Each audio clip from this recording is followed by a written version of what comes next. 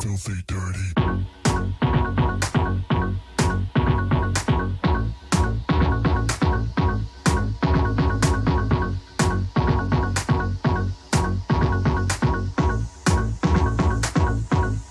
Let's get nasty.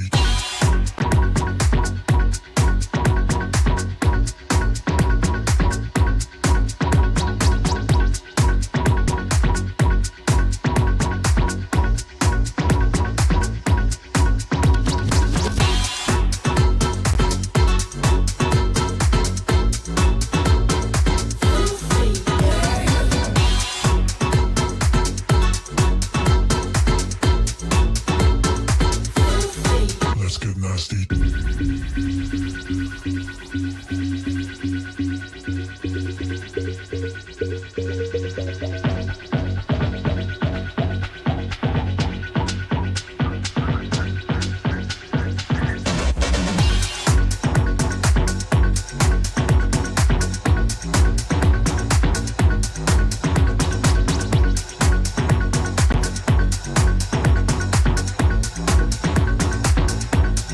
Filthy dirt.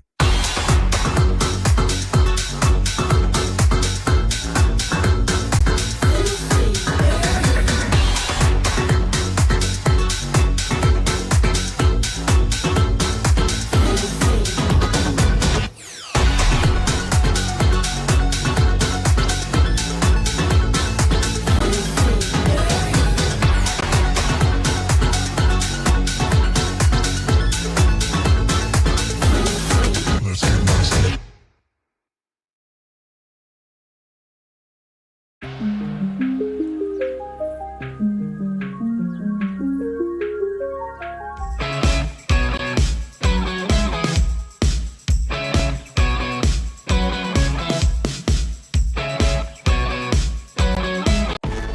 Zero distraction. Zero doubt. Zero opposition.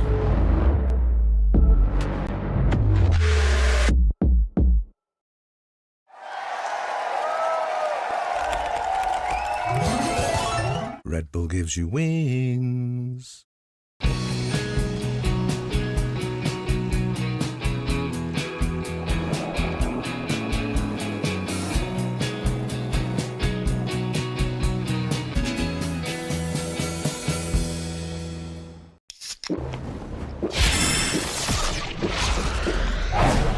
Red Bull gives you wings.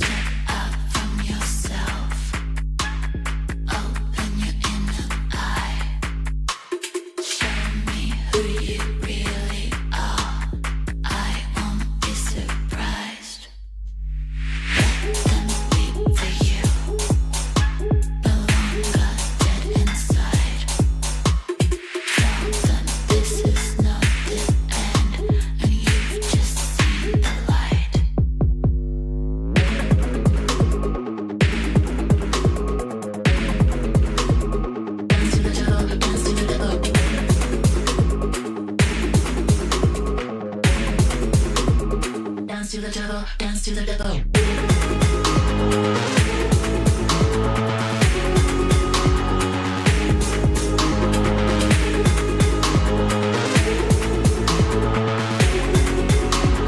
Dance to the jungle, dance to the depot.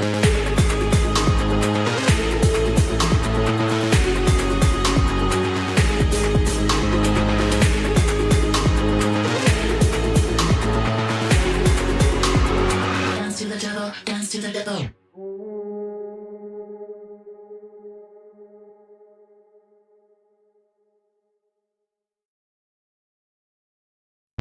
Dominate the game like we supposed to. Dodging all lanes like we supposed to. I just run the play like we supposed to. Gotta run it all like we supposed to. Hey, it's light work. Just looking at the wrist of the ice work. All this shit on me like bust down. Shock him out the clutch and it bust down. She don't love me, she just want me for the team. I know. At the draw on the pick, I'm that one lotto. Got that rocket and that power auto. You want air brake to dry, gotta stay on auto. Mad it, all the wins at it. Need a new patty. It's the time cost. Then the bag ain't free like it's MK. I got that new kick gang, got that sensei since day. Don't believe us, we just got it shown. Got a whole game prepped up, got them like it's loaded. Oh, they got it backwards like it's Yoda. On track, got speed, it's a locomotive. Hey. Dominate the game like we supposed to. Dodging all lanes like we supposed to. I just run the play like we supposed to. Gotta win it all like we supposed to. Dominate the game like we supposed to. Dodging all lanes like we supposed to. I just run the play like we supposed to. Gotta win it all like we supposed to. Dominate the game like we supposed to. I'm just staying in my lane and I'm supposed to. Be 100 ain't a thing, I ain't checking for no lames. Only gang with the dudes that I'm close to. I don't ride a wave, I just float through. Drawing up the plays like a coach do. Come against the team, better pray like the Pope do.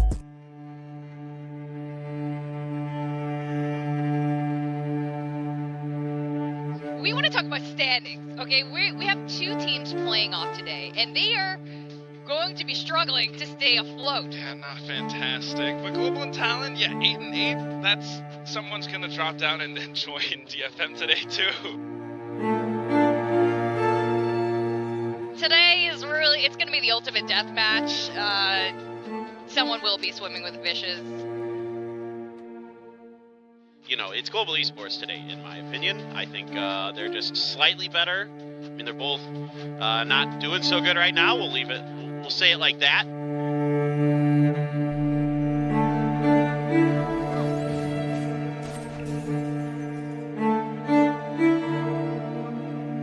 Grab B. Oh, Grabwell goes to grab one. And he's still alive. The lock it, but I mean, Garnet's not paying attention. Is Munyet? Oh, he's doing it again. Oh no! Off the rim of 4K.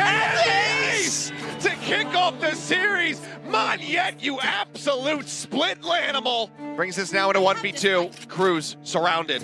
Picture on the long flank about to arrive in garage. Just trying to make sure you can create these angles that are beneficial to him. He doesn't have time though. Yeah, he's just walking through it.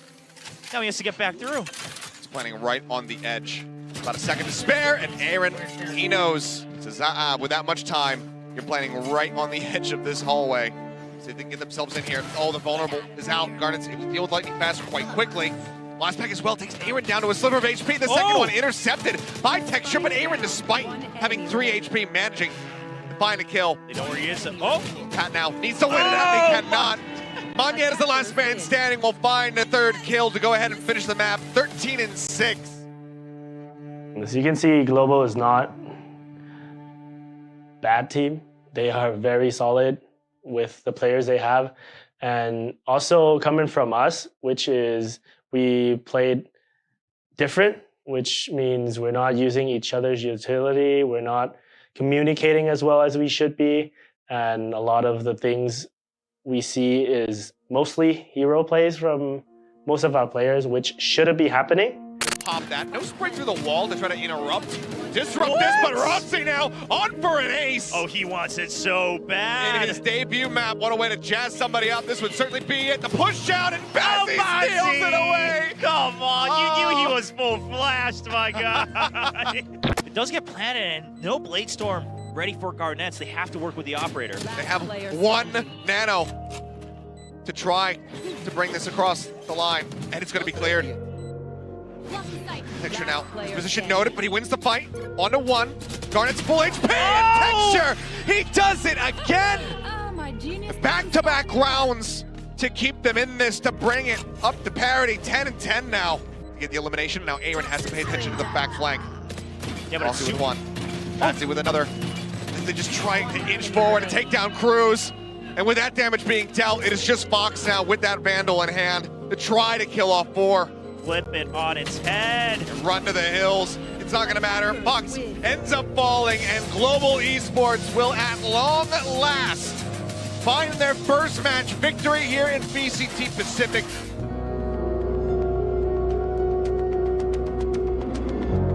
I mean, going 0-4, obviously, you know, sucks.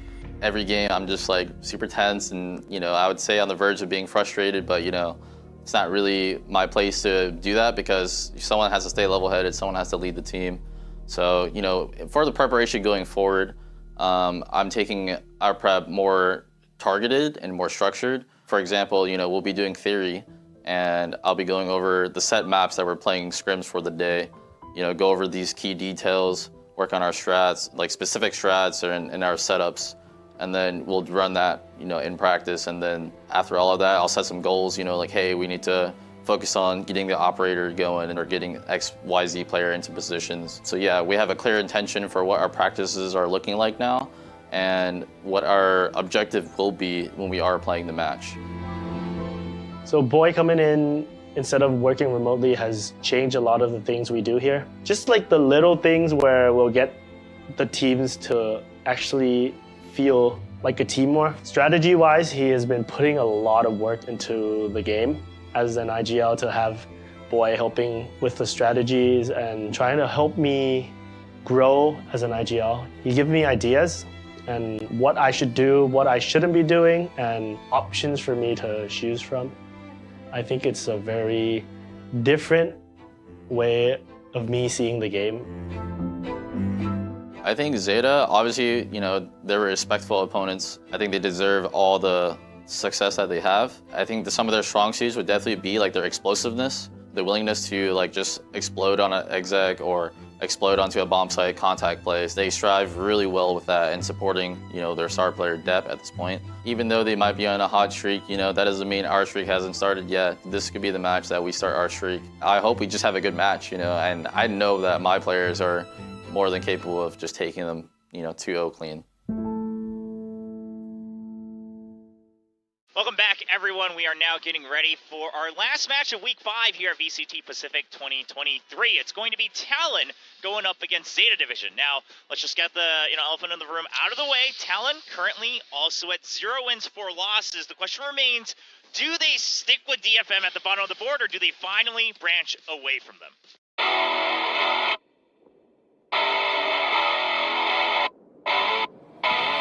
10 is able to collect the kill. Flash now out from the backside. Jit Boys mowing down 2, has to swap over the classic, and he wins out the fight with it. Pat able to alleviate that pressure. The paint shells into the corner, looking phenomenal. Takes 10 down.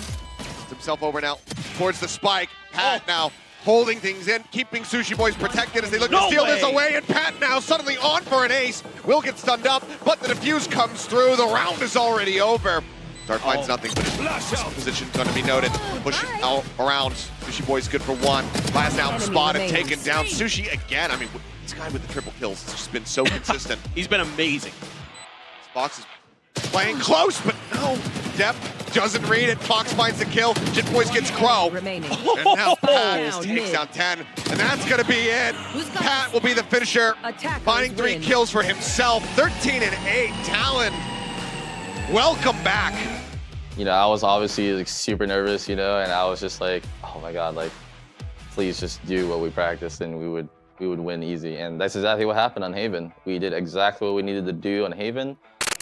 Garnet looks to hold and the shot whips. He does not find the shot. Sugar Zero's got a crossfires. He tries to exit.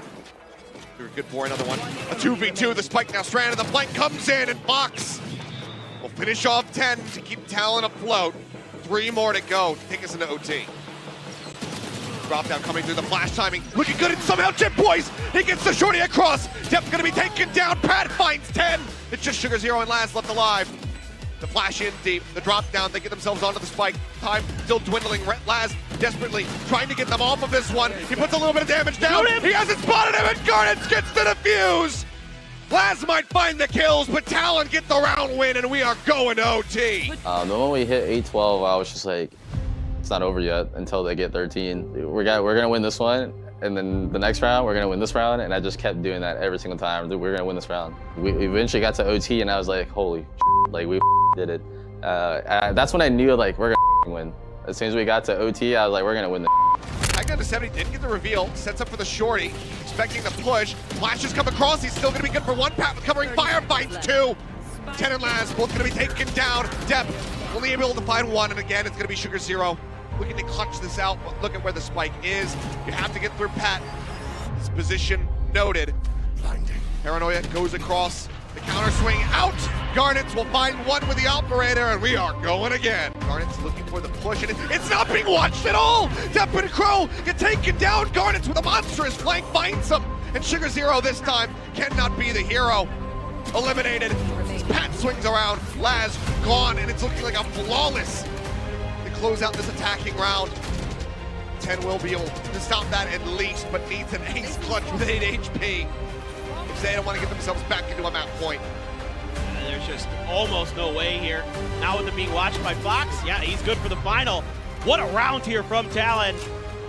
Spike retrieved, dart cleared, they know. Pop flash out, drop down, Fox reaching over towards the site. Looks to cover this position, and he's good for it. Sugar Zero cannot find the kill. 30 seconds left. The timing on that cross just broke the crosshair enough that he wasn't able to stabilize it. Good timing there from Talon. Monstrous task here. Garnet's spotting him just a bit sooner. Finds the kill, and Talon once again get themselves to a match point. Needs him the most. The door going to be shut. 10 lurks on the opposite side of it. That does leave 2 players disconnected now here onto the site. Garnet is pushing the pace, and that might just be it. He finds them both, and now 10 has to retake versus 3. The door broken open. They know exactly where he is. The Nano Swarm goes across, but Fox finds the headshot. 10 goes down, and Talon will close it 16-14. A 2-0 victory over Zeta. Phenomenal play here from Talon, and the relief is palpable.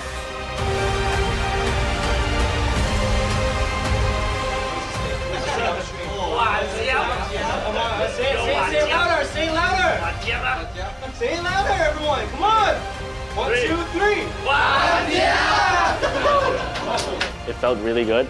It felt that we could close them out 2-0 against Zeta is a really good result from us. As soon as we won, I just thought that this was actually like the improvement we needed. All the hard work this week paid off.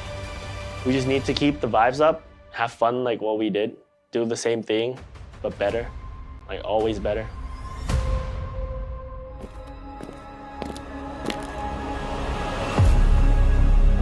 Come on, let's go! Welcome to VALORANT Champions Tour Pacific. We are at a very critical juncture at Superweek right now. Really excited. I mean, this is 4 teams are going to get knocked out today. Let's go to the stage and see how they are. VRX still ever so decisive, just going in, man. Incredibly charged. Flash pack goes get a little connection, push through it. It'll just be Munchkin. 2-0 start though for DRX. Second clear here. Flash out. Wasn't caught by it. So Munchkin swinging the corner, push up the flank, has to go for the reload, but Mako swinging around from the backhand. Get it, Carpe! What an adjustment! This will be a pretty damn good for the time. Showstopper coming in, does secure a crack. Some kind of damage to the economy, which is stacking up right now, but taken out. DRX have that 5-0 start. Oh boy, fade is on point. Showstopper versus push. Alright, that's impressive. It's so close to shooting Mako, but Mako gets him already by side player. He knows he's got to try to hold this one at least a half, but RB will deny that. 13-9 at the end of the day, DRX. Welcome to VALORANT Champions Tour Pacific. Why this matchup is so important today. The team that wins secures their spot in playoff. The team that loses today does not make it to playoff. We are going to go to the stage to see what kind of pants like Rossi's going to wear today. Check it out. Push up. Jeremy trying to out-tempo them, trying to catch him off guard, but and I don't. There's Rossi with the linger. here. We'll take a look. And Envy gonna find dubstep by the crossfire. Manya gets another one. Then across, gets himself into the site, and then Jesse Bash arrives with a link to shut it down. That tries to kill. Manya good for one touch. We're gonna double face. He gets one. Spots him, and Manya will clutch it. A 3K to drag it back. We'll avoid this one. Push out a garage zone. Texture. Spots him. Dubstep. Swings it. Finds two. The spike now on the ground. Right into the corner. Ross sees obliterated. The ultimate lost as the round. Blocked off those entrances. Watched by the door. Dubstep. He guns down Texture, and he's been the clutch for them. Watching for the side. Jesse now dropping over the classic. The push comes in. The right click takes him down. And Team Secret will take out Global Esports, eliminating them. They are locked in for next week.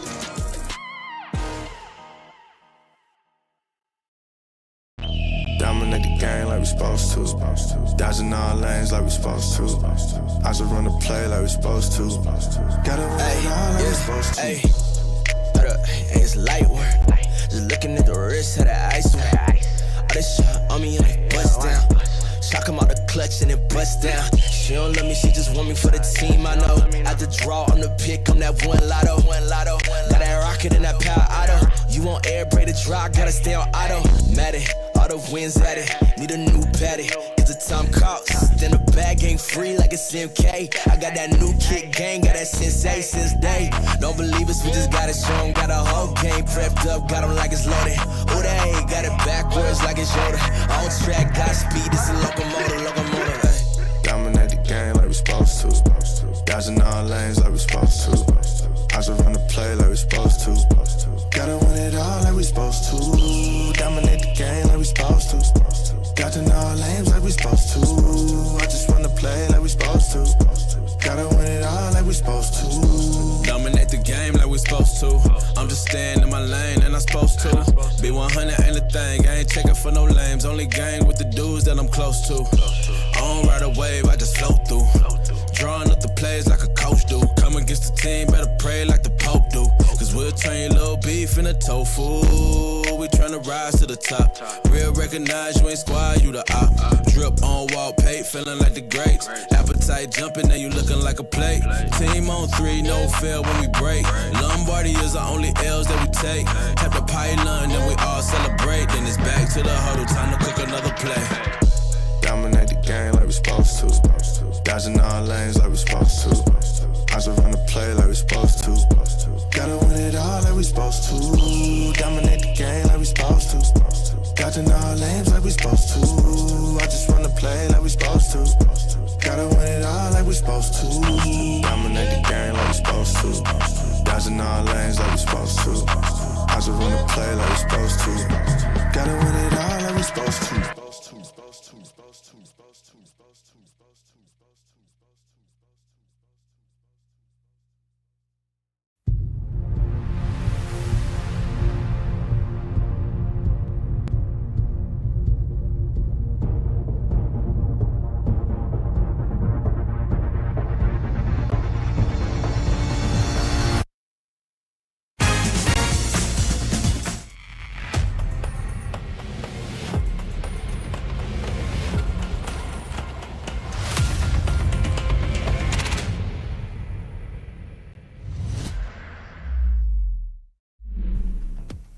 Welcome to Day 5 of VCT Pacific Superweek. Huling araw na ng regular season ng league. Bakasyon na after nito.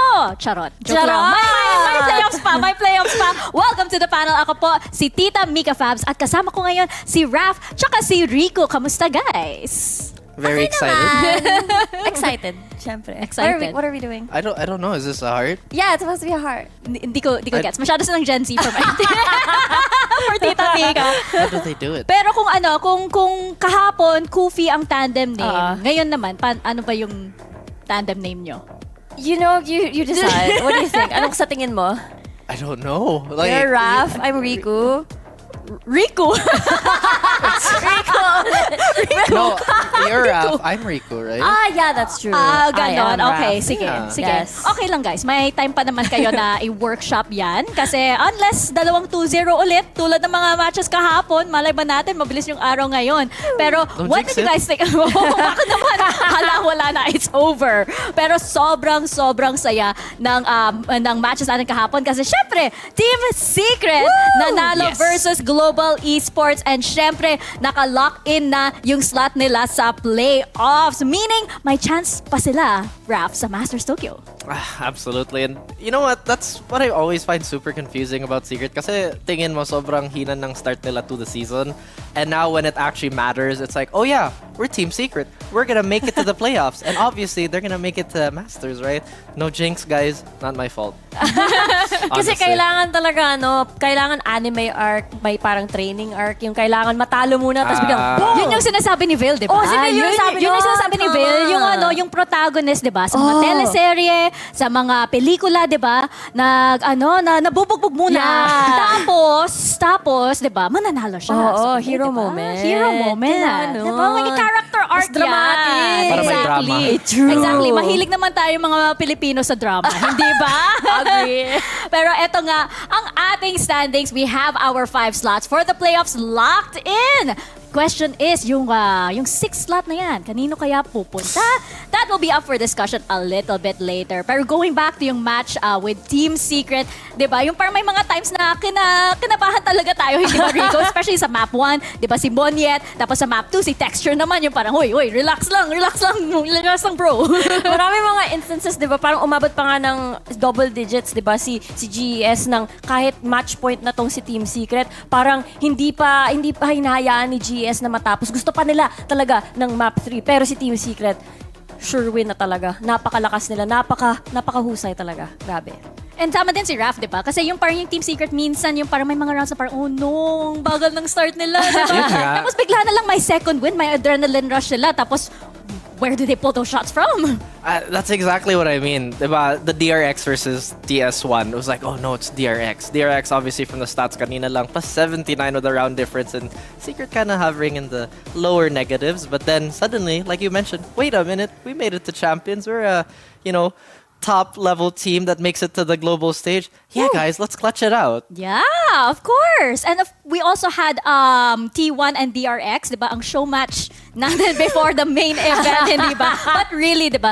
DRX, they're almost undefeated, by the way. Still Pacific's #1 team dito, especially with a player like this, si Mako. Very consistent. At nahirapan talaga yung T1 dahil sa double controller setup nila, hindi ba, Rico? Yung parang hindi talaga sila makapasok sa site. And when they're on defense, nahirapan din sila to retake the site. Yun nga, I think yun yung nakakatakot dito on the side of DRX. Si Mako, sinabi mo nga ito, Mika, napaka-consistent nitong player na to. And hindi lang consistent, ang galing-galing niya mag-clutch. Lalong-lalo na sa mga 1v2 situations, pag naka-omen siya, napakahusay niyang gamitin yung smoke as a way to confuse the enemy. Tapos, ayun, napapaklatch niya yung round para sa kanyang team. Kahit ako, nalilito ako. But you look at DRX and you look at T1, it's the stylistic difference between them is super apparent because statistically, T1 has a very good front line. Pero you go into the mid round, that's where they kind of fall apart, and that's where DRX really shines the most. And Mako being on that controller had such mastery over the pace. So parang, yung feelings or yung vibe kahapon, parang okay,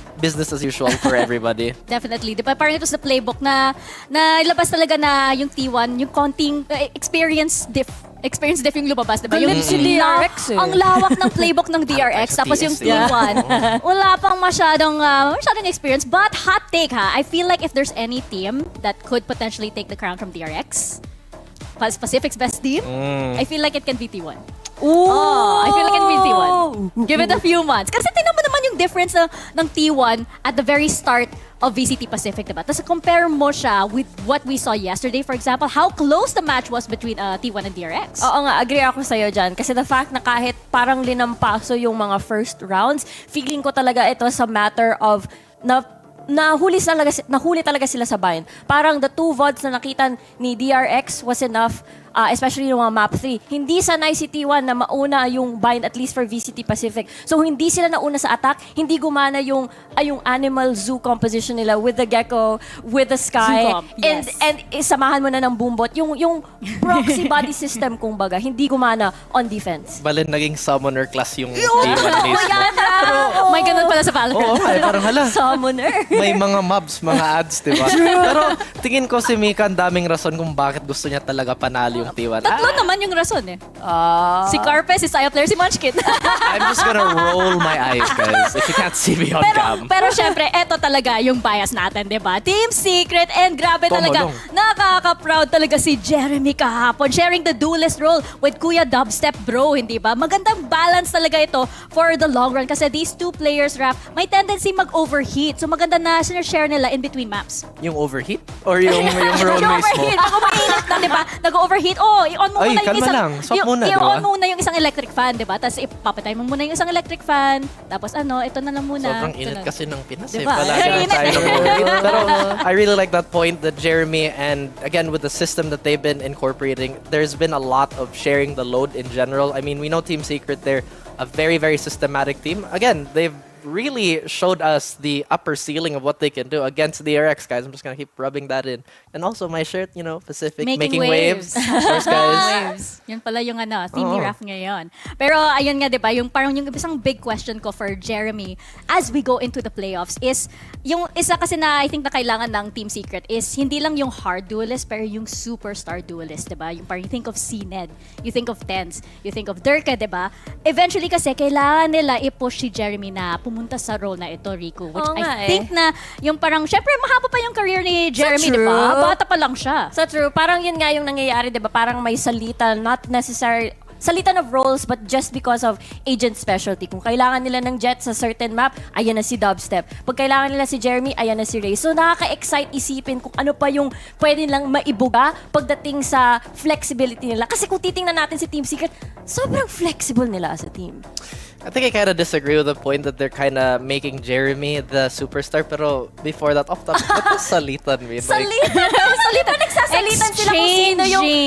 Nagsasalitan sila ng... You go like this. You go like this. Nagsasalitan sila kasi paminsan, di ba, kung kailangan nila ng si Jeremy. Anyway, kung kailangan nila si Jet, ang daming movements nangyayari dito. Sorry nga. I'm a foreign exchange student, guys. So, it's part of the program. It's okay. It's okay. It really is okay. But again, I am kind of against the idea of them making a superstar type of player, because if you look at the history of Secret, they've been super systematic, that they've never had to really rely on that type of play. But again, you also kind of go back to when Dubstep was really popping off every single game. Again, Dubstep is really good now, pero yung Dubstep na top 1 player of APAC was something else. Jeremy, though, he still has ways to go, as you mentioned. Sabi niya sa di ba sa video nila kahapon na na parang nung bata siya. Tapos yung reaction naman na parang nung bata ka. Bata ka. Pero ayun nga, as you did see at our schedule, we have 2 matches for you guys today, which will be Talon versus DFM and RRQ versus Paper Rex. And as we mentioned earlier, di ba yung 5 slots sa playoffs ay nakalock in na, yung isa na lang ang natitira, and that will be determined by the end of this day. Will it be RRQ or will it be Gen G? Kasi if RRQ win, they will lock their slot to the playoffs. Pero if they lose, yung Gen G ang papasok sa playoffs naman. So very, very exciting. Ang nakakakaba din for Gen G, di ba? Yung parang naghihintay ko lang, wala kang magawa. Girl, they were from 4th place parang 2 days ago. Ngayon, tingnan mo na sila, parang nakakatakot. Oh, nakakatakot nga. Nag-peace sign? Wala lang. Gusto mo peace sign ni Rap? Tinawin mo ako. Nakakabang nga Sa yung peripheral vision ko kasi gumanon siya, tig-peace sign. Kasi nakikita. Okay, gets ko na. Okay. Wow. Just look ahead of you. It's right there. Dito na lang tayo mag-look ahead dahil time na ng Grab. Only Buhat Challenge, di ba? We are locked in and reloaded with another promo just for you guys, all of our loyal VCT Pacific fans. So if you are a Valorant spray enthusiast, baka ngayon na ang chance mo na manalo ng isang unique spray na nandito lamang. Nag-overshoot ulit ako. Hindi ko talaga natansya yan. Courtesy of Grab Unlimited. All you have to do is subscribe to Grab Unlimited and complete 5 eligible deliveries within the promo period. And baka sa inyo na to, yung Just Business Spray. There are only 250, less than 250 of these sprays available. So be very, very quick. And don't worry, Grab Unlimited is absolutely free for your first month so you can focus on getting that spray. So ano pang hinihintay nyo? I-scan nyo lang ang QR code na nandito to get in on the action because Grab Unlimited has got you covered. Raf, saan ba nila mapapanood ang VCT Pacific? Of course, guys, if you want that spray and if you want to tune in to everybody here and all your favorite players, remember to share the stream on Facebook, YouTube, and Twitch to support VCT Pacific and your favorite teams. It's Valorant_PH on Twitch and Valorant Esports PH on Facebook and YouTube. And syempre naman, special thanks sa mga sponsors natin, Logitech, Red Bull, Polo by Ralph Lauren, Grab Unlimited, HP Victus, and syempre kay Zowie. Thank you po! And of course, if you are hoping to catch VCT Pacific League Finals live in Seoul, South Korea, may tickets pa rin ngayon, guys. You can actually get a chance to watch it live at Jangchun Stadium, South Korea because the tickets are on sale right now for the lower finals on the 27th. Available pa rin, pero hindi namin mag-guarantee kung available pa after our 2 matches kasi alam nyo naman, pag ticket selling, mabilis yun mga mauubusan. So you can get your tickets now. Parang may hidden trauma si Raf. So yung reaction niya. You can get your tickets from our official ticket website, globalinterpark.com. Oh, Raf, baka gusto mo ikwento ang ano ba yung nangyari? Ano nararamdaman mo?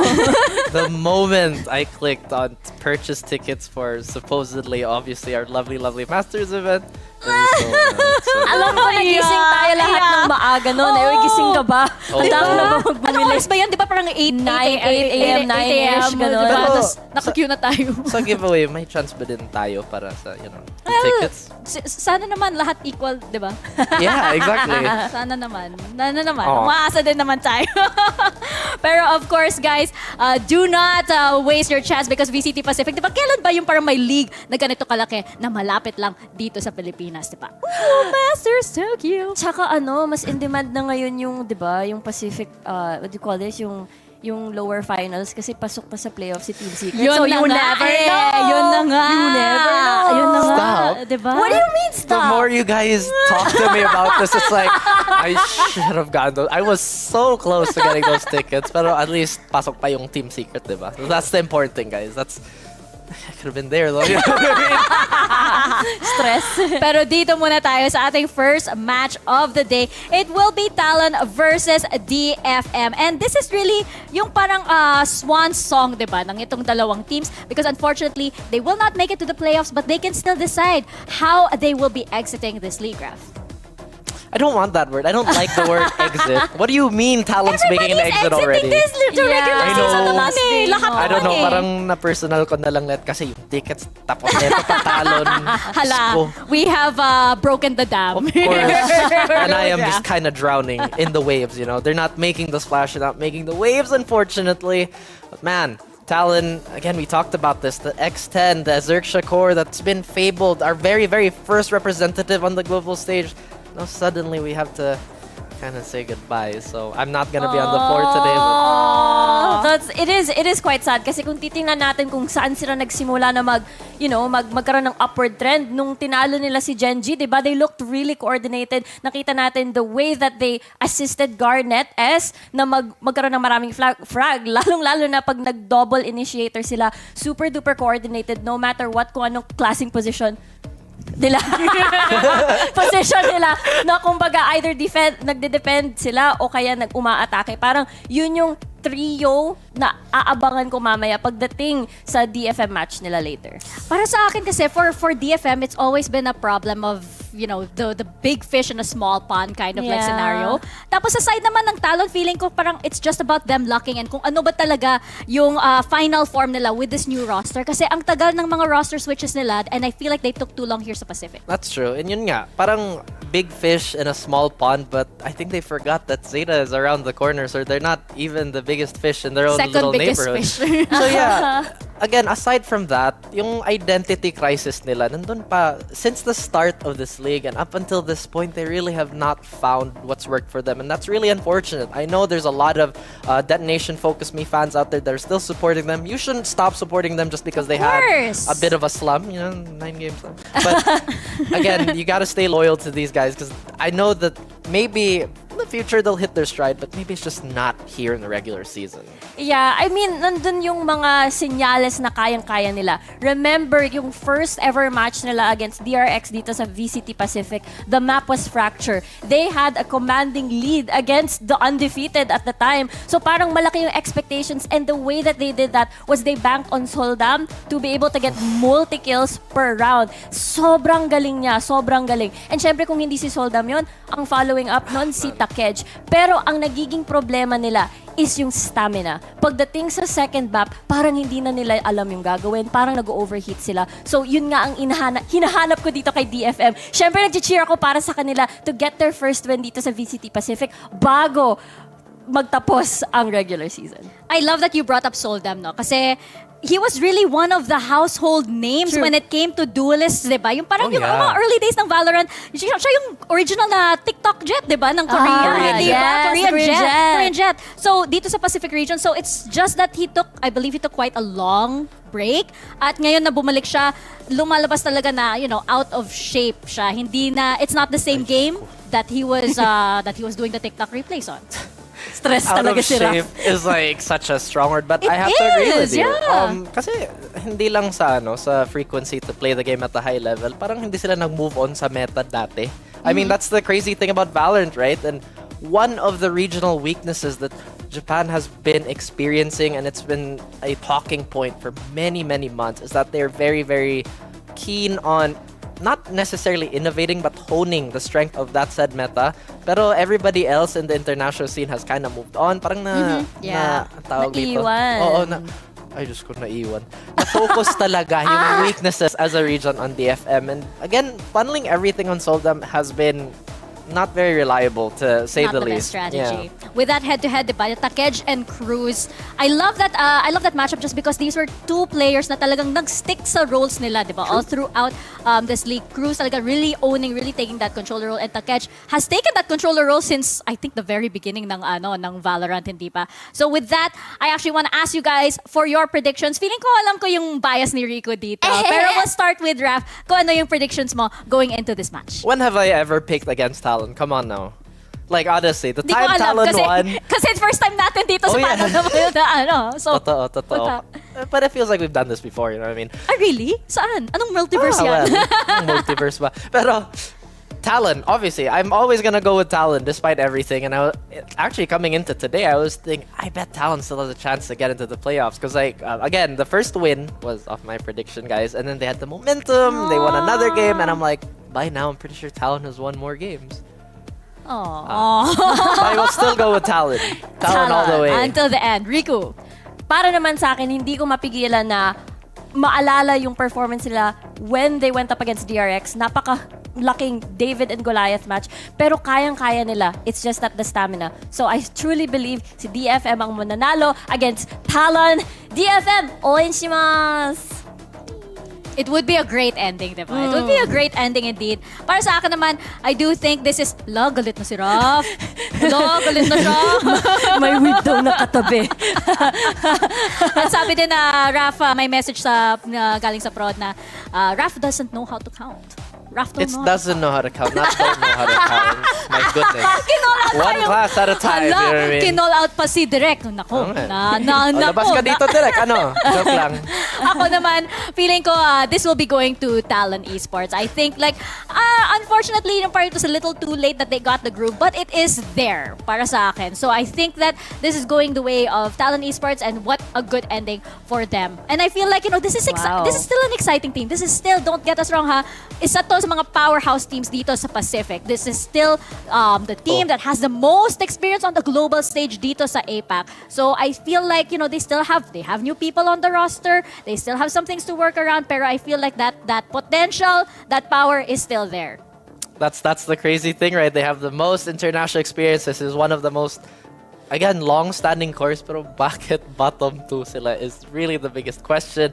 I am still a firm believer that they will pull out the win today. I know it. What are you looking at me for? What? Because you're It's like, talking, oh, yeah. of course I'm It's like, looking at oh you. yeah, DFM is Ang gonna steal this win. They're gonna break Raps hard. And Ricky's gonna enjoy it. That's not what I'm trying to say. Hindi yun yung ibig kong sabihin. Siyempre, tama ka dyan. Yun yung talagang malaking question. At siyempre, before they exit the VCT Pacific, siyempre gusto nila manalo. No one wants to end on a note na natalo. Kaya, I understand your feelings, Raf. I understand. Kala ko may isa pang match dito sa panel eh. Muntikan na. Pero bago naman parang magsimula na yung match na ito, punta muna tayo sa isang break kasi baka kailangan ko na pumunta dyan. Break up po kayo ha. Wait lang guys. We'll go to break. VCT Pacific will be right back.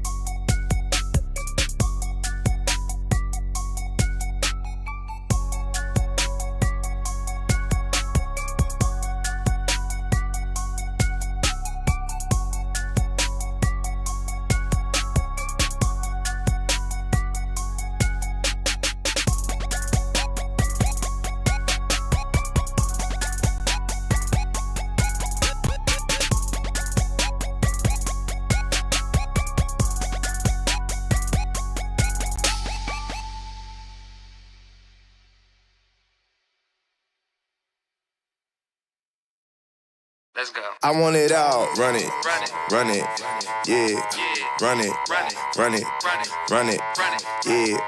I want it all, run it, yeah, run it, run it, yeah, run it, run it, yeah. Ay. I want it all, run it, yeah, run it, ooh, run it, yeah, run it. I want it all, run it, yeah, run it, yeah, run it, run it, ayy. I want it all. Key, put the bag in the goal, put it all on me. Shawty want my time, but the time frame only from 9 to 3. Oh, yeah, I said that right. I'm the king, I'm the god that'll go OT, so I don't tell no lies. I deserve everything all they took from me, but the flow intoxicated. Most of y'all cartoons animated. I need all of my split like a segregation. Irrigation from the way created. I'm a living saying, relocated. Flights and chases while I'm at it stating. No, I catch a check, so you should see the statement. I'm the bank, but I'ma need the payment, so I want it all. Run it, run it, yeah. Run it, run it, run it, yeah. I want it all, run it, yeah. Run it, run it, yeah. Run it, run it, yeah. Ay. I want it all, run it, yeah. Run it, ooh, run it, yeah. Run it, I want it all, run it, yeah. Run it, yeah. Run it, ay. I want it all. Send me the play. I want the smoke, hit the track like a train. I just want all of it, not just a part of it. I got no time for beginners and starter kids. I don't do drama, I got no time for arguments. Either you taking away a deposit, and either you leading by reading or following. Get back in line when I'm ready, I'll call you. And at some point, yeah, all this work gon' pay off. I gotta get to this money, and that's for the family. I get on this off. Some of y'all just think I'm a new fella. She'll get up on this new level. They'll never give me two. Sell her, I'm a cool, she like that cool sweater. Yeah. I want it all, run it, run it, yeah, run it, run it, run it, yeah. I want it all, run it, yeah, run it, run it, yeah, run it, run it, yeah. Ay. I want it all, run it, yeah, run it, ooh, run it, yeah, run it. Ooh. I want it all, run it, yeah, run it, yeah, run it. Run it, ayy. I want it all. Run it.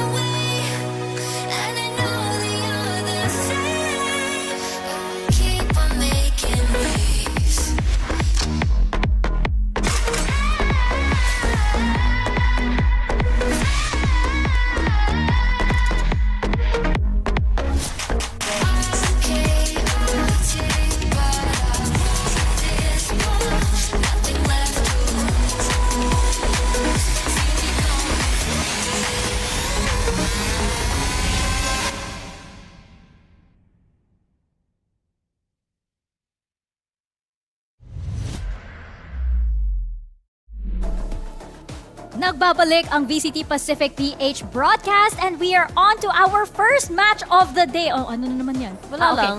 Akala ko eh. Kaya, may nakita akong movement dito eh. Hindi na kami nag-aaway, Mika. Tapos akala ko, tinuloy niyo yung away. Na-resolve na namin of the broadcast.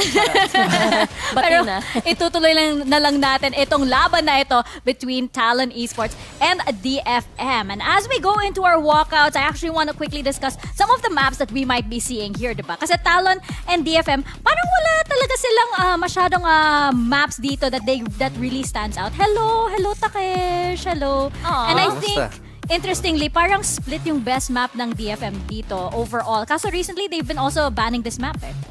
Feeling ko talaga, honestly, from what I mentioned earlier, Fracture sa isa sa mga pwede nilang makuha mamaya. Hopefully, they are able to get it. Kasi it allows Soldam to just reign free. And feeling ko, dun talaga sila yung nagkaroon ng comfort. I would say quite the opposite. I think DFM should ban Fracture just because Talon has been, well, for the most part, pretty good on Fracture. I'm trying to like remember the recent stats and I'm like, there is no recency bias. I definitely agree. I definitely agree. Akala ko nga sasayaw si Cruz. Uy, nawala. Magkakakemulsion yata siya. Parang magkakakemulsion. Na-late yung clone niya. Wala nang team synergy. Hindi na sila nangusap. Sayang kung ano man yan yung balak nila. Pero eto nga, si Sinfree, tsaka si Pat naman. And I would agree with Raph, no, na parang, I would probably say na sa side ng Talon Esports, Haven or Fracture might be their best bet. Kasi yung Fracture nila, malakas nung VCT lock-in eh. And it hasn't been as clean for them for a while dito sa VCT Pacific. But it has come up several times for them. So experience pa rin yan. Absolutely. And again, just pardon me for interjecting because, it's Talon time. Sige. Ikaw muna. Sige, ako? Ikaw na muna. Sige. Well, again. Yun din, parang binoses niya yung dalawang coach. Ikaw muna. Kami talaga yung coach, diba? Tayong mga coach sa teams na yun. Kaya nga ako sa Talon, ikaw sa DFM. Yung spirit ng DFM na nandito, tapos yung spirit ng Talon na dito. Let's go, Talon. But you were saying, that we were saying that Fracture was definitely one of the maps that was stronger for Talon. Recently, they have a lot of experience dito sa map na to. Totoo. Salamat sa pag-remind because I forgot. But again, they were the pioneers of this map and you would think that with that experience, as we've all mentioned, they would innovate and continue this dominance. But again, with them being in the bottom two, it's just really, really sketchy. You did mention Haven being pretty good for them too, but DFM have been pretty spectacular when they have good rounds on Haven as well. Yeah, I think yun din yung napapansin natin, 'di ba? Feeling ko kayang-kaya pagdating sa Haven. Meron na akong slight doubts leaning towards Talon, pero as a feeling coach ni Detonation FocusMe, when I see na tumatawa sila, nagsusmile sila sa huddle. Sa Haven na that's yan. good. Parang, Haven na to kasi tumawa na sila. Hindi, yung moral nila okay compared Nandiyan sa kasi si Rico sa stage. Nakita niya, diba? Yeah. Nandiyan kasi siya. Nakita niya talaga with her own eyes, diba? Mismo. Pero maganda din yan, yung parang when you see the teams walk out, tsaka yung moral nila, diba? Yung parang team secret, parang gigets na natin kung ano yung mood ng team, diba? And I think that's very important for these two teams. For Talon actually, banning out Ascent first. I think it's very important. Naalala ko sa isang interview with Cruz. I got to interview him before. Bye-bye, Haven. We're talking a lot about Haven. Bye-bye. It looks like the first map will be Lotus for Talon. For Talon. Okay, that's very interesting. Pero yun nga, and Bind for DFM. Very interesting. Talon band split. I mean, interesting kasi paminsan, 'di ba, usually yung mga especially Zeta or Japanese teams, syempre alam na marami mga teams actually na gusto nila i-ban yung split against this particular region. Pero yun nga, parang mas importante. Pero Fracture ang last kong nakita. Tama ba? Tama bang hinala ka? Fracture decider. Wow. Very, very interesting. I think that, as I was mentioning when sa interview with Cruz, he really, really does put morale above everything else. True. Actually. Kasi it affects yung overall team play, diba? Yung parang yun talaga yung big binding factor dito sa team. Kaya pala mayroong bind. Kaya may bind, exactly, Raph. Exactly. Talina mo. Yay! Pero sino ba yung nagsabi last time? I think it was Reby that brought it up na marami talaga ngayon ng mga teams na gustong-gusto na ang daming screams na nangyayari sa bind, pero look at the comp. No, it's Well, I guess it's pretty usual, but yung napansin ko din yung running team sa mga maps dito for both teams, it's all very, very quick rotations on the attacker side. So baka yung game plan for both of them is to snowball on one side and just kind of hold it down because statistically speaking too, their defending side not very consistent. Well, we're gonna see indeed who is more consistent dito. DFM versus Talon Casters. Sa inyo na. Last day na ng Super Week at simulan pa natin with the matchup between DFM and Talon, the bottom two teams that we have. Hopefully, DFM will come out with a win here. Hopefully, depende na lang sa nila. Pero it's a big question in their minds. Ako si Nomad, kasama ko si Ling. Are you ready for this series? Siyempre naman, partner, sinong hindi magiging ready sa matchup na ito? Makikita namin muli yung mga paborito nating type players na ang Talon Esports kalaban ngayon ang DFM. Alam natin tong both teams hasn't had a smooth run so far para sa Pacific League. Sasabihin natin sila yung medyo nasa konting kababaan lang with the boards, but you know, it's now or never for them to perform and of course magja-form sa din sa server because it's not just them just having fun, but also din para mapakita nila that they're still not a team to be underestimated for the rest of the season, of course. True, pero yung DFM currently not really a good standing for them, pero for the most part, they come up with a win. At least masasabi nilang hindi kami natapos sa series ng walang katalo-talo, di ba? Walang kapanalo. Grabe naman talaga. Wala pang panalo, but you know, baka ito na nga. Luling chance nila para magpakita. DFM, kung gusto nyo makakuha ng kahit piso man lang sa run nyo, ito na yon. Tataloy nyo ang Talon at para makakuha naman kayo ng 110 sa nyo sa run so far. Sana magkaroon ng 110, pero all in the right time. All in the right time. The right place din. Which is Lotus. Magsimula tayo dito, partner. Mismo, pero sana masimulan na ng DFM yung run nila. I mean, for the most part naman, yung DFM nakakuha naman sila ng map. For what, 2 teams nakaraan? At least they got maps off of them. Pero this is... let's be honest, walang very yung laro ngayon. It's just showing talaga kung ano pa yung pwede nilang ibuga. And for the start, Anthem will be able to take down Garnets. At least initially, Crows will take down Soul Dam. Quick trades na lang talaga over at B-side. Down to a 3v3. Anthem na lang ang natag sa kanila. Pero Pat will be able to take down Reyta. Foxy will take down Anthem. Making it a 1v3. Just Takej on his own. Pat, Jitboys, and Foxy. Sitting pretty na lang. Sitting pretty talaga. Mag-aabang din talaga tayo sa malayuan muna na si Takej ang una din mababagsak for that situation alone. 1-0 na kaagad. Ganda simula ngayon sa Talon. Nakita mo naman kung paano nila na-isolate kaagad. A chill take on C. Pretty standard for their protocol. And you can actually see din ang TFM parang medyo nagulat din sa ginawa doon ng depensa. Paano yung nagulat? Wow! Pero at least for the most part, we're seeing Talon taking control of A main kaagad, which is one of the crucial points here on Lotus. Pero I say that, 3 stack over at B para sa Talon and DFM. Mukhang na-try nilang kunin yung C para sa kanila. Sasalubungin sila ni Anthem kung tripping song nila.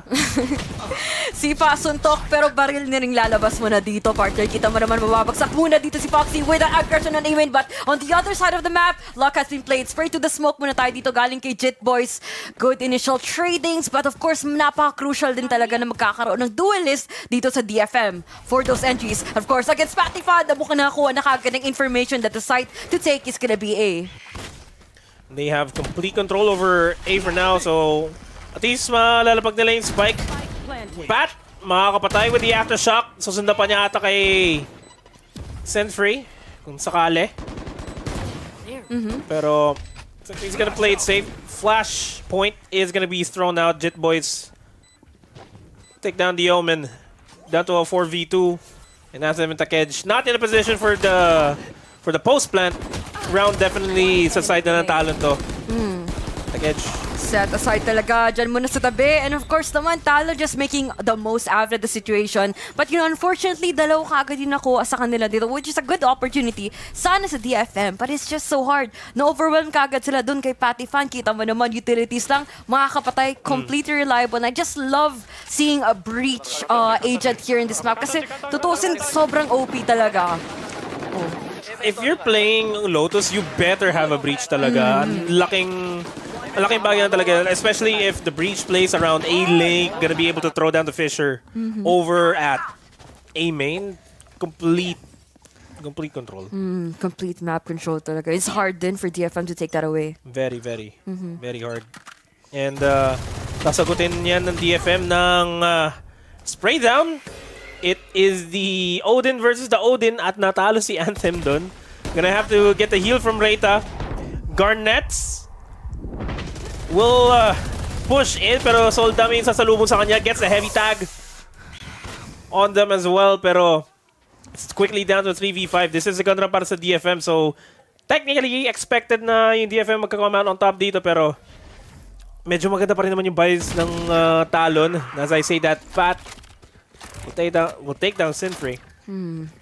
Taking out everyone early on the game is very crucial then for DFM. Given that sabihin natin they're playing for bonus, but it's just so important for you to take those pickings para mas madali kayo makapenetrate in site. And speaking of sites, they might actually lean on towards the A site pushes. But Patifan still there scouting for more info. Tinaman yung rotation. Medyo maaga, but playing this for retake on a 3v4 might play out, to their advantage sooner or later. With those flashes, definitely what they needed later on. But I'm pretty sure that DFM could, play a bit more carefully dito. Information din talaga. Trailblazer manguna at makita mo naman on how careful they are assessing the situation. If there's no one on site or if there's gonna be a trouble or a menace that they have to deal with before going in for the objective, which is where Reyta is gonna be delivering.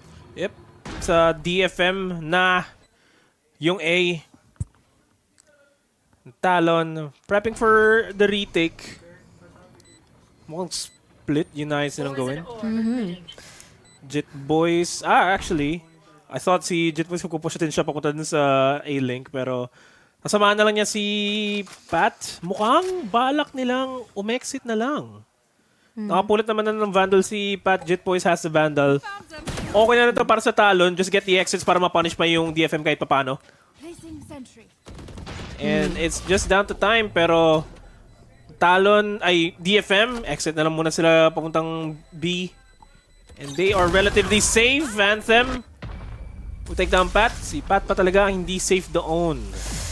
Parang medyo nag-question din ako dun, partner. With what Talon did, alam mo naman na kung ano lang meron sila, just a sheriff. It was just them still playing for the bonus. But it's just weird for me to even see not them putting out an effort still. Kahit sabihin mo, wala naman talaga silang, an economy to build that around of. Odin lang meron kayo. Anong magagawa niyo? Which is like, maybe this is what the Talon game plan is so far, playing for around this gun rather, knowing na sobrang, highly penetrable talaga yung mga walls dito, which is definitely what they could capitalize on sooner or later. Sayang lang yun kasi nakapunot naman sila ng Vandal, pero mamaya na yan kasi Soldam, makakaisa siya kay Garnet and Foxy. And Pat, babawiin niya yung mga tropa. Masisira pa niya yung Trailblazer, pero hindi niya masisira yung potential push ng DFM. Crows will take down Sinfree. Now down to a 2v3. And Crows and Jit Boys. Petics na lang muna tayo dito kasi magro-rotate out yung DFM already inside C. Saktong hindi pa activated yung alarm bot. So makakapasok si not Anthem. Actually si Anthem nga. Makakapasok si Anthem. Wala ka problema. Gonna go for the spray down. We'll take down Jit Boys. Crows na lang mag-isa in a 1v3. Doable para sa kanya pero spotted na kagad siya ng turret and they know where he is. Anthem will take down Crows and that is the round. 2-2. DFM ties up the game. I mean, that was just them completely taking away the A-main control na nagagawa sana doon ng Talon. And napakasayang din talaga na nawala agad yung duelist and initiator dynamic that I've seen in implementing that sort of control papunta sa A. Let's just say DFM parang made all the right calls there. Inantay talaga nila yung pagkakamali ng kanilang kalaban and they just made sure that they're not gonna be losing anyone quite too soon in this game. 2-2 na kaagad yung scoreline dito. Ganda ng pagkahabol ngayon ng DFM. This could be the start of their momentum, given that napilitan pa nga nila ang kalaban to go once again on eco territory ngayon ng Talon. Yeah, 3 Sheriffs. Hero Phantom para kay Jet Boys and naging Guardian para kay Foxy. At the best weapons to have on... I mean, actually, good weapons to have on Lotus, pero... Ay, naka-Sheriff yung tatlo eh. With the Seekers coming out, definitely magko-commit na yung DFM into this C take. They have info on where people are. Pero the spike is still not in sight. 4 members from Talon are already in position para mag-retake sa C. Lockdown is going to be thrown down. At meron pang Rolling Thunder na pwedeng iba to si Pat for the retake, pero they are deep inside. Pat is safe pero kikita niya si Soldam, so he's really not safe. Walang safe sa C site ngayon. The combo from Foxy might be big. Does get where Soldam is, gets the tag, pero DFM, they have complete control of this site. It's a 2v4 and I don't think Talon kaya nilang mabawi pa yung round na to. Should be all said and done. Jet Boys all alone in 1v4. Kunin na lang yung exit kay Soldam. And it should be it. It should be the game. That's na tag pass si Jet Boys. It's done. What's done is done. Dun talaga dun sa DFM. They've established themselves with that post on. What a solid hold. Just, holding down the fort, not letting anyone from Talon talaga na makakalampas man lang from Waterfall. Grabe, ang ganda ng mga crossfire rather, na ginagawa nila dun sa site. And dito man makita, malakas pa rin talaga itong mga, them just playing around those utilities and for each other. Exactly what the team needed right now to defeat Talon. But, this is just a start. And I'm pretty sure Talon has other plays up their sleeves, other tricks, rather. Pull out that magic. You want to see that Patifan moment again. We might. Kasi the Rolling Thunder, available pa rin siya. Jet Boys 2 points away from the lockdown. Tapos may Hunter's Fury na pwedeng kunin na. Actually, kukunin na nila Foxy para magkaroon sila ng additional firepower going to this. At medyo napipinch din nila yung DFM currently kasi sobrang passive nila ngayon.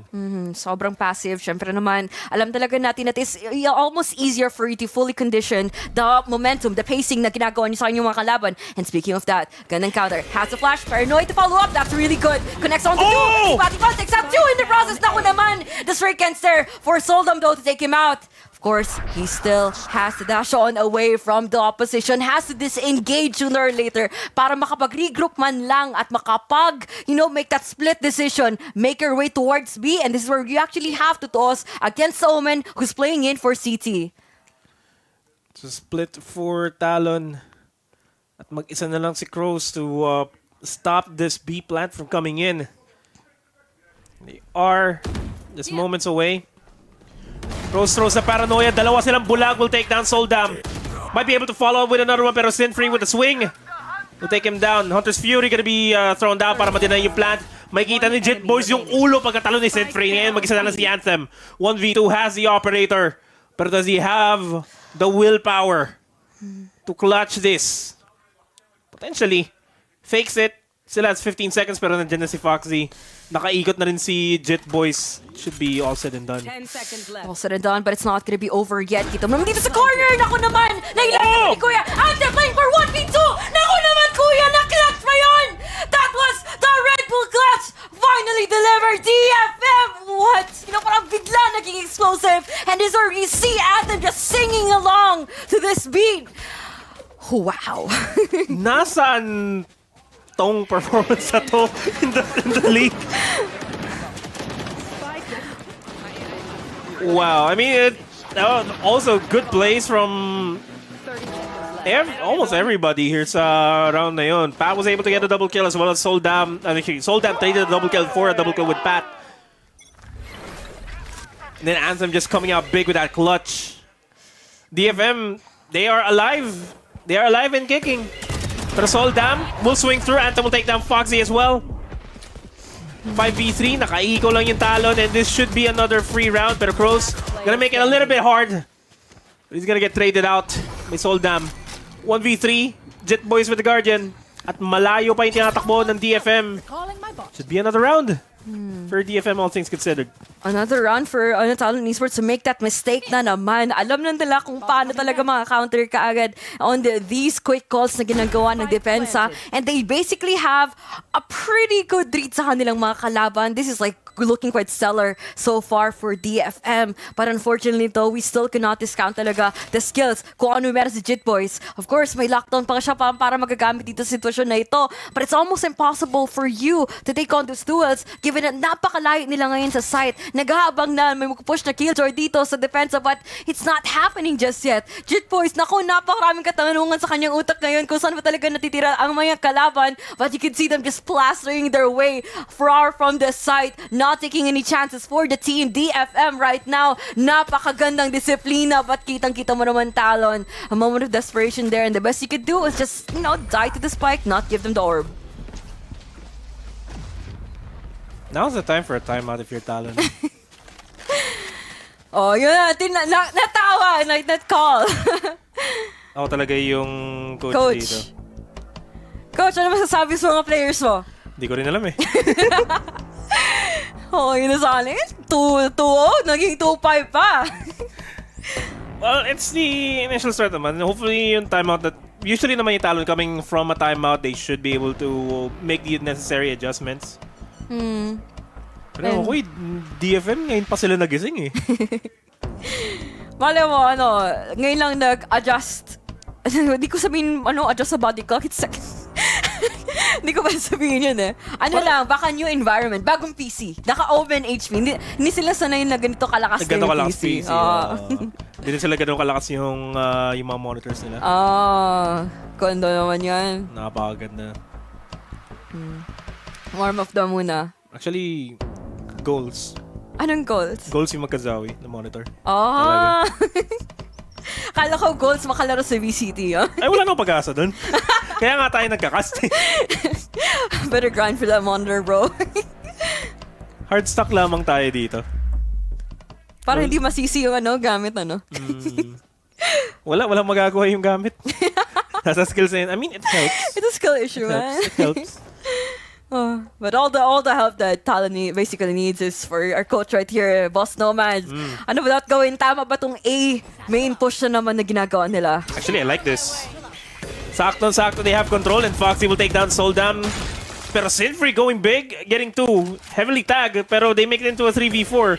I like the idea na meron yung Talon on taking that A main control, pero it just faltered Sinfree. It stopped them in their tracks.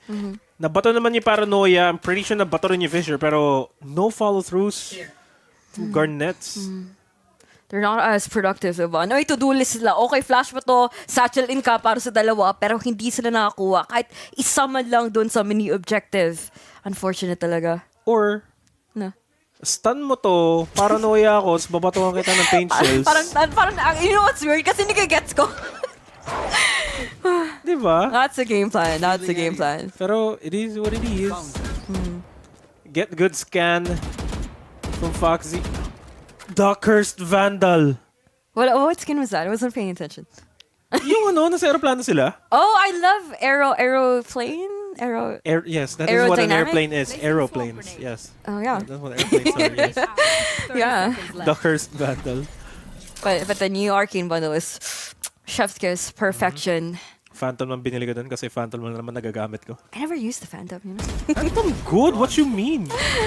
But you know what else is good? What DFM is doing right now. Syempre, one page still come into play para sa kanila. Kahit sabihin mo they're gonna be running down the time here, but they still have, an easy breezy walk towards A and getting a frag along the way. 2v3 muna tayo dito, guys, at lalabas muna natin dito ng lockdown ni Jit Boys. Saktong abang, saktong zone off, and saktong wala muna matitira para sa Viper Spit ngayon ng DFM. Now, si Takej on the corner, Tangent on the circle, but naku naman, the time is definitely gonna be running out for the defense. May Paranoia pa tayo na magagamit, but Shorty muna, labanan. Matatakot sila papasok dito sa Viper Spit. Nakikita mo naman talaga dito si Cruz.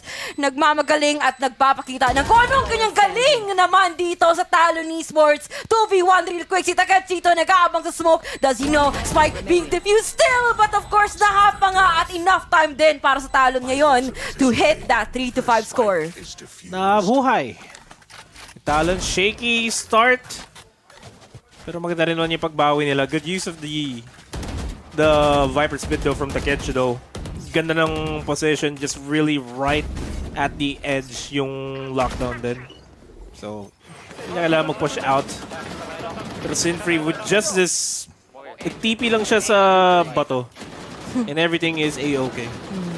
A-okay talaga. And syempre, okay pa sa all-right yung ginagawa nila doon. That was just an almost situation though for DFM. Unfortunately, they played their cards right dito sa Talon ngayon. Or rather, well, yeah, sa Depensa ngayon. Especially with their A-main take. Finally, nakakuha na ng frags galing kay Garnet S, papunta kay Anthem. And it is gonna be a great start for them to finally take away talaga ang side ng DFM as they're approaching this game to full confidence. Lalo na't nagpaplano sila papunta sa B.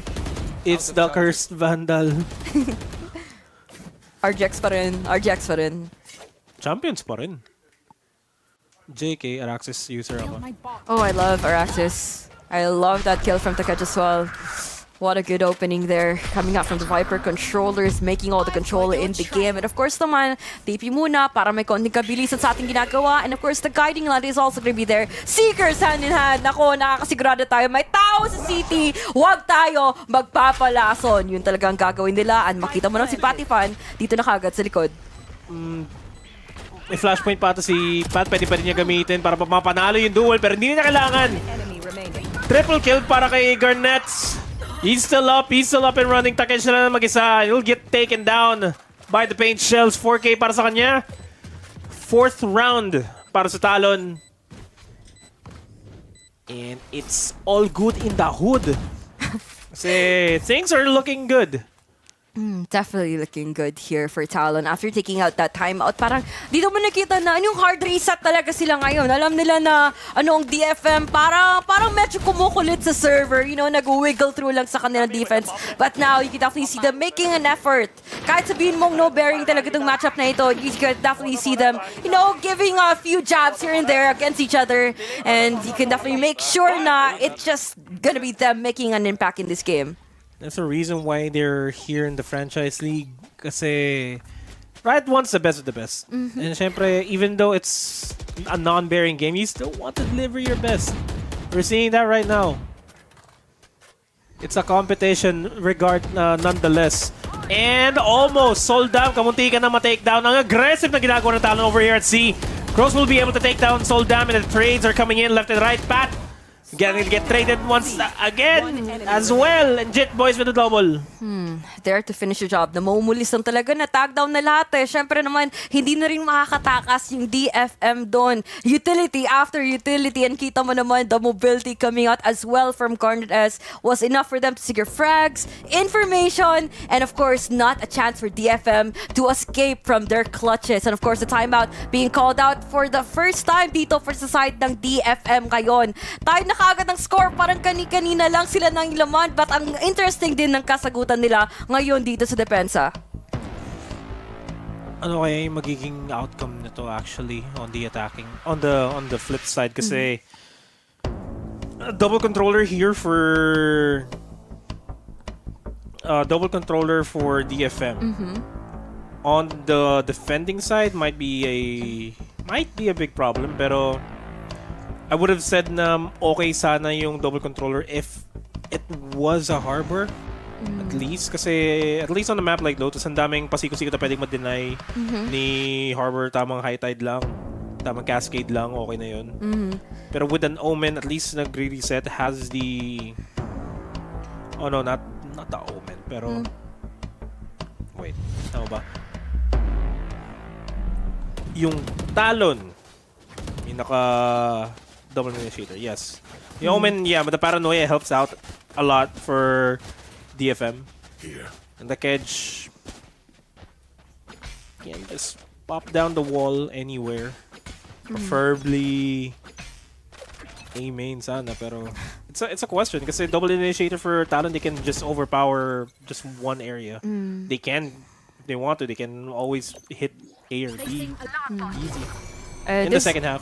Yeah, and this actually paves the way for them to be a little bit more confident sa pagpupush out of the smoke. Ang gandang laking tulong din talaga side ng Talon ngayon to make use of those flash peaks, make use of everyone else here. Konting ambag lang para makuha man lang ng frag because that's what they needed. Map control being taken away on C, and nakikita mo naman sa side dito ng DFM, they're a bit too careful now, a bit too cautious with the pushes that's happening here na ginagawa ng Talon. At nakakarinig sila kahit sabihin mong open lang yun na door. Nakakaalam talaga sila that Talon might be a bit too over-eager here, but they decide to disengage and saktong rotation lang dahil DFM is a bit too silent in this game. They're gonna get information na, oy, may offer sila, pre. Alis tayo. It's also Crows on the operator. Spike is leaning towards the A side, pero si Takej, wala pa siya nakuha ang info. Lockdown gonna be thrown down para lang maka-force ng rotation, and it works. It's working. They force out at least a rotation from Foxy. Garnett still staying in sight. Nakakita na marami. And they will spray him through the wall. Sentry will get a double kill off of that. And should be an easy spike plant for them. Post plant now up for them. The retake is doable for Talon. 3v4 as nasimula na kagad ni Crows. Bat's gonna get taken down. Kamuntikan na matamaan si Sinfree ng off shot. Pero Sinfree abang sa pit. Pwede magkamali. It's now down to a 1v3. Just swings through and that's it. That's a round. 6-5. DFM. Looking good. Definitely. Especially na yung idea na nandun ka agad para sa kanila na parang na-understand din nila finally kung paano nag-rotate yung talo. Alam mo naman, a little bit too hastily in the matter kung paano magre-responded. Lalo na nakakita sila ng lockdown na posibleng maging execution. But if you look at this way, DFM, got the better half there because makita mo naman how they just, put quick mind games in the game. Kasi alam natin it's not just gonna be those frags as micro-duels happen, but also the macros being on point so far for DFM, making all the right calls, and that's what the team actually needs. And this is the call that Talon wants to do. Magpupush out sila. Anthem already down to 2 HP. Aggressive push lang para makakuha ng makatake ng area. Then back up para lang makakuha ng info. Mukhang si Anthem magkakasalong pa sila ni Crows. Pero as I say that, DFM already way inside the site. Yeah, the spike down, and Crows will take down Anthem. Soldam will take down Jit Boys. Foxy, may expect ba niya? Si Soldam, yes. The Viper Spit is out as well. It's a 4v3. From the shadows lang meron si Crows. He's gonna be repositioning on top. Mapipigilan pa siya ni Reita. Pero the numbers are not on the side of DFM. Might be a 6-6 half. Depende lang paano ipi-play out ni Takej and Reita. Actually, si Takej na lang pala mag-isa. He's gonna get pushed by 2. And that is the round. That is all said and done. 6-6 half. It's a reset. Definitely a reset and a tight scoreline para din sa kanila. Talon just making the most out of this game. Parang napakaraming nangyayari sa loob ng Viper Spit. May naglabas ng short, hindi nakatama. May pumasa sa gilid mo. And it's just like, DFM, parang we're not prepared of every angle that there is na kung saan talaga nagagalin ang Talon. But if you look at the quick replay, ganda sana ng idea ng kanilang positioning. But it's just that X factor. Patifon just pushing on the most random direction turns in the game. And of course naman, smiles all around, especially here in this game. Well, kamusta kaya yung stocks ng DFM Hopium dyan, Tita Mika? Mukhang nakangiti naman ang stocks ng DFM dito sa pangalan. Kasi you wouldn't expect it to be this close. Or at least, I think me and Raf didn't expect it to be this close at this half. Well, I think personally that DFM not snowballing off of their comp and the attacking side is a very, very worrying sign. You know that if they go for the double controller, syempre mas slow yung gameplay, mas measured, I guess. Pero sobrang weird lang para sa akin kasi ang dami pa din nilang raw duels when they're not supposed to be doing that too much with a control type of setup. But then, I feel like on the defender side, they might have a bit of a slow response because again, Lotus is hit hard, hit fast. Oo nga, ang daming pwedeng daanan nitong DFM kaya naging 6-6. Pero actually, sobrang biased ako sa composition ni Talon actually. Yung Raze tsaka yung breach, ang ganda compared with another initiator. Napakalakas pagdating sa mount control and sa rubble control as well. So parang, yun yung rason kung bakit, it's really, really that score na nakikita natin. So, sa attack, nakakatakot kasi double ini with Garnet S. Sobrang lakas niya. Pero DFM, naniniwala pa rin ako sa'yo. Ayun. Sabi ko nga nakangiti yung stocks ng DFM dito sa panel, di ba? I do wanna point out as well, for an attacking side, Anthem on the Killjoy is performing really, really well here on the side of DFM. So I feel like, he's part of what's really giving life here to DFM, but I'm hoping that Talon can rein it back because this is their map pick. This is their map pick right here. So we're gonna see if they can close out this map, or will this be DFM's map? Indeed, casters, sa inyo na.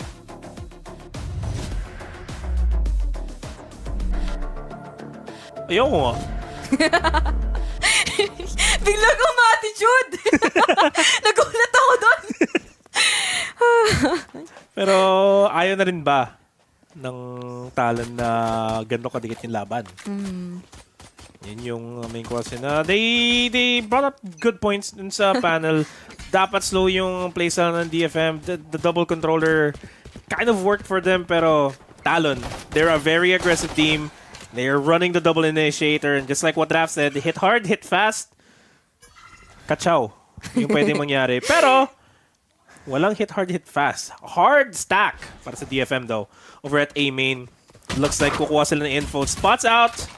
Jit Boys at the very least, and Garnet S is gonna go for the backup. At sobrang bagal ng playstyle ng Talon. I'm not used to this. At least on Lotus. And siguro din sa side nila dito sa attacking, they have to fully assess about the utilities kung anong meron ngayon ang DFM. They have to run down the smokes, find that window of opportunity for them to penetrate sites, go for entries, and of course, that could be a great opportunity. Sana kung napitas naman sana nila itong si Anthem sa C. Sayang. Sobrang sayang, pero HPs are low on the side of DFM. Takej and Anthem, halos 2 hits na lang sila. Kahit anong baril na meron yung Talon. Talon can still capitalize on this, pero Anthem with a triple kill with a 4K! Might be an ace for Anthem. He's gonna start pushing out. Pero noise coming in, hindi niya makukuha yung ace. Pero si Reita, less back na lang. Pistol round secured by DFM, or almost everybody is alive there. Almost everybody. Thanks talaga kay Anthem doon. Ang ganda ng kanyang, bang-bang plays sa Silong. And kita mo naman, pa isa-isa din talaga nag-audition ngayon ang Talon and not getting the trade immediately. What a play there. With the Sheriff pa, ganun siya katapang. Walang setup. Almost ace pa nga. Medyo naging greedy. Sayang. Parang narinig ko ata sa com sila, may narinig ko ace. Ata, ewan ko. Kumuha na pang TikTok. Pang-TikTok lang. Pero na-scan si Sinfree. Aggressive push over here at Mount. Makapag-TP siya, palabas. Pero gonna get punished. Soul Dam, not gonna get... Actually, makapag-trade siya ng HP with Garnet as Sinfree's gonna get healed up as well. And magbabago ang ihip ng hangin ng Talon on B. Nice na lang puntahan. Pero Takej, pupuntahan niya muna si Jet Boys. Actually, si Jet Boys pupunta kay Takej. Sabi ni Takej, don't. Nag-meet halfway sila.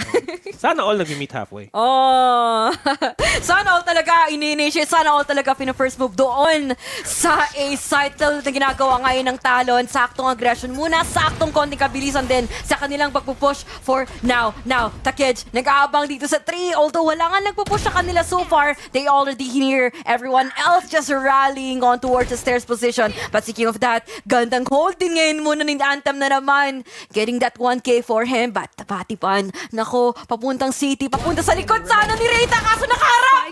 Nakaharap para sa kanyang kamatayan doon. Classic ng ginamit muna ni Foxy. And for Soldam do, holding another cheeky ankle, papuntang B-site. Nako naman si Foxy, nagsalisihan na nga. At yun na naman, DFM.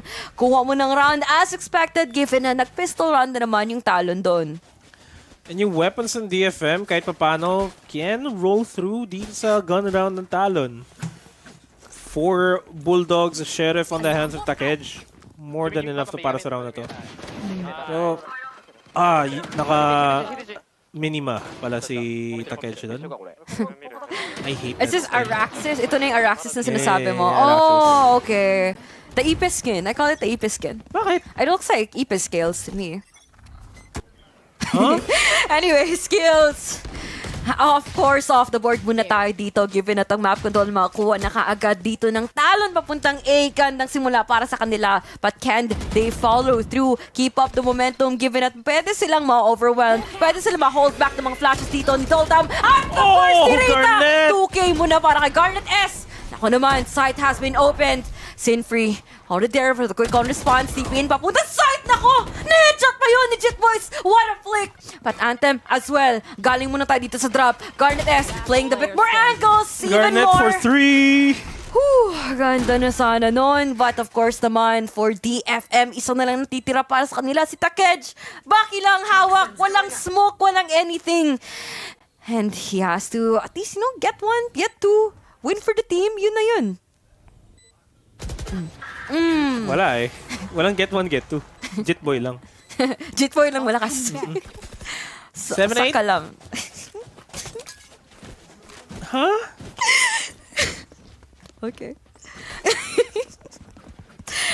Saan I mean, I guess ko saan nanggaling sa kalam, pero bakit mo biglang sinabi sa kalam? I don't know. I wanted to use it. Basta magamit lang. You learn new things every day. Oh? I learned new things every day. Yeah.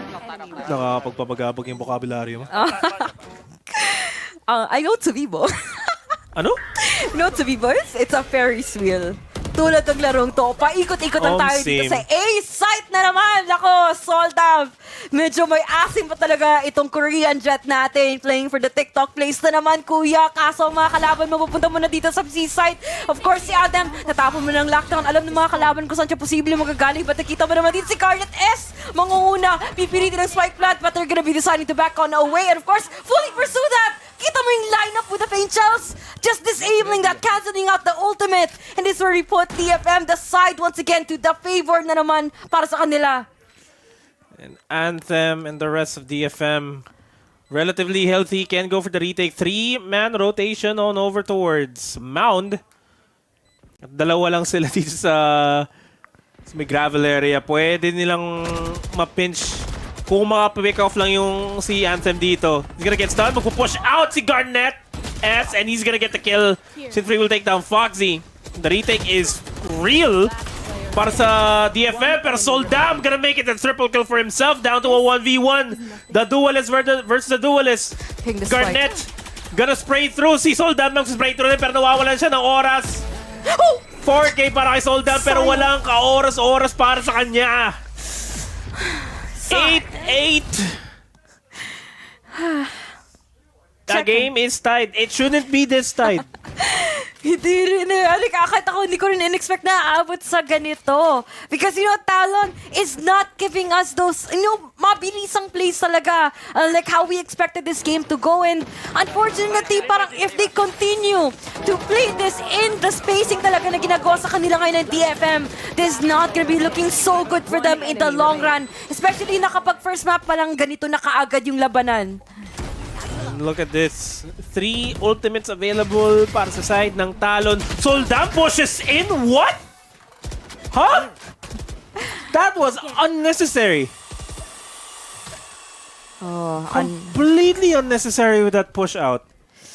And an undisciplined one too talaga coming out, like being exercised on their part. But for Talon, ako naman, they are just gonna be rotating papuntang A na naman. Ako, parang hindi pa tayo like we haven't even learned from our mistakes a while ago and how deadly this could possibly be, especially sa mga ecos na ginagawa ng DFM. But if they play their cards right for this Aldron, for the information and for the utility sa makuha nila, information as well coming out from the recon vault. Scan muna tayo para kay Takej. Shorty ang ilalabas at mukhang magro-rotate on away na naman sila papunta sa B. What a huge misdirection on the part here para sa side ng Talon. They're gonna be waiting them to cut off the rotations, but of course naman the flank is definitely gonna be already there coming out from the side of Reta on B main. Jit Boys has to stop this rotate. Mukhang magagawa nga niya. Gonna go for the spray down, pero Anthem will take him down. Foxy swings out, will take down Anthem. Reta na lang mag-isa in a 1v3 at napapalibutan pa siya. No doubt this round may go to the side of Talon. Pero I'm gonna put that on Soldam. The initial push over at C, hindi na dapat ginawa yun. Well, it was their eco though. I mean, there's really not much to lose on their side. Maybe it was like a miscomms. Napindot yung tailwind. Actually, yun yung maging copium natin. Napindot niya yung tailwind. Napindot niya yung tailwind, sure. Nag-push out din kasi si ano eh. I mean, I get the initial part na kung di ko nagkakamali, nagbato din kasi ng flash. Nagbato ng flash si Reyta over at Waterfall. I get that, pero would you really risk it? Yeah, it's a pistol run.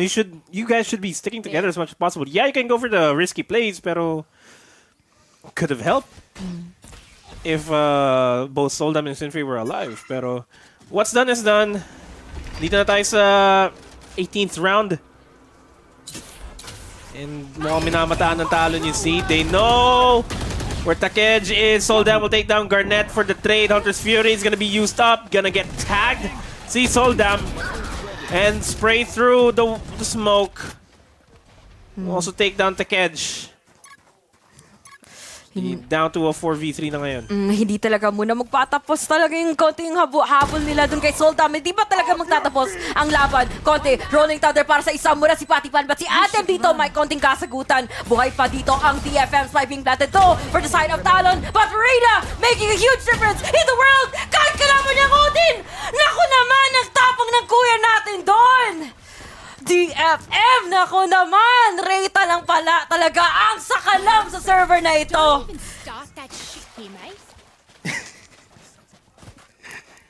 Kung nakikita niyo lang yung camera, guys, si Ling nagre-react na. Sana okay ka lang, pero sana okay lang din yung Talon, sana okay lang din yung DFM kasi 9-9 ang ating current scoreline. It's such a tight scoring game. And DFM, they want to prove to them.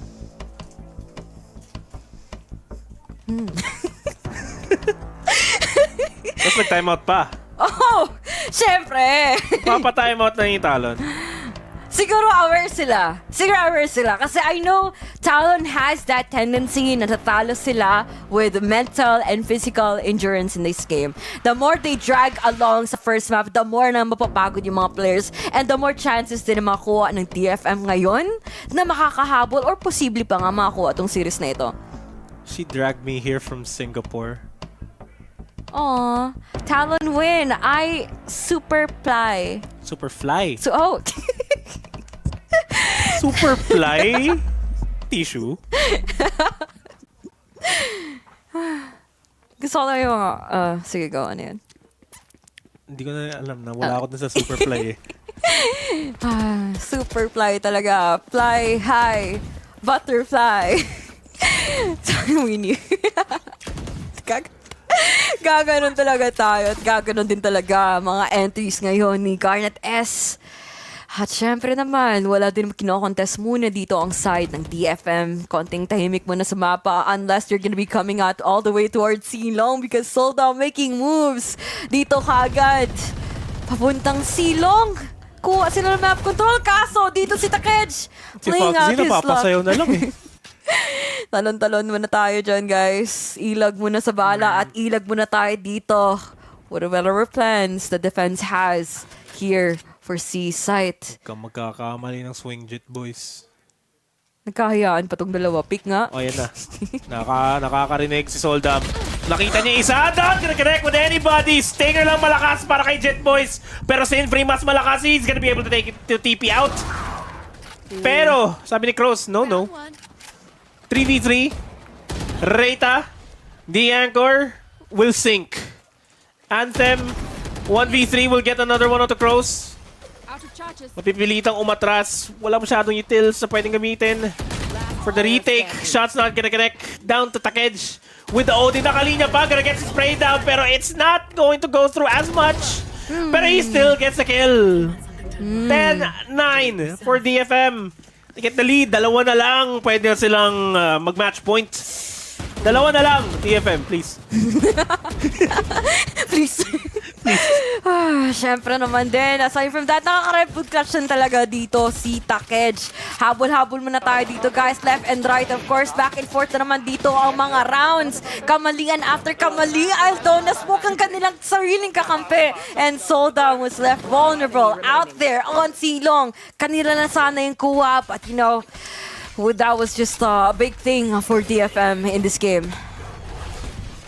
Pero a big thing if Talon completely overpowers A site. Naka-sheriffs na sila. Hero Guardian onto Foxy. And Soldam on the op will take down Jit Boys. Pero Reita, once again, trying to anchor this site completely paranoid. Not gonna catch anybody! Tatlo para kay Reita! Mag-isa na lang si Cross sa isang idlap! Pwede pang apat ni Reita at pwede nga talaga. Omen ng Victor's flawless para sa DFM. Isa na lang. Match point na. Please. Isa na lang din na sponsor na matitira para makompleto na kaagad ng DFM ang VALORANT Bingo ngayong gabi. Actually. Red Bull Clutch, Omen Victor's Play, Logitech Thrifty, huwag kayo bumili ng barrel. Yun na nga. Huwag kayo bumili ng barrel. Mag-ikaw muna kayo. Tapos ni barrel. Kulang na ng ace. Yun, kailangan ko makakita ng ace para mabigyan na lahat ngayon ng DFM now or never daw para sa kanila at now or never din talaga para makakuha sa ng oportunidad para makakuha dito ng series ng panalo at ng frag! Yako naman Showdown ng una na naman taking out initial frags in the game at dahan-dahan muna tayo dito Talon. Medyo tayo nag-aasim sa server na ito. Medyo nababasa din ng depensa DFM. Just making sure the defense is there. Bots coming back. Pwede pang makabawi in Talon. Pero with the numbers that they have, wala silang ibang ulti na pwedeng gamitin para makabawi. Pero, na-take down nila si Ansel, so kahit pa paano na-even out na kagad yung scoreline. Takej gonna spray down through the door.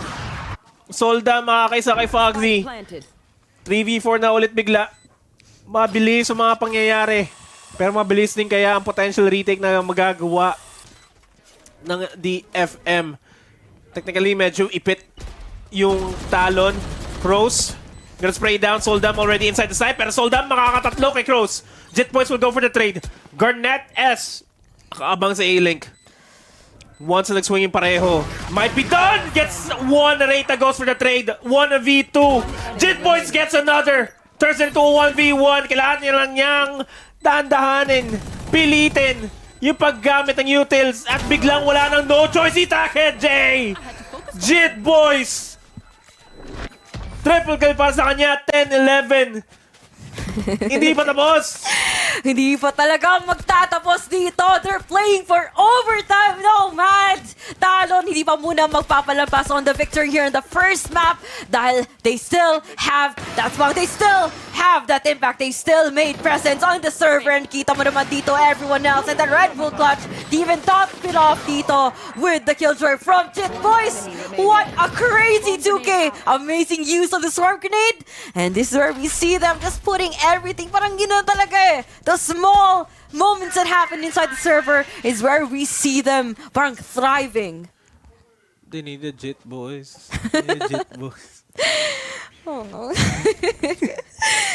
Diba, yung kinailangan nila doon, magpapon sa Jit Boys. Because of that, meron na sila lockdown na pwedeng magamit. At ginamit na yung lockdown. Pero sa side ng DFM, created space para wala mo nang push sa C. Yung buying time. Pero Soldam. Medyo aggressive with Sin-Free. Paranoia is gonna be thrown pero walang makikita. Seekers are gonna be thrown down as well. Gonna confirm the location kung nasaan man yung DFM. Pero all in reality is all down to Takej. Kailangan niya mapigilan yung C-push. From the shadows para mag-repos. And from the darkness comes light. Takej and Reita comes as well. Jit Boys and Pat, mga kadalawa, they even things out 3v3. The lockdown is not gonna catch anybody sa side ng DFM. Pero now that the spike is going to be planted, the retake is now on for DFM para makuha nila yung match point. Semi-doable, all things considered, pero merong Rolling Thunder si Pat na pwedeng gamitin na actually ginamit na pala ng kagad ni Pat. Util usage na lang ang kailangan nilang asahan dito. They know where Jet Boys is. Hindi mauhuli si Synfree ng Fisher. Reyta gonna try to swing through, pero Pat will take him down, goes for the trade. Another trade, it's a 1v2. Anthem, he went big kanina. He's not gonna go big this time. 4K para kay Pat. And it's an 11-11 scoreline. It's not over till it's over. Oh, it's not gonna be over because, of course, ito na talaga yung Talon's wish being fulfilled in this game. What a huge habol na ginagawa dito lang ngayon. And of course, napilitan pa nga dito ngayon ang DFM to call for the timeout after seeing Pativan being completely online the server and after seeing Talon na naman na nakahabol kagad sa kanilang scoreline. Ganun lang kadali daw yun. Ganun kadali lang yan. Sana ganun kadali talaga yung retake. Pag naglalaro, hindi ganun kadali laro. Pero timeout is gonna be called by DFM. The final timeout that they have in regulation. Papaisip ko na talaga, ano yung pwede natin gawin? Pag natalo tayo dito, wala na tayong pera. So, as DFM, anong pwede nila magawa? For TFM, parang ang nakikita ko sa kanila a while ago was them, well, not being able to hold on the sites a bit longer kasi napakaaga nakakapagtapon sila ng utilities and dun talaga nakikita ka agad ng Talon kung kailan sila pumapasok and you definitely see a pattern here na ginagawa nila. They just made sure na nakapag-burn down sila ng everything in their kit and that was just them parang making sure the opening was for them to actually parang just walk around the site na lang. Yan, TFM, kaya nyo pa yan. Or rather, Talon, kaya nyo pa yan! Kahit sino, kaya niya yan. Kaya na bahala? Kaya na bahala. Flip a coin na lang. Flick a coin with teams na kailangan nilang gagawin because aside from luck being played out here, it's gonna be their smarts, the brains, the bronze, and everything else. The utilities as well. Isang magandang flash pick mandang sana makuha at dito na yung Reyta at ni Soldam could be huge. But if you look at the map, Talon already has other plans papuntang B side where the Killjoy setup is. Swarm grenades being triggered. Of course, there's gonna be enough information for the rotation na magagaling dito sa DFM ngayon. Gonna be big kung timing ni Soldam to, if ever. If ever mag-push through siya sa door, if ever mag-commit man yung Talon dito sa B site. Not gonna be a happy B site para sa kanila. Heavy stack. Trailblazer is gonna catch Garnet S. Soldam magsisimula na mag-rotate. Actually gonna trigger the door. Pero Pat, makakatatlo! Garnet will take down Soldam. At sa isang in-lap package na lang mag-isa. At least makakaisa pa siya. Hindi siya makakadalawa. Match point para kay Talon. DFM na sa kanila na yung tempo. Biglang nawala at wala na rin silang pera going to the next round, I believe. Just enough.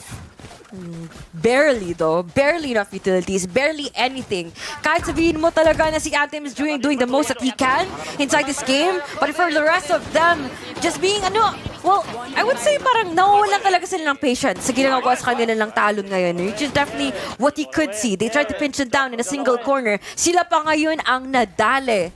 And so I don't want to see that for DFM. So parang empty hospital. Out of patients. Bars. Bars. Yes, indeed. But you have to call the ambulance here sa side ngayon ng DFM because they're in critical condition, critical economy, and critical, well, I would say in a pretty tight spot as well. Lalo na makita natin dito ng Omen na si Cruz, nag-aabang ng pagkakamali ng kanyang kalaban, anti-flashito, playing si Foxy. But what are they doing? They're just holding down the fort. Nag-aabang talaga ng aggression. Nag-aabang talaga ng proactive stances dito coming out from DFM. But of course, to be sure, kailangan nila tumapo ng Aldrom. To be actually sure, kailangan tumapo ng Blades ni Soldam. Paranoia coming to play. Of course, it connects as well for Garnet S. But makita mo naman how DFM fully acts around it. Talon, mukhang ibang binabalak na naman. B-side completely open. Of course, Jet Boys just making sure it's gonna be walking the park for their postman, for them to fully solidify themselves. Para kumakuha pa nga si Soldam. At si Jet Boys na naman, buhay! Naku naman, sir! 4v4, ganun lang kadali. Make that a 3 for him. Pat, Jet Boys, and Foxy, what can you do for now? Pwedeng mabaliktad. Depende na lang kay Jet Boys. Matitake na si Takesh, so he evens things out. Meron pang Rolling Thunder si Pat na pwedeng mabato. Recon Bolt gonna be thrown down by Foxy para makakuha na info. Manisira din kaagad pero the time is ticking. They have to take down Pat pero ito na yung Rolling Thunder and they're all out in the open. Mag-isa na lang si Reita. Matitake down din siya ni Foxy. And Talon, nabaliktad nila yung kapalaran nila in this game. 13-11. The comeback. Well, di naman comeback pero ganun kadikit. They had to wait for the step back to make that comeback. Hayaan po yung mga kalaban makakuha ng konting kalamangan because it's just them. You know, in the process, sabihin talaga natin that they were just trying to download the game. Of course, understand their opponents. And this is where we see DFM ngayon being cornered down in the market. Of course, wala na silang magagawa doon. Sila na ngayon ang binabasa like a book there from Talon. And of course, they have done their homework and actually aced the subject in this Lotus map. And, I mean, map pick to ng Talon, so you have to expect na talagang they have a good understanding here sa map. Pero for DFM, able to at least keep it that close against Talon, it surprises me. Ang ganda na pinakita ni Anthem specifically on the side of DFM. If not for him, a lot of these rounds would go towards the side of Talon and wouldn't be as one-sided. Pero you can't take it away from Talon as well. Ang ganda rin na ng pinakita nila despite the fact na medyo shaky yung initial start. You know, parang nag 2-5 pa tayo nung una after nila masecure yung first 2 rounds. Tapos biglang nakambakan nila. And baliktad din nila yung kapalaran nila. It's a show. And considering na this match is non-bearing, ang ganda ng pinakita nila laro. I mean, it's not the best Valorant we've seen so far, pero it's still a good game para sa kanila pareho. Oh, most definitely. Makita mo talaga sa side ng DF ngayon putting out that resilient effort. A good start from them, but unfortunately, the first map is gonna be falling down in the hands ngayon dito ng Talon, who finally managed to finish strong in the series. Muntikan pa tayo dito magka-overtime. Muntikan pa tayo na matatalo. But it's just them, you know, making sure everyone is awake. It's now or never. Hindi natin hahayaan na makapaglamang ulit ang inyong mga kalaban because the first map, Lotus, is gonna be crucial on their part. If they lost that could have been a huge statement na magawa sa kanila ng DFM. It's gonna be huge as well kung masasarado ng DFM yung map 2 para maporta tayo sa Game 3. Malalaman natin yung mamaya because we're gonna be hopping on a short break. Don't touch that browser. We'll be right back.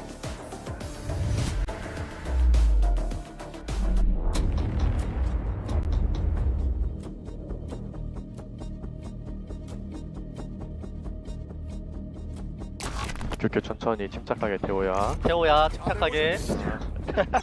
ตอนแรกอะผมไม่ได้เปิดไวเปอร์วอร์บีไปก็ไปก็กูก่อนทะเลาะ 이미 하나. 오케이 안 보이 มาด้านฝั่งนู้น เราไปควันเอเมเราไปวันเวย์ ได้เอเมแผ่ไปโดนใครเลยใช้ติดละเบย์เชื่อสุดตัวใจเชื่อ언더 칼 줘요 กูคันหลอกแม่งเลยลูกนึง มันมีปะ언더 있다 언더 있어 삐 밑에 보자 이거 세이버 삐 밑에 보자 그럼 เดี๋ยวผมเนตอาเขตนะพร้อมปะแง้มเลย รอบมันโหดสลิงมานะพี่ไวเปอร์อยู่นั่น야 언더 삐골띠 오케이 삐 갈게อยู่ข้อไกลได้ข้อไกล วันเขาว่าเดี๋ยว โอ้ยคันนี้อยู่ เขา ซีทีหมดเลยโอเคยี่ห้อเดี๋ยว상벌했어 방사갔어 กูเมียตีอ่ะผมปอดออกทาวเวอร์ มันออกมาได้นะมันออกมาแล้วไปแล้ว ทาวเวอร์ให้ผมเล่นทาวเวอร์ให้ 한번 빨리 누를래? 타워 들어가 볼래? 섞어줄게 박아เนต빙밤เป็นโต 갈게요 ทาวเวอร์ตัว빛 나오는 내밤 비 빙밤이요 메이플이면 타워에 메이플 되고 ยังไม่ครึ่งเลยมันเตะมัน ไม่เตะตัว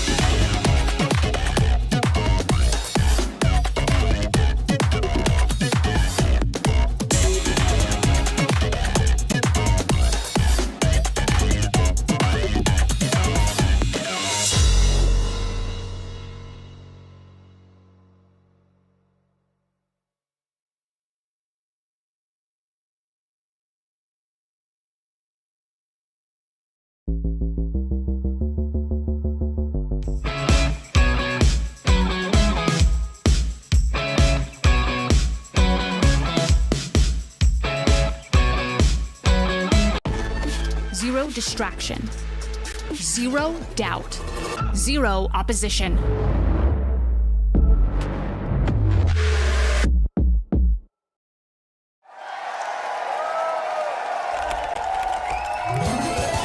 Red Bull gives you wings.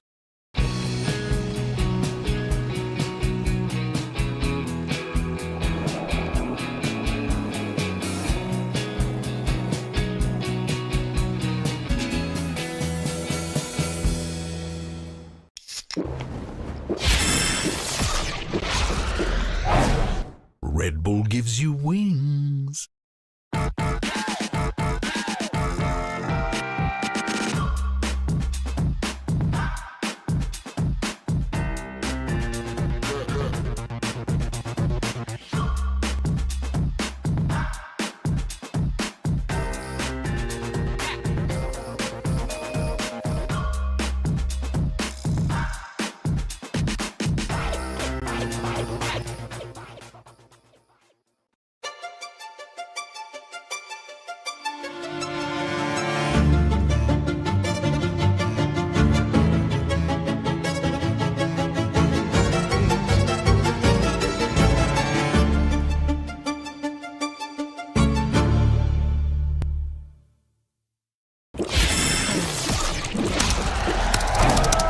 Red Bull gives you wings.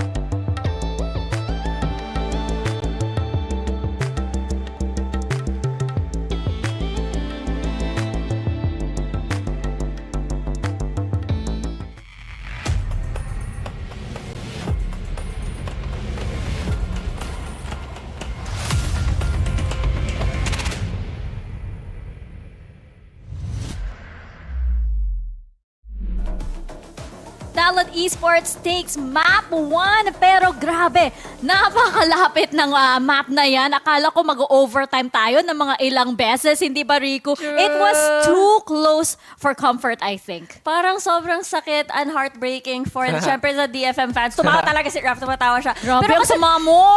Kasi sobrang close. Tapos imagine, mapa pa ito ni Talon. Parang yung kwento dito for DFM, everyone stepped up. Maraming moments for each of the team members. Si Anthem, grabe, napaka-consistent even from the first half. Si Soldam, he was able to get a lot of kills for his team. Si Reyta, naka-multi-kill per round. Kumbaga, lahat sila nag-shine, lahat sila. Kaya sila nakaabot ng 11-13. Unfortunately, it's one of those things na siguro sa isip nila naabot yung parang pressure. Kaya hindi nila tuloy natapos yung mapang ito. Tama naman. I mean, individually, they really did pop off. Yeah. But I feel like the biggest thing that they kind of ignored was the macro. Again, you talked about every multi-kill that every player has presented. Yeah. And again, yung step 1, step 2, sabang, sige, okay.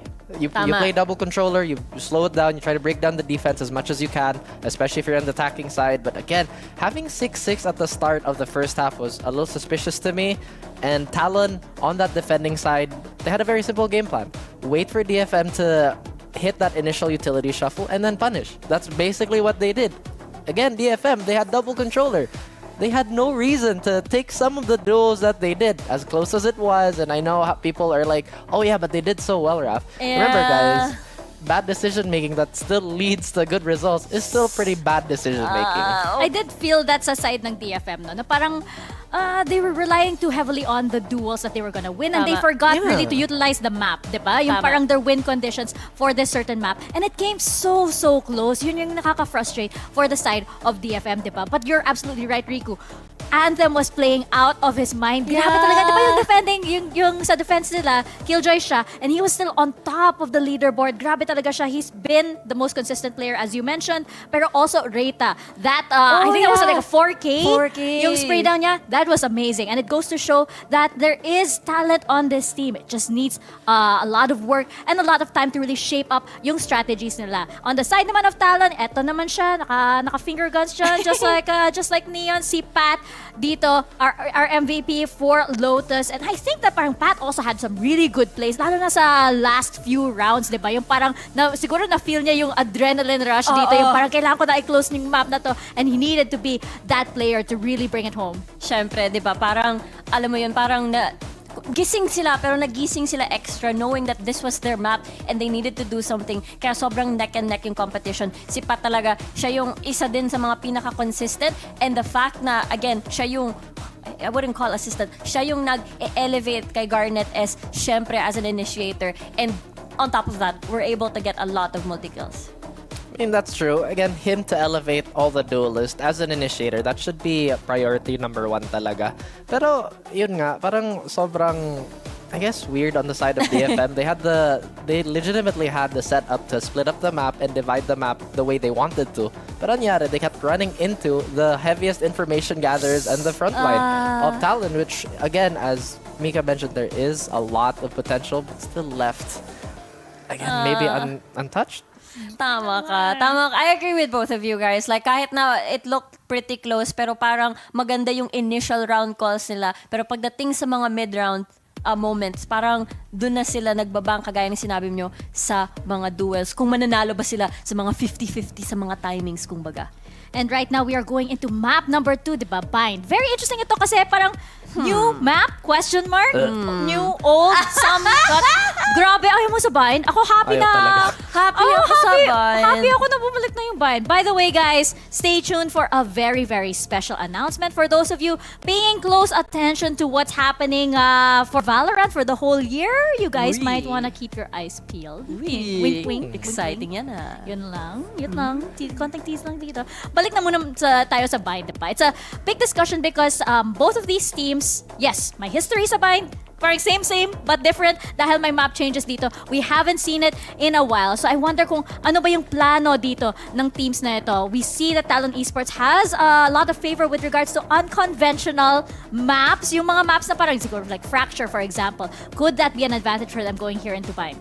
Absolutely. I mean, it's the passive threat that they're so strong on another map that kind of, again, adds more weight to this, again, to Bind. But just to go back on Bind a little bit, tingin ko, I think some of these teams, again, might go for that no sentinel comp that we've seen so many times on this map. Lalo na, it's a little more attacking-sided, considering the way the teleport is placed. It's not going to be as dangerous, pero there's going to be a lot more emphasis on B main control. So maybe, just maybe, we're going to see a lot of Sky coming from both these teams. Oo nga, tama ka dyan. The fact na 3 beses pa lang recently ang nakita natin itong Bind. Both wins came from T1 at isa galing kay DRX. And alam natin yung approach ni T1 was definitely more of yung zoo composition. Pero kay DRX, talagang puro controllers. Binamad yung mga sites ng harbor wall, tapos marami pang additional walls like the Viper. So yun yung kinakatakutan. Si Fluffy02 mismo yung nagsabi nito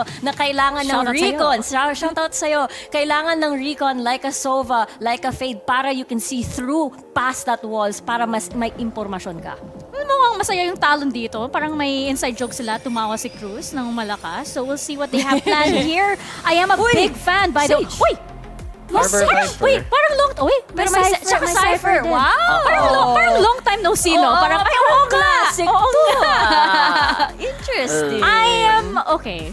Parang, I'm a big fan, by the way, of the double controller on Bind. Just because of like what DRX was able to do. Question mark yung Sage. Yung Sage, though. True. When you have a harbor, why would you still even bother going for the Sage? Again, sure, Tatlong pader. Wall, and wall, diba? Makikita nga natin kung ano pa yung balak dito ng DFM versus Talon going into Bind. Casters, sa inyo na. Please naman. Welcome back guys sa ating second game para sa DFM versus Talon. Ako nga pala si Ring. Kasama ko ay si... No, man. And of course naman, nandito naman tayo para sa VALORANT bakbakan. Back-to-back naman tayo and front-to-front naman tayo with the action. Laro tayo dito sa Bind. And of course, looking at the agent draft, napaka-interesting talaga nun, no, man. Napaka-interesting talaga. We have a Harbor and the Sage. And then we've got the El Clasico on the other side. We just got the Cypher. As I said, wait lang, napagod ako dun sa spot na yun. Cypher. That was a workout. Actually, nakasquat ako sa sobrang tagal doon. Pero that was a Cypher on the settle. So there's a difference on the settle, pero double controller, the Viper and the Harbor. Ang daming matatagong mga cubby. Daming mga angles na bigla ma-isolate because of the double controller setup. Pero I'm not a fan of the Sage being picked up. Sobrang overkill na. And minsan pag sobrang overkill na, hindi na sapat. Hindi na sapat? What do you mean? Sumusobra ka na. Sumusobra ka na. Tama na. Tama talaga. Parang too much is bad for you. That is true. But if it's not gonna be too much din talaga na mata-channel din dito coming up from both teams because they are not gonna be safe from anything just yet. Ang series na ito, pangalawang mapa pa lang and posible natin makita ang Game 3 if they do not give it their all. The battle is not gonna be over yet, guys, because map 2 pa lang ito. DFM versus Talon. Kung nandito kayo a while ago, it was Talon that won the first map on Lotus. And of course, it's gonna be a pretty interesting match, a pretty interesting conversation. Lalo to makita natin dito finally on Bind. If you look at the agent draft, it's gonna be pretty standard for them. And of course, sabihin mo nga na medyo overkill coming out from the side of DFM with that Sage. But I'm excited to see paano nila gagamitin to. I like this more from Talon because Harbor and Viper, ang dami nilang area na madedenay, pero you have the Cypher to give you solid information. That can be potentially free kills for Jet Boys mamaya-maya. Pero depende na lang talaga yun kasi these guys know what they're doing kahit paano. So they may have a couple of tricks up their sleeves, especially Reita. We might see Grimwalls. There. Kasi baka mamaya makakita tayo ng Grimwall over at B-side kasi ina-anchor lang niya yung B-side solo. Pero as I say that, hard A hit para sa Talon. Pero trades are gonna be coming in left and right. HPs are incredibly low para sa side ng Talon. Now it's down to a 1v3. At mapapatipi pa sila. At si Foxy pa rin niya mapigilan yung rotate. Naririnig niya si Reita at nagkasalisihan sila. Pero Reita, goodbye. Hindi na ako mag-talk. Dili na lang talaga ako mag-talk, Wendell. Huwag mo naman kami ganyan. Tama yan, Wendell. Kasi Idol, huwag si naman Wendell, po. every time na nakaupo ako dito, tumatama yung mga predicts niya. At yung mga predicts ni Wendell, laging 2-1. No. At laging tumatama yung 2-1. Lagi din talaga tumatama din sana itong side ng Talon para tuloy-tuloy at hindi mag-overtime at hindi na magma-map 3. Ba't mo gusto Siyempre yung DFM gusto nilang bawiin yung storyline nila. Storyline tayo dito. They almost had them in the first map pa nga eh. Almost. It's never gonna be enough. Almost is never enough. Medyo nawala tayo sa donut. Okay. Sorry. Medyo nawala din ngayon. Feeling lost. And of course, muna dito ang side ng Talon. Dahan-dahan muna tayo dito. Huwag muna tayo maging overly complacent in the angles. And of course, with the pushes na ginagawa ngayon ng kanilang mga kalaban for Talon. Now, DFM, gandang jump, or rather, jiggle pick na nagawa ko ng Sky. At si Sinfree na nga kaagad dito makuha ng information. Cascade along the way. And makikita mo naman dito on Talon just trying to approach this in a more systematic way with the Trailblazer. Pain Shells in hand. Garnet S, of course, leading the parade once again. Lalabas na dito ng Vandal. And of course, papatayin mo na niya dito ang hookah player na si Sinfree. Flash na magagamit nila, but unfortunately it's not going to be an equation anymore for the defending side, DFM. Retake is on for DFM. Exits na lang siguro ang nais ng DFM. Actually, that's definitely going to be the better call na kumuha na sila ng exits dito. At least put a dent sa economy ng Talon or steal weapons away from Talon. Pero with the way that DFM, with the way that Talon is positioned right now, they can go up against the opposition. They actually have no choice but to force the fights. If ever. Force the fight, get guns, get impact, get frags! Naku naman si Patipa na dito na naman. Hindi magpapapigil. Spectres in hand and of course, 2 frags along the way. Talon na naman dito ang mangunguna sa mapang to. Quick round win para sa kanila. And it was an easy, breezy walk here on Bite papuntang B. And, you know, DFM was just not ready for the storm that was coming in their way. Pero we've seen this before. Mga 2 rounds in Talon. No. No, but yes din sa DFM. Yun ang gusto nila. But yun ba talaga ang gusto dito ngayon ng kalaban? History may repeat itself. May. May. Or may not. Can we... May or may not. Kasi gun round na to para sa DFM. And Talon, they just got out with 2 Bulldogs and a Spectre. So, hindi masyado makakasabay sa weapons na meron yung DFM. As I say that Anthem will take down Garnet S. Pero slowing things down yung Talon for now. And slowly but surely they may just start their explosion into the side. Pero TP out, rotate in. Pwedeng nang-debate lang. Abang din muna dito sa side ng DFM. Ako naman, they're just gonna be running down the time here for Talon. Tahimik muna ang mapa. Nag-aantay na mag-fade away muna itong smokes ng Viper, which is happened quite too soon. All you have to do is react onto it. Ganda sana ng flash, but si Anthem dito is gonna be playing for the anti. Waiting for the push, waiting for the jump here from Hookah at si Cruz. Mukhang magagamit muna tayong utilities. Mukhang gagamit muna tayo dito ng snake bite. Mukhang maglalabas na naman dito ng walls. Si Patipan, gandang way to isolate all the angles. But si Soldat dito makakuha muna ng isa bago mamamatay. Jit Boys out for the trade, making out 2. Si Foxy na naman dito, getting a few frags along the way. Si Anthem dito sa backside. Antay muna tayo dito, kuya. Hindi mo na magpapalampas. Hindi mo na tayo makakaraos muna. Dahil napakagandang trip for one way man lang sana ang magagamit nila, but it's not gonna be happening here.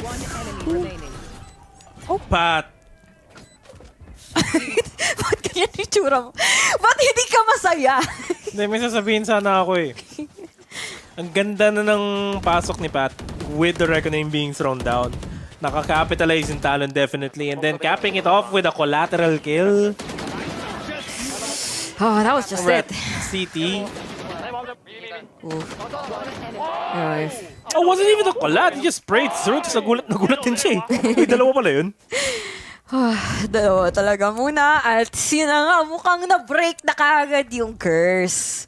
Naman mukhang natutuwa. Mukhang mixed emotion talaga ang mararamdaman talaga natin dito sa matchup na ito. Dahil makikita natin dito Talon is just gonna be performing their hearts out here on Bind. Dahan-dahan muna tayo dyan, Kuya Sir. Dahil makakuha tayo posible ng isa. Just the ultimate orb so coming out from the side of DFM. But you have me see that Talon is just collecting, assessing, and reacting onto everything that they hear, see, and even want to push through. ASAD could be the biggest event here, but kita mo naman, Seekers in hand, makakasigurado na may information, makakasigurado na walang tao sa site, makakasigurado na ito na nga ang spike plant, makakuha nila safely and soundly papunta sa A. Alam din nilang wala magro-rotate. May gut feeling sila na walang magpa-flank sa side ng DFM. hard 5-man retake. Lahat sila mga galing CT, Heaven. Pag nag-explode sila into the site, Garnet and the rest can potentially take this, pero Takej take down Garnet S, at least making it a 3v4, and Pat will get a triple off of that. Soldan will get a double onto Pat and to Jit Boys. Biglang nagbago ihip ng hangin. Good eco na to para sa DFM. And Foxy, nasalba pa yung round kahit papano. 4-0. Good eco para sa DFM. Good eco, but makita mo naman kung paano nila punish kaagad doon ang Talon because medyo nag-overextend sila on backup side. Medyo may konting katagalan din on how they actually wanted to contest for CT entryway, and it's just gonna be unfortunate turn of events here and there. But kita mo naman, sa side ng Talon, they have every padding of protection just to make sure they're gonna be able to take away this round from the opposition. And of course, making sure na may tao talaga to play out for the clutch, which is gonna be Soldan man lang sana sa DFM, but it's just gonna be Foxy there to put a halt onto this story. Put the pause button real quick para sa kanila. Pero will there be a pause dito sa atake ng Talon? 4 rounds straight na kukuhanan nila. Showstopper lang yung meron yung DFM, at least for now, onto Soldan. Anthem not even attempting to farm up the orb para magkaroon ng Viper Spit para mapadali buhay nila kahit papano. Orbital. Barrier orb. Masisira at masisira lang. Slight delay na lang yun sa side ng Talon. Pero Anthem to be able to make the slight delay with the snake bite. Reckoning na naman available for Pat, and he's gonna get taken down by Anthem. And alam nila kung saan si Sinfree, at least, and Garnet S is gonna start the push out onto Bath to take down Sinfree. And Takej, spot out siya ng neural theft. That is the second neural theft at natag pa siya. And the retake, mangyayari sa CT potentially. May just happen, pero nakafocus lang yung obs natin kay Takej. Pero hindi sila nakafocus kay Rayta na nagagaling sa backside, pero Soldan in a 1v4. Not much that he can do here. Just has to save this Phantom.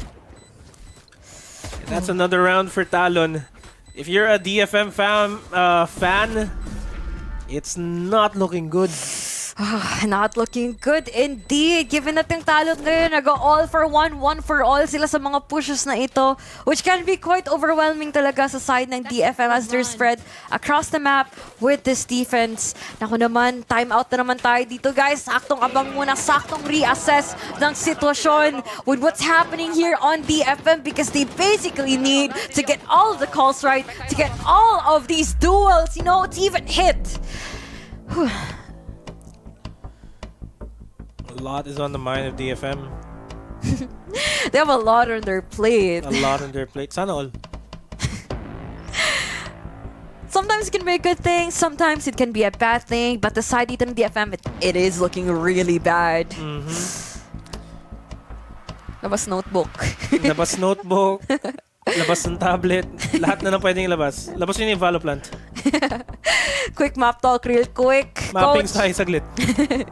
Coach, anong gagawin namin, Coach? Sige na, pwede ka lang magalit. Tanggap ko na. Akin yun, guys. Akin. Hindi ako nakatapon ng flash maaga. Ganun. Ako talaga yun, guys. Win. Talon win. LCQ win.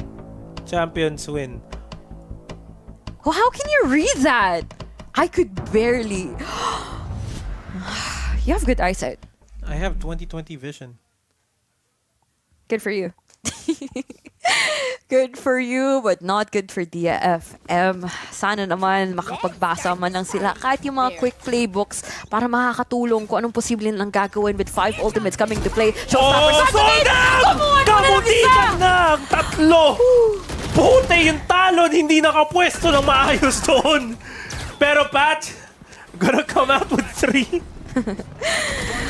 3, make that 4. Bigyan nyo na yung ace. Ito na yung comms. Comms of the century. O yun. That's the ace for Pat. Nakakop.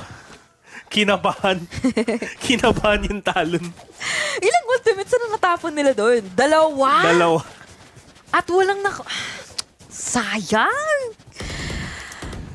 Isa lang nakuha ni Soldam. Pagkabato ng showstopper, biglang, uy, balik tayo market, guys. Narinig niyo yun? Here comes the party daw eh. Here comes the party. Oh, walang pasalubong. Left no crumbs talaga dito ngayon si Patty Fan. This is basically eating them all up here on A short. What a good play of utilities. What a good play of them disengaging, re-engaging. Of course, just making sure that everything's gonna be happening here. Lalo na, they're gonna be leaning on again dito muna sa B site. Standard C long, or rather B long play na naman. Flash is coming into play na naman dito para sa side ni Garnet S. But what is gonna be the game plan here? Kumuha lang sila ng orb, but will they pursue this even further? Minsan, hindi mo kailangang i-pursue lahat ng mga bagay. Something you have to take a step back, reassess, and decide na hindi para sa akin to. Pero para sa Talon, yung A-side potentially, dami na binibigay. Showstopper para galing kay Garnet S. Not gonna spot anybody. Pwede actually, nakuha pa niya si Takej. Soldam will trade him out. 3v3. Soldam gonna get sprayed through. Tamang cove na rin din kay Pat para matrim siya. This headshot angle from Foxy is working really well. And ngayon, biglang Soldam na lang ang natitira at si Soldam na lang ang mawawala. Talon 7-0. Oh. 7 rounds straight. DFM. What is needed? Ano ang ating pagkukulang? Aside from talaga kung anong magagawa ng DFM, makikita mo din talaga kung ano muna ang pinapakita din talaga ng Talon. Overall, map, mastery, every nook and cranny, every angle that there is, they're making use out of. At alam mo talaga na doon makikita talaga the strengths of not just them individually, but kikita mo din talaga on how the team has basically planned this all out. Because DFM looking quite lost in the server. Inside the lobby, parang nakita mo talaga na parang rank game pa nga na natatalo sila with just those frags na nakuha sa kanila by Talon ngayon. They have to play their cards right, they have to do everything, and they have to make sure that Talon has to stop this momentum. And note, map pick to ng DFM. Oof. And it's not going their way at all. But as I say that, 1-for-1 trade between the two harbors. So relatively even, one controller down for Talon, so one less smoke to worry about. Pero DFM... Huh? My intrusive thoughts just took over. Go ahead, you were saying? Nalimutan ko na ang aking I was saying. Pero for the side of DFM, they have quite a heavy stack on towards B. Ba nila masalubong to? That Trailblazer definitely is going to be confirming na may dalawang tao dito sa hookup. Pero inuunti-unti na ni Crows yung A-site, Reyta. Nagkasalisihan sila. Mapupunta pa sa alanganin si Reyta dito if he decides to swing. Pero that's the confirmation that DFM needs. And Reyta will take down Crows. Reyta can swing out with Soldam here. Para pigilan niya. And Soldam will get a kill onto Garnet S. Spike will still be planted. Pero Jitboy is down to 22 HP. Pwede siya mahil. And he's gonna swing through that cage. Now down to a 2v2 Anthem and Synth-Free. Not in a good position for the retake. Relatively deep yung pwesto ni Jet Boys. But that's info that they need. Last player standing. It's just down to Foxy in a 1v2. Can he clutch this? Will DFM get the first round on the board after a while? Kailangan na lang niya ma-manage though. He can go for the backstab. Nakatingin sa short. And he's gonna get the kill! And Dansam is gonna stop it! Already have, and he has time. First round on the board for DFM. Oh, what a rotation! What a hold on na goal ni Reyta! At yun na nga natin nakikita kung how much of huge difference talaga yung timings na ginagawa nyo, yung pag-hold. At of course, yung mga switch-out plays na ginagawa nyo that makes the team just having those micro-adjustments with a big difference yung mga outcome sa mga rounds na ito. Positionings are on point and ganda din ang mga bait and switch na ginagawa ngayon ng DFM. Naku naman, lumalaban pa tayo dito at dito na nga tayo makakarinig. Sa wakas, bumaboses na yung mga players ngayon na mga kuya natin from Japan. Ano mga sinasabi Hapon. nila? Ha? Ano sinasabi nila? Itadakimasu. Huh? I don't know. Si Rico na bahala doon, pero... Oh! No words! Free with a triple! Ay! I have no words. Ay. Jet Boys na lang bigla mag-isa. In a 1v3, he doesn't even have spike. Nakaabang pa si Soldam. Joke lang, hindi na. Timing. Timing talaga. Pero relatively healthy pa rin si Jet Boys. Full HP. Manageable. Can be winnable. Can. Doable in his hand too. Daming vandal, oh. Shopping ka muna. Pili ng skins. Oh, hindi daw. Hindi daw. Okay na siya sa River Phantom. He's gonna hold on to this decision and putting himself in this tricky situation. Papuntang B-side. Nakakarinig tayo ng TP dito. Si Reyta pa nga ang makakapagbalak ng flank papunta sa C. Bilong rather. At si Soldam! Soldam, no need for the rotation. Kayang-kaya na daw niya. DFM, ganda ng pinakita doon ng kuya natin na si Sinfree. Cornering them down after that guiding light. And it's just one single angle na kailangan talaga na i-spray down at yun na nga. One for all for one daw sabi ngayon ng Talon. At yun na rin talaga ang kanilang faith rather in here on Bind Map. Sobrang laking kill ni Reyta talaga yun. That triple kill should not have happened. Actually, kay Sinfree pala, sorry. That triple kill should not have happened. Should've, would've, could've. A lot of possibilities in this game. But we still have to anticipate ano yung magiging next move ngayon ng Talon para sa larong to. A-site, B-site, make the decision now or never. Given na nakakaraos na tayo dito, nakakatapon tayo ng utility at nakakapag-entry na dito sa wakas. Garnet S, nandito na kaagad sa A-site. Inilagan ng Paintjals. Batuhang, asim muna, gameplay dito. Muna tayo sa no! Oh, sa likod ng site! Soldam, kuha isa! Yung Porsche stopper makakonect para sa another one. Si Patifan making sure the damage has been done here para sa side ng DFM. But 3v2, muna tayo dito sir. Guiding Knight para sa isa. Makakuha na naman din si Foxy kay Takej. At 2v2, mabilisan Viper Smith. Nandun pa ang Snakebite para makapag-zone off, para makapag-delay. All they have to do now is get the frags. Para kay Foxy. A short position, coming on his way. Nandiyan ang Satchel, pati Soldam na naman dito. Hindi nagpapapigil. Hindi basta-basta lason sa loob ng side. Viper Smith, shorty out. Cruz, it is gonna be disaster waiting to happen here from the side of Talon. They're gonna be jumping to his own demise. Sayang dun, sir. Nagingay eh. Wala din siyang time eh. Wala rin siyang time. Shadow ng low HP. Good play. Good play from Cruz. Even better hold, all things considered. Ang ganda ng hold na ginawa ng DFM. Wala na talaga sila ng oras eh. Kabing. Oh, nice one. Nice one. Bro, fist bump. Brody. Fist bump na lang. Neural Theft is available for Jet Boys. And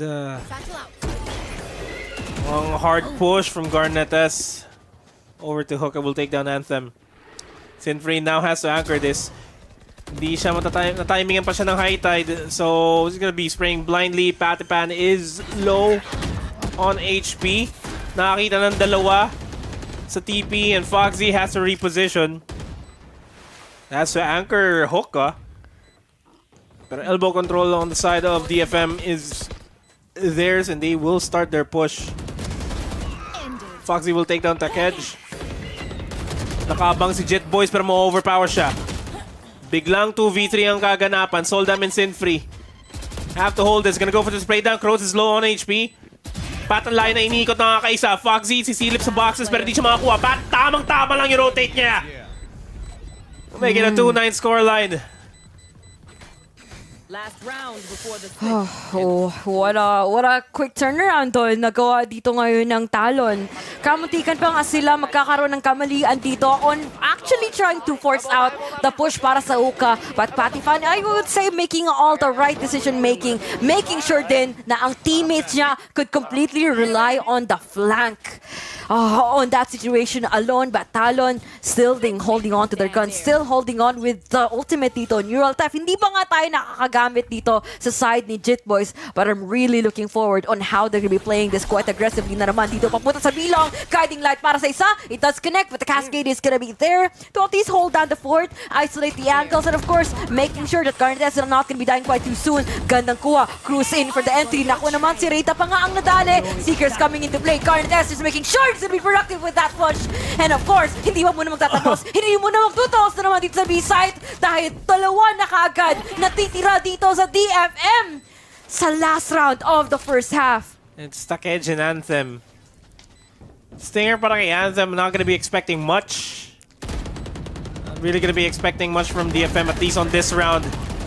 Good control for Talon and a good, very, very good half from Talon. 10-2, very dominant lead. This is DFM's map pick, and Bind is not looking like a good map for them. Talon looking really good. Poised to end this, actually.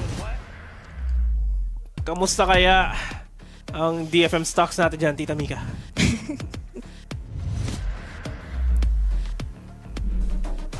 Nako, Nomad. Nag-iba na yung itsura ng stocks dito ng DFM sa paano. Nakaganon na. Ayan, yun. Baka pwede tayo mag-close up dito sa stocks ng DFM.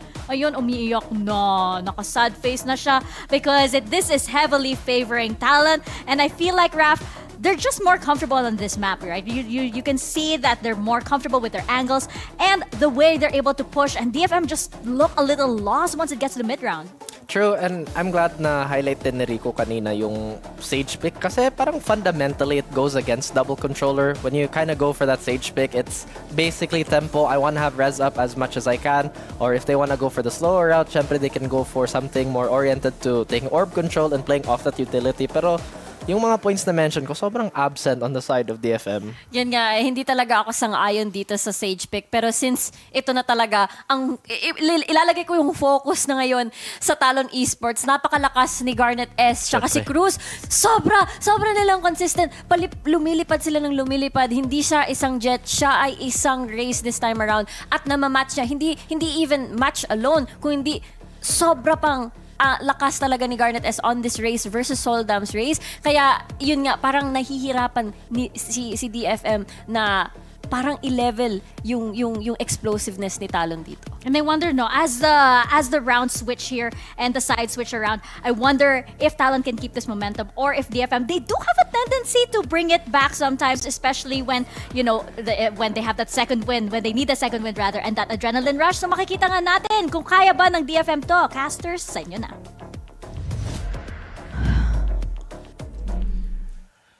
I don't know if we can see the adrenaline on DFM. Makuha lang ng Talon pistol round, it should be all said and done. All said and done, all set into stone, and this is actually looking quite bad na naman sa DFM. Mapa first half, mapa second, at mapa push dito. Man lang sa bilong, the kids. Of course, getting 2 along the way. What a good start for them, Kuya Manong. But, you know, the battle is not over just yet. Hindi pa tapos ang kanilang journey. Hindi pa rin tapos din ang pag-push. Hindi pa rin tapos ang round na ito. Dahil ang side dito ngayon ng Talon is fully relying on Foxy. Side by side. Naku naman! Para makakuha pa ng isa! Cruz din deciding to join in the action. At si Foxy na naman dito mag-aase. Makakuha ng isa.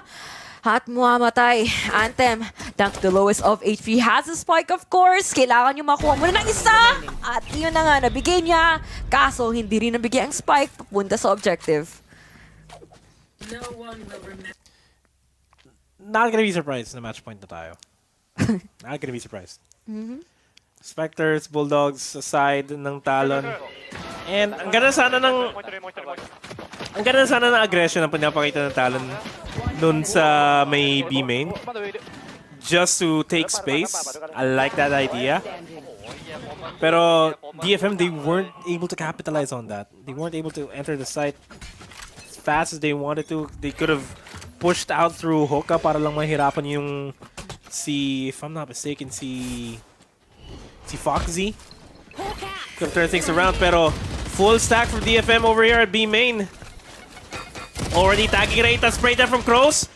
Paint Shells are gonna trade him out for that. Tamang heal na lang dito. Oh, but the question is, was that even worth it though? Sa side ng Talon, nakuha ang kanilang one controller na si Cruz. Although they could rely on Patifan to go into the action. Of course naman, hindi tayo masyado maging kampante sa larong ito. Saktong trade-off, saktong kuha ng Trailblazer, saktong kuha din ng information. Of course, leading the parade is gonna be once again Sultan.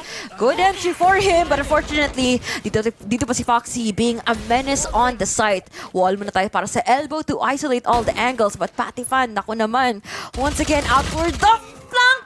But of course, DFM has anticipated that. Quick rotation papunta sa A. Takbo muna sa showers. Ligo muna tayo dito. Freshen up just to make that reset happen. 30 seconds left on the clock. A side is gonna be the place to be. And Talon has to play this retake quite smoothly. Maipit nila yung DFM, pero the current firepower that they have, it's an even fight. Only the Bulldog on the hands of Garnet S. Spectre kay Foxy, and he's also low on HP. Biglang nagbago yung ihip ng hangin. At nakita pa ni Reita si Foxy. Free upgrade into a Spectre.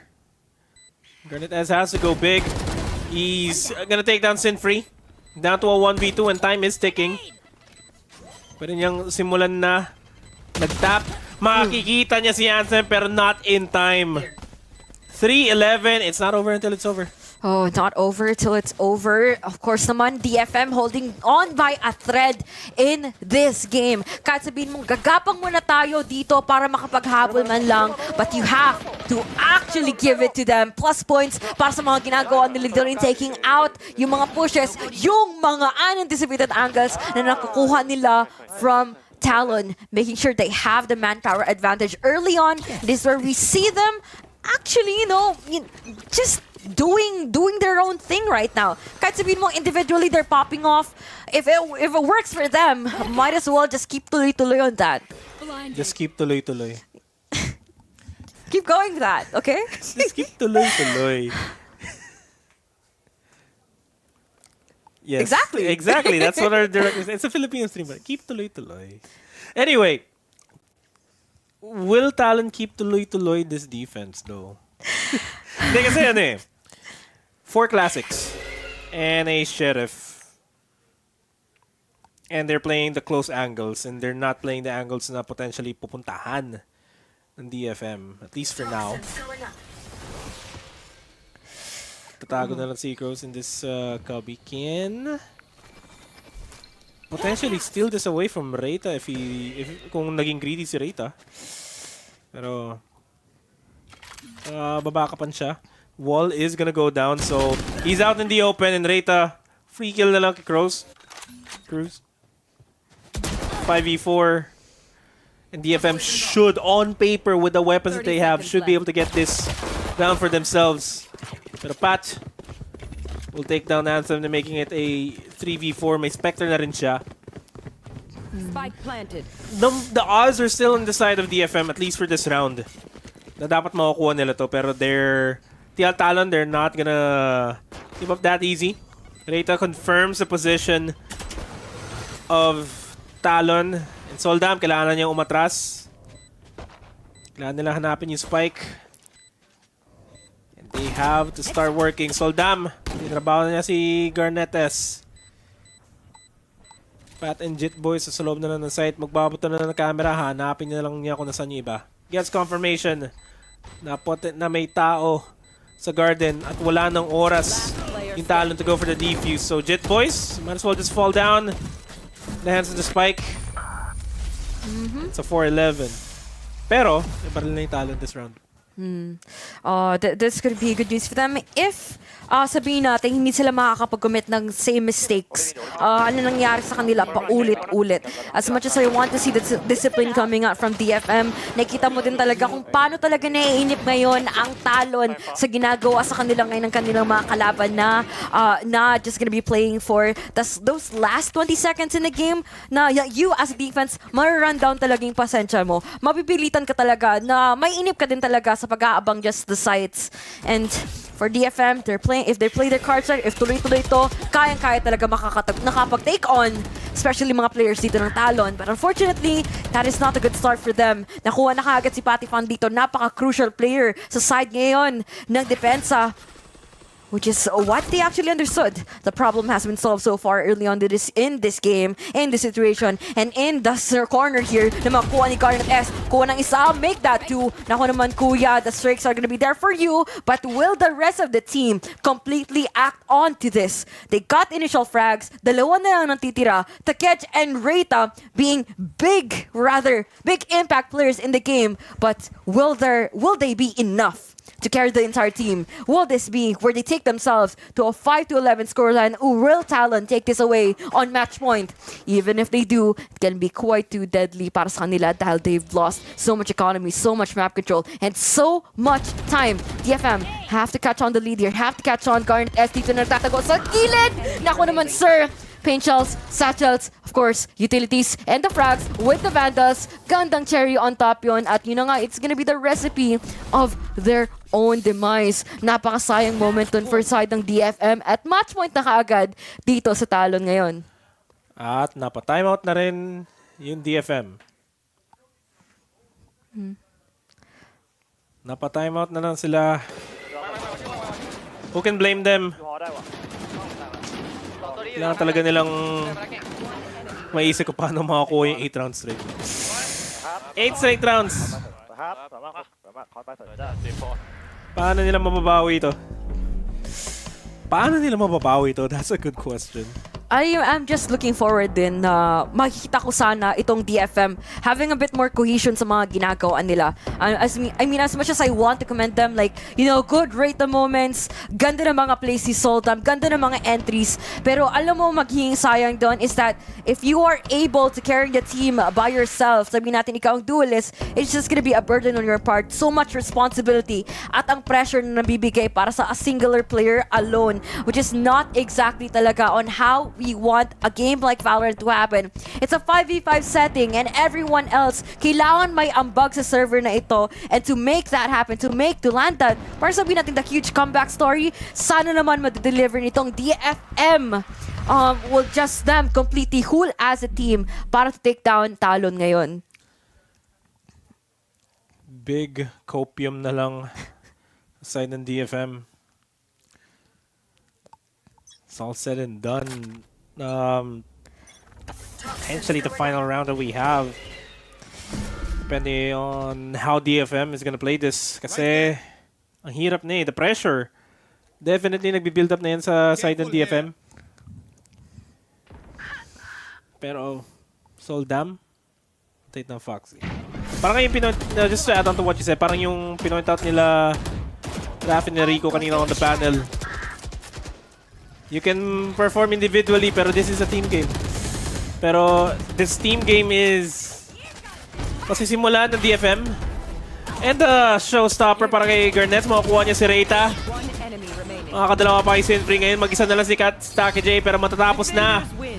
DFM still no win on their belt. Talon, nakaisa pa. Kahit papano. 2-0. Ang series. Para sa kanilang huling performance dito sa Pacific League, sa wakas naman, Talon nakapagpakita na naman tayo dito ng isang dominating performance. Finally, although it's a bit too late in the run in the Pacific League, at least they showed their part. They showed up on their last day and of course gave us quite an interesting series. Mapa Lotus, Mapa Bind, at nakita naman talaga natin kung ano pa ang kanilang may papakita at ano pa mga makakayanan nila sa larong to. Unfortunate turn events to for DFM, and let's just say maybe it's just not their day. It's just not their season just yet. But I am still looking forward kung saan ba talaga maaabot yung roster na ito. Saan ba talaga kaya nilang aabutin at they're gonna be taking themselves in their, rather the org. in the support that you're giving in their players. Bawi na lang sa LCQ. Exactly. Bawi na lang sa LCQ para sa Talon, pero at least di nila basta-bastang binitawan yung laro. Especially for DFM, hindi talaga nila binitawan yung laro. They still gave it their all.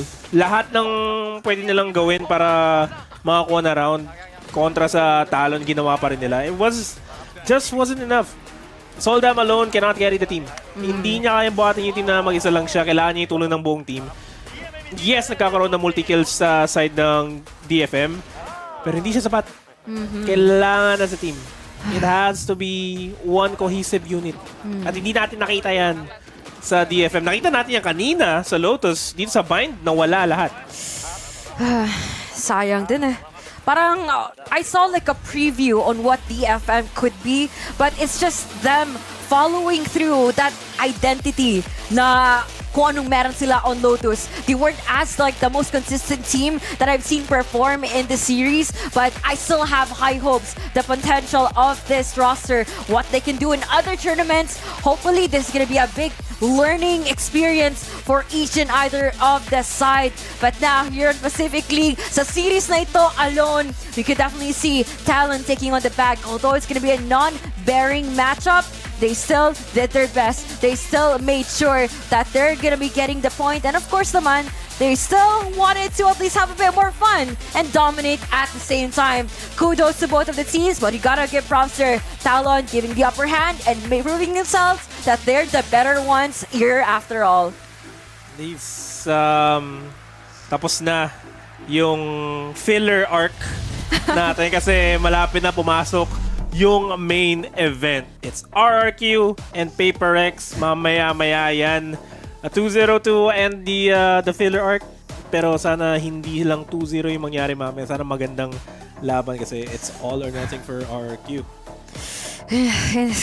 I'm just like lost for words right now. It's hard for me to root either of the teams mamaya sa series na yon because I want to see PaperX win, but I also want the Filipino players coming up from RRQ and the rest of the roster to perform their best because marami nilang nagagawa eh. Parang they've taken the map from DRX, but now parang magiging iba talaga yung storyline ngayon dahil they're playing in an element that's quite similar to how they play, but I'm pretty sure the panel has a lot more things to say kung ano nangyari and what they're looking forward to on the next series.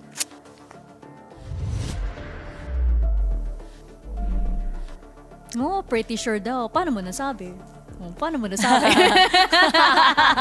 Wow. Ano, bakit mag-flex dito si Raf bigla? Yes. What? Panalo daw Instant sa flex kasi Talon. Nanalo ang Talon Always. Esports 2-0 versus DFM. And that is a worthy win, of course, for Talon Esports. I know this roster still has a lot of work to go through, pero I still do believe in them, just like you do, Raf. Of course, pero tingin ko, maybe going into the next season or the next event that they may go into, baka focus lang talaga. Kasi yung potential nila, it's there. You mentioned the set play is there. Literally everything they have is still present. It's just really the consistency in getting to the point where they can get the ball rolling.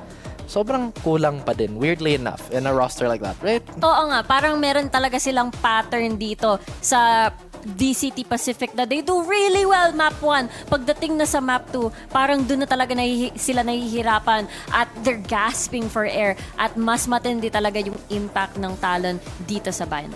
And I think that's really the story of Talon. Na parang coming of age to ng Talon yung VCT Pacific kasi they're really trying to find out what works well for the roster. And nasabi mo din, Raf, na parang it's because of that kasi they're not yet quite set in their roles, hindi pa sila makaka-focus on the macro, on all of the strategies. Because nga, yung parang mag-rotate, sino ba yung lalaban, sino ba yung papasok, si Sushi Boys pa, si Jit Boys, si Garnets, diba? They're still figuring out kung ano ba talaga yung perfect mix for that roster. Hopefully, they've been able to learn a lot of things, especially their latter parts dito sa VCT Pacific. Grabe yung butterfly effect na roster change lang with Scary. Again, that was such a really good team.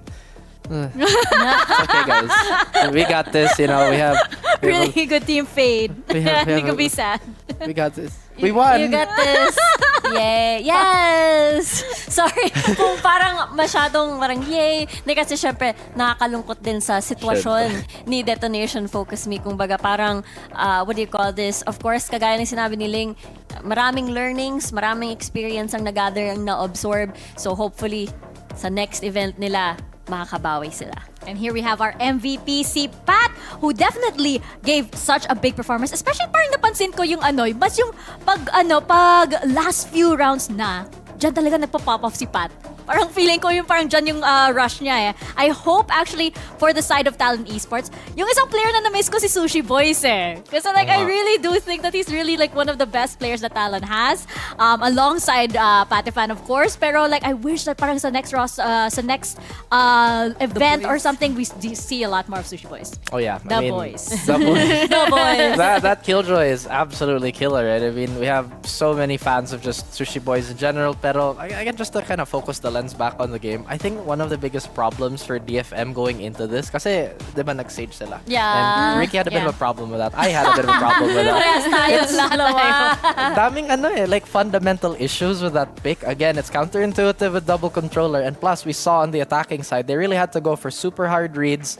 And again, that's just super against the philosophy of having control. You know, you want to take it bit by bit, super slow. Pero if may Sage dapat dire-diretso eh. It's a very proactive agent. And with that being kind of the thing that dictated the pace, parang nawala yung DFM. They got so many flanks that were abused, diba? Yeah, iba talaga yung kwento. Yun yung parang gusto nilang gawin, diba? Like, for example, take pistol control, pero hindi yun nangyari. Kasi sobrang bilis ng ginagawa ni Talon at hindi nakapag-keep up itong si DFM after, again, what happened at Bayan. It was really... It's difficult to watch. It's difficult to watch. They really needed a stronger strategy. No? Kung ilalabas nila yung stage, I'm wondering if it was like more of a comfort pick thing. But I really do think that against Talon, di ba? Yung parang you can't be hesitant. At nakita natin yan eh. Di ba? Yung parang nasi-second guess na nila yung sarili nila, di ba? And when you're up against players like Pat, when you're up against players like Garnet S, di ba? Wala ka ng time na parang to take back the decision that you have, or wala ka ng time to second guess kasi seconds lang yan. Tapos nandiyan na sila sa harap mo eh. Hindsight is 2020, parang, nako-comfort pick tayo. Pero let's not forget, everybody. Comfort is the enemy of progress, and I feel like DFM are making good strides, especially in the compositions. They're more team-oriented and more strategic instead of just kind of focusing everything on Soldam, you know? Kasi ang daming matches, di ba, na, Soldam do this, Soldam do that. Talaga. Kaya sila nag-sage, ready sila pag hindi nag-work yung initial duel or initial pick, o kaya nakapag-trade sila, gusto nila i-revive itong si Soldam after. Meron silang idea, kumbaga, when they switched over to attack, kumbaga, they wanted to wall off certain angles, meron sa elbow, meron dun sa ibang sides, pero it's one of those things na si Garnet S, carry niya na tumalon beyond the wall and get multi-kills after that. At yun yung nakakatakot. Kayang-kaya nila yung confidence to go over the wall and kill after. Yun na nga eh, may nag-wall ka pa, may flying garnets naman. Diba? parang flying ipis lang, di ba? Ano gagawin mo dyan? Horror. Pero yun nga, di ba? For DFM, I don't know, I feel like parang wala masyadong innovation for the entirety of VCT Pacific. So I think that parang for this team, they do need to step it up in terms of the adaptation kasi ang bibilis ng mga ibang teams eh. Even Talon can actually adapt really, really quickly. If you just look at all of the iterations of Talon na nakita natin dito sa Pacific, di ba? Yung problema lang sa Talon, alin ba? Alin ba yung pipiliin mo dito? Oh boy.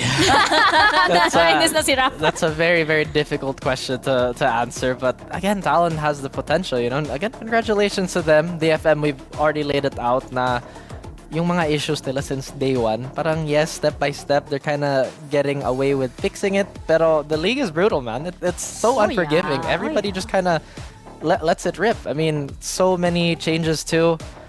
What other teams can we look at, honestly, for innovation? I think RRQ had a really, really slow start, and now suddenly they're vying for playoff position. So, you know, Team there's Secret din, di ba? It's beating DRX. That's like one of the biggest plot twists na nangyari dito sa VCT Pacific. Yeah, so let's not forget, guys, na syempre best of the best pa rin to sa VCT Pacific. So unfortunately, yun po yung swan song ng DFM and for Talon Esports. But you know what? We always wait for big moments, parang Masters, Champions, para sa mga matches na ganito. And now with Pacific League, we get it every single week, diba? So let's not forget how intense yung sitwasyon dito and how intense these matches really are between all of these teams. And speaking of which, intense matches and the intense competition dito, if you are following the roadmap of VALORANT, please do stay tuned kahit mukhang Yeah. mag-commercial break tayo, stay Ayan. tuned lang because there is a very, very special announcement. May Grab Unli Buhat Challenge pa rin. Hindi yun ang announcement. Pero may Grab Unli Buhat Challenge pa rin. It is locked and reloaded with another promo just for all of you loyal VCT Pacific fans. If you are a VALORANT spray enthusiast, baka ngayon na ang chance mo na manalo ng isang unique spray courtesy of Grab Unlimited. All you have to do is subscribe to Grab Unlimited and complete 5 eligible deliveries within the promo period and you can win this super cool Just Business spray. There are less than 250 of these sprays available, so bilisan nyo na. And don't worry, Grab Unlimited is absolutely free for the first month, so you can focus on getting this spray. So ano pang hinihintay nyo? I-scan nyo na ang QR code na nandyan to get in on the action because Grab Unlimited has got you covered. Well, of course, guys, don't forget to stun me with a camera, but don't forget to share the stream on Facebook, YouTube, and Twitch to support VCT Pacific and your favorite teams. It's Valorant_PH on Twitch and Valorant Esports PH on Facebook and YouTube. So, go ahead, do that. The QR code that was here on this side. Wala na. But, mamaya mag-appear pa yun. Huwag kayong mag-alala. At syempre, special thanks sa ating mga sponsors, Logitech, Red Bull, Polo by Ralph Lauren, Grab Unlimited, HP Victus, at kay Zawi. Thank you po. Thank you po. Wow, napaka good girl may pa-cute points pa dyan. Baka ma-sponsor ka sa VCT Pacific League Finals. Ganun ba? Ganun ba? May tickets to watch live at Jangchung Stadium in South Korea. They are on sale right now. These are tickets for the lower finals on the 27th. They are still available. At na-point out nga ni Riku na maganda yung lower finals kasi malaki yung chance na nandito yung laban ng Team Secret to. Mamaya laban ng Team Secret to, hindi ba? So you can get your tickets from our official ticket website, globalinterpark.com. Listen nyo na guys. Alam nyo naman yung ticket sales, di ba? Madugo yan.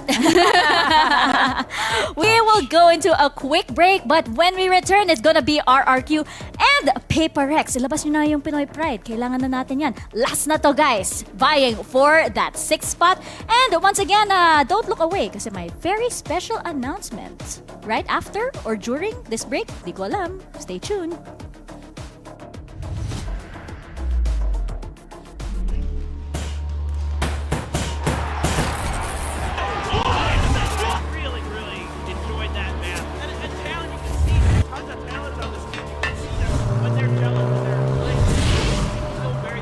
The door is open for these new teams coming into the league to really make it in.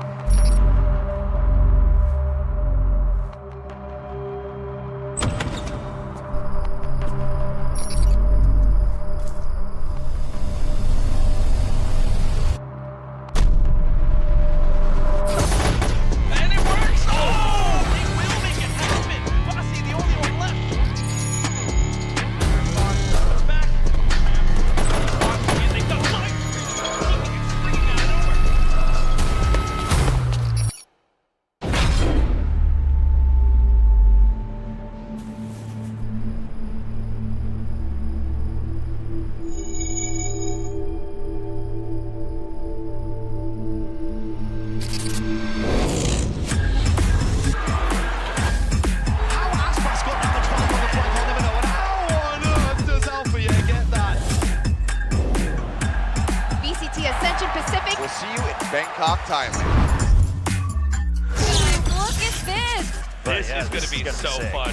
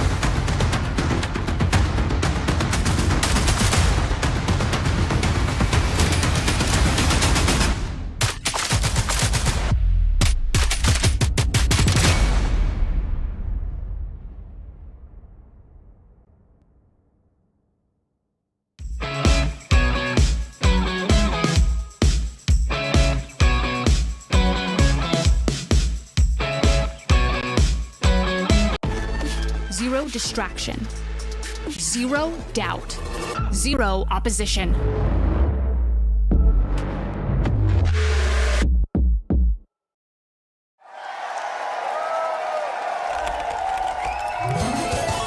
Red Bull gives you wings.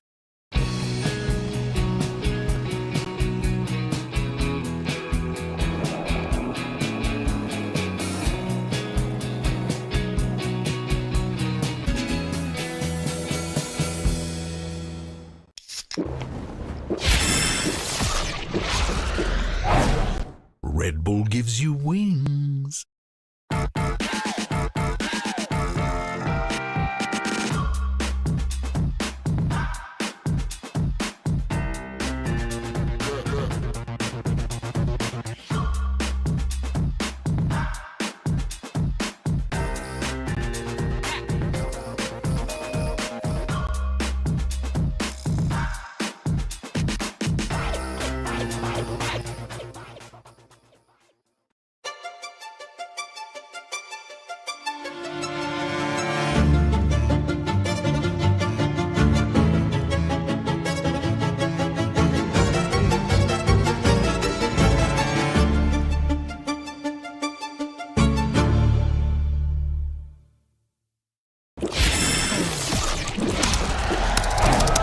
Red Bull gives you wings.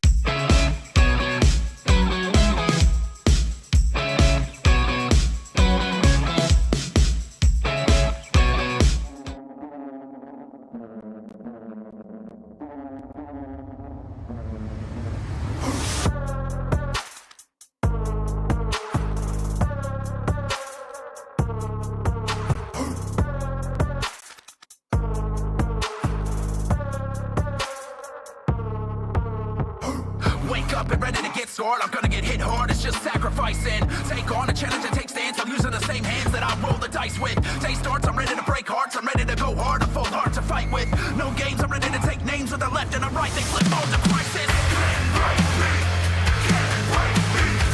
No games, I'm ready to take names with the left and the right. They flip modes of crisis. You can feel it in the atmosphere. Yeah, that the champ is here. No games, I'm ready to take names with the left and the right. They flip modes of crisis. You can feel it in the atmosphere. Yeah, that the champ is here.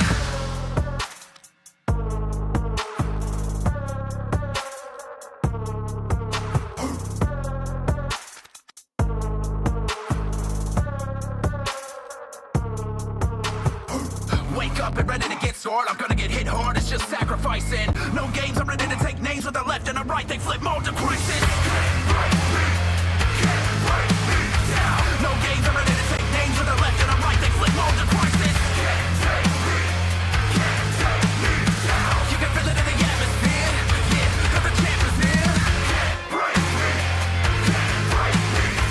No games, I'm ready to take names with the left and the right. They flip modes of crisis. You can feel it in the atmosphere. Yeah, that the champ is here.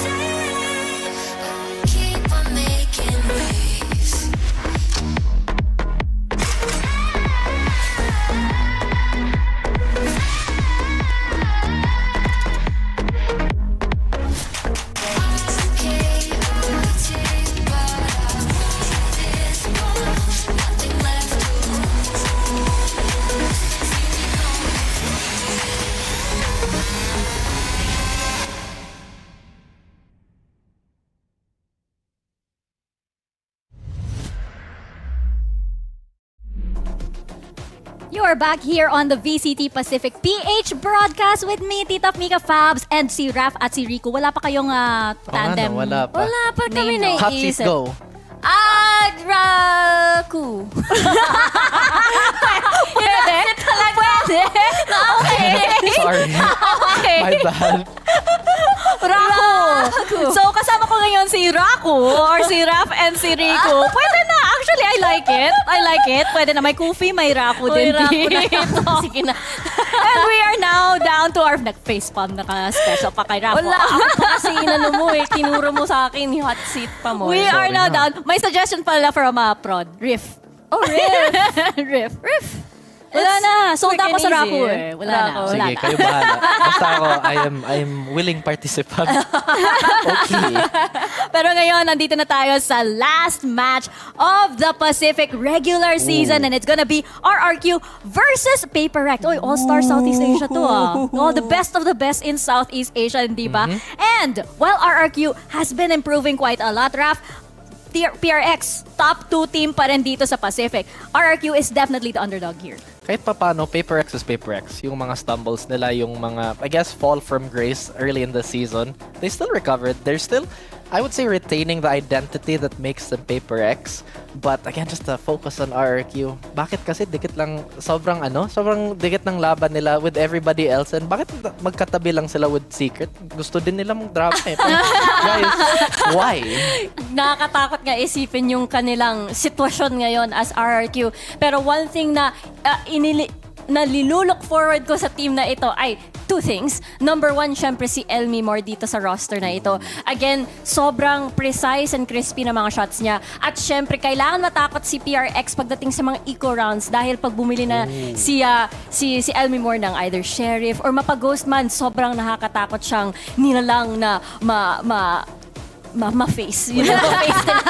I was trying to look for a different word. Pero yun yung makakatapat nila. Sobrang galing niya sa mga eco runs, sa mga clutch situations. Kaya nakakatakot talaga tong si Elmi Moore. Pero Paper X's new roster, and what they've been doing with this new roster, diba? It's been really, really interesting so far. We haven't seen Benkay in quite a while. Namimiss ko siya. Yeah. Lalo na ina-expect natin, diba, nalalabas siya with this iconic walkouts, diba? Pero baka naman lalabas siya sa playoffs. Baka pang playoffs siya. Naghahanda na siya. But this roster is really, really interesting, especially since si Forsaken, si Something, si Jing, they are definitely heavy hitters. Absolutely. Pero back on the topic with Benkay, para sa akin siya yung heart and soul ng team eh. Siya yung brings the balance when it comes to the mid-round, because when we look at this roster in particular for Paper X, this is super, super guns blazing. Sobrang, I guess, attuned sila para sa mga duels, and syempre that's the Paper X style. But I think what they've been lacking, and especially why it's showing in the score, is the depth. You know, everybody knows Paper X Nasa is... Zeta yan eh. Fergalicious depth! Okay, guys. Like, daming layers. Cornered si Rafa. Cornered si Rano.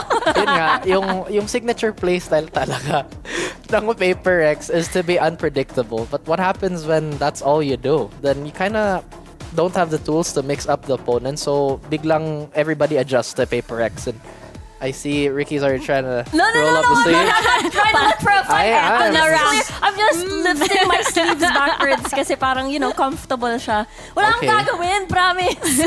Anyway, sang-ayon ako dyan sa'yo, Raf. See, I agree with you. I wasn't going to do anything here. Sang-ayon ako dyan sa'yo, Raf, kasi yung Paper X, they really strong arm their way sa mga... This is the best photo. I swear. It's the best. Sige na, mamaya na lang pag-usapan na muna natin si EJ tsaka si Sandy. Wala na, panalo na si EJ dito, diba? Sa head-to-head na to, panalo na si EJ. But, hindi ko talaga may labas yung point ko dito. Ako rin. Nawala sa utak ko rin. Gusto ko lang i-appreciate yung tong photo na to. Diba? It's the best. Pero take note that Paper X, they have 3 S-tier duelists right now, hindi ba? Something Forsaken. Kahit naka-killjoy si Forsaken, duelist pa rin yan eh. And EJ has really been the only hard duelist sa side ng RRQ. Sorry, nakikita ko, natatawa ako. Sa side ng RRQ. Ang laki ng challenge para sa kanya, no? Lalo na kung malayo yung salamin niya, malaki talaga ng challenge yan eh. Parang reverse glasses, di ba? Like, Pasapang nga rap. Now I can't Hindi, see. hindi, You know what I Teka mean? lang, magagawa mo ba? No, I don't think so. Doesn't work. You're doing it. You're doing it. Thank you, EJ. Thank you. That is an amazing. He's graced us with, ideas. An Why idea. don't you do it? Can I do it? Of course you can. Try mo rin. Kaya ba? Kaya ba? Because, yun. Oh, There. meron pala. EJ. Ano ba nangyayari sa panel ngayon, guys?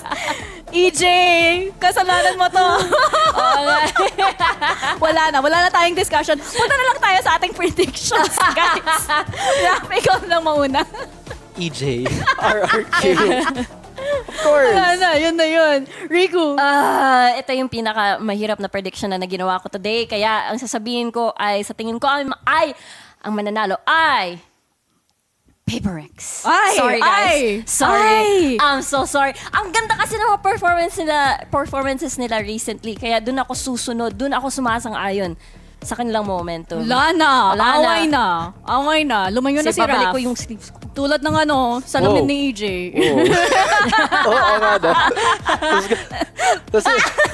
Ay, kita ko yung grado ng glasses niya. Yun nga eh. Nakakahilo. Sorry na.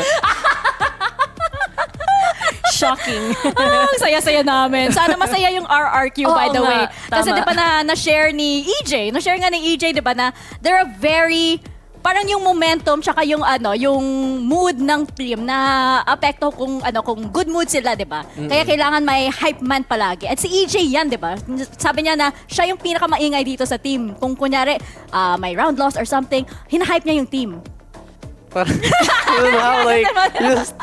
Guys, don't forget. Never forget. Never forget Guys, that post. kaya natin to. Ganun lang siya. Tapos okay na yung lahat.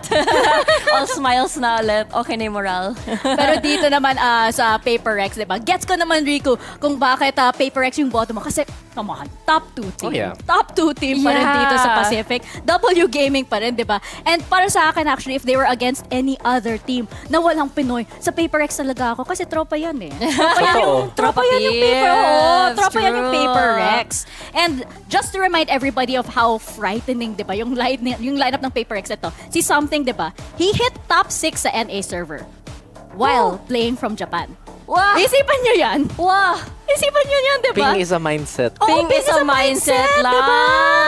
Wow. So, pero kahit na, bias pa rin. RRQ pa rin. RRQ pa rin tayo. Kala Diba? Paper X kasi. Akala ko. Diba? Pero kahit na yung parang the brain says Paper X, the heart says RRQ. That's true. Ganun na lang. Oh man. Every time I think of what should Paper X, there's just avoid looking EJ in the eye. That's the most dangerous thing. If you look EJ in Hindi, the eye, feeling ko it's tatatapan dangerous. ni Benkay eh. Yun nga eh, pero wala si Benkay ngayon. So, wala siyang Paano mo nasabi? Baka lalabas si Benkay. Baka surprise, di ba? Pero I feel surprise. like maybe Benkay is a secret weapon for the playoffs. Wait. Dan. Do I go on a more serious note here? Parang nawala din yung ko. Train of thought. Tama lang naman kasi serious talaga kasi yun nga si Genji. Why don't you try it? Tatry na naman. Wala na. Pero alam nyo, ito talaga yung mood na gusto ng RRQ, diba? Yung parang they're a very lively bunch. At the power of friendship talaga yung motto nila, diba? Yeah. Kasi makukulit talaga yung players dito ng RRQ. And that's also the same with Paper X, diba? Kaya feeling ko, masaya tong match na to as we head into our stage for this final match. Ano ko? Backwards. Wow. The artist, Sparrow. the player formerly known as Tebotol. Oh, wow. Ano ba yung ibig sabihin nun? Hindi ko I don't gets know. It's like, alam mo yung usually yung parang cutthroat motion pero dito sa ilong. Baka may height difference, no? Grabe ka no. Basta yun, ibang style. Yeah, At mabuti naman, si Something hindi na nakapajamas dito. Kasi yung sa mga first na matches niya, di ba, nakapajamas na lang, ready na matulog eh. Eto na, ready. Kasi parang super jarring yung contrast kung bakit sila nakikipaglaban. Parang si RRQ, syempre, their tournament life is on the line. Tapos kung iisipin natin yung sitwasyon ni Genji where they can't really do anything but just watch kung ano yung outcome, again, isa na lang slot na natitira. So parang, again, thinking about kung ano talaga yung kahulugan ng match na ito. Nakakatakot. Laking chance na maging heartbreaker to eh. Kasi, yun nga, I mean, again, no matter what happens, Paper X will remain the same. And RRQ, obviously, they're gonna be playing from, again, they're gonna be cornered. They have to bring out everything. But if you're Genji right now, what are you supposed to hope for, you know? It's like, oh, but you're my friends, but oh no! Yeah! You know? Ganun ba yung boses nila, Raf? Oh. Parang cartoon character yun. Oh my God, I'm watching this match. Oh no. Anime yarn. Friendly fist bump naman. Friendly naman yan. Oh, they're in high spirits. That's so nice. Siyempre si EJ yung unang ano eh. Diba siya talaga yung hype man dito. Hype man talaga. And of course, going into our maps, diba? Yung parang, para sa akin, you know, as much as DRX, kunyari, hate Lotus, ganun din yung PRX sa Haven. Because we haven't seen them pick Haven in a long while, so I'm expecting a ban sa Haven. Though, ironically, the only time they played Haven, they won, and it was against TS, diba? Ganun. So, pagdating naman sa mga mapa, ini-expect ko talagang si Split ang mag-appear dito. Lalong-lalo na recently, yung performance ni PaperX. Parang ngayon, when we look at all the VCT teams, si PRX talaga yung hari ng Split ngayon. Oh man, such a difficult game for RRQ in all honesty because PaperX and I feel like, well maybe more for RRQ, they have to avoid maps where they're going to be caught out in a lot of defaults and a lot of slower pace. But kung sa matchup, ayaw naman din sa PaperX na maging slow team, diba? They always play fast. And that's their strength. So what does RRQ have to do here? Again, RRQ, they're kind of prone to crumbling when one of their players get picked off. Again, their strategies are just so delicate and fragile. Gusto ko sinabi mong yan kasi very reliant sila sa mga layering of CCs, layering of utilities rather, para makapasok itong si EJ. Kaya ngayon, as we head over dito sa map veto natin, gusto ko makita ang fracture mamaya. Pero bind ngayon. Bind ang mauuna dito. And this is RRQ? RRQ's map pick, I believe. Ooh. And PaperX picks Pearl. I like this from PaperX. At feeling ko yung parang, pati yung bind, ay, hindi pa natin nakita yung itong, like, for example, itong roster, I believe, on Pine just yet. So, interesting kung ano yung magiging adjustment nila dito. I mean, yung signature cipher ni Benkay, diba? That's something that's been anchoring this PaperX roster, but you mentioned this is a different iteration, and it's provided many looks, but I feel like this Pearl map is so dangerous for RRQ because they will have to expend so much just to contest that B-long default. Yeah, yun yung mahirap, diba? Marami silang si PaperX na pwedeng gawin individually speaking. Parang kayang-kaya nila as an individual to enter these sites or create an impact. I think the biggest difference dito kumpare sa RRQ is that again, kailangan trio sila kasama si EJ. Either double ini ang ini-expect ko mamaya dito. Yun na nga eh, yun yung mahirap dito. When it comes down to the aim duels, sino ba yung i-challenge mo dito? Diba? Si, Uy, Reyna ba yan? Reyna. Yes! Wow! Exciting times! See, something will be on the Reyna. This is interesting. I appreciate that. Forsaken on Harbor as well. Whoa! Ano kaya? Jinx, syempre on the signature race. Tsaka si Davai, Mind Freak on the Astra and Davai on the Sky. At dito naman, sa side ng RRQ, meron tayong Brimstone, Viper, Sova, Raze, and the Sky. Let's see what they're up to, casters! Sa inyo na! Pinoy Pride pa rin. Tapos sa Mother's Day, ba't hindi si Reyna? Sorry, mommy. Pero it's been a while since we've seen a Reyna. It's been a hot minute. Very hot minute. Tapos sa bind pa talaga tayo. Dito pa talaga sa unang laban ng RRQ at ng PaperX. Tapos si something pa na Reyna. I mean, good things, bad things, I'm not exactly sure, but I'm just looking forward to and how this matchup is gonna be happening, no bad. Makita natin finally si Reyna on a competitive playstyle. I really do hope that works out well para sa side doon ng PaperX. But sa kabilang team na naman, medyo napakamot ulo din sila doon. Medyo siguro hindi nila na-expect yun, but siguro naman din na medyo prepared din sila sa matchup na ito. Hindi, 100% prepared naman yan kasi Mind, mapa ng Pinoy. Yes! Kala ko mapa dati Ascent, naging Icebox. Ngayon, bind na tayo ulit. Iba naman talaga yung mga mapa ng Pinoy. Basta may Pinoy, mapa yun ng Pinoy. Pero, Brimstone as the controller, okay. You can never go wrong with Brim in bind specifically. The team to lock in the last slot in the playoffs will be decided through this match. Yes! It's all down to RRQ performing. If RRQ loses, Gen G makakapasok sa playoffs. Wala nang ginagawa yung Gen G. Sitting pretty na lang sila na sana, oy, PaperX, panalo niyo to, please. Para naman din magkakita din sila at magkakasalubong man lang sana sa playoffs, which is what everyone is looking forward to. But bago muna tayo maglo-look into the future, we have to focus on the present, which is this is their matchup against RRQ right now. Right here muna tayo dito sa Bind at mukhang may masamang binabalak sila ngayon given na napaka-standard na naman na ang kanilang mga B-long pushes posible coming out from PaperX. But RRQ, tingnan mo sa mapa, nag-stack kaagad sa A site. Nakarinig ng TP. Flash on away muna tayo dito sa mid. At ganda din ng rotation nila dito. Makakarinig din talaga sila ng footsteps at makakapag-react man lang. Si Jing. Makapupugutan yan si Elmimore. 4v5 na kaagad tayo dito. On the lurk, si Mind Freak. And complete control over the site. Yung PaperX, something will take down EJ. At paisa-isa na lang ipag-take down. Si Flipsider na lang yung natitira. Hindi na siya tatagal pa. Mind Freak will take him down. Omen Victus flawless to start off the game. PaperX starting strong. Pero how long? Gano'ng katagal bago matapos tong starting strong na to?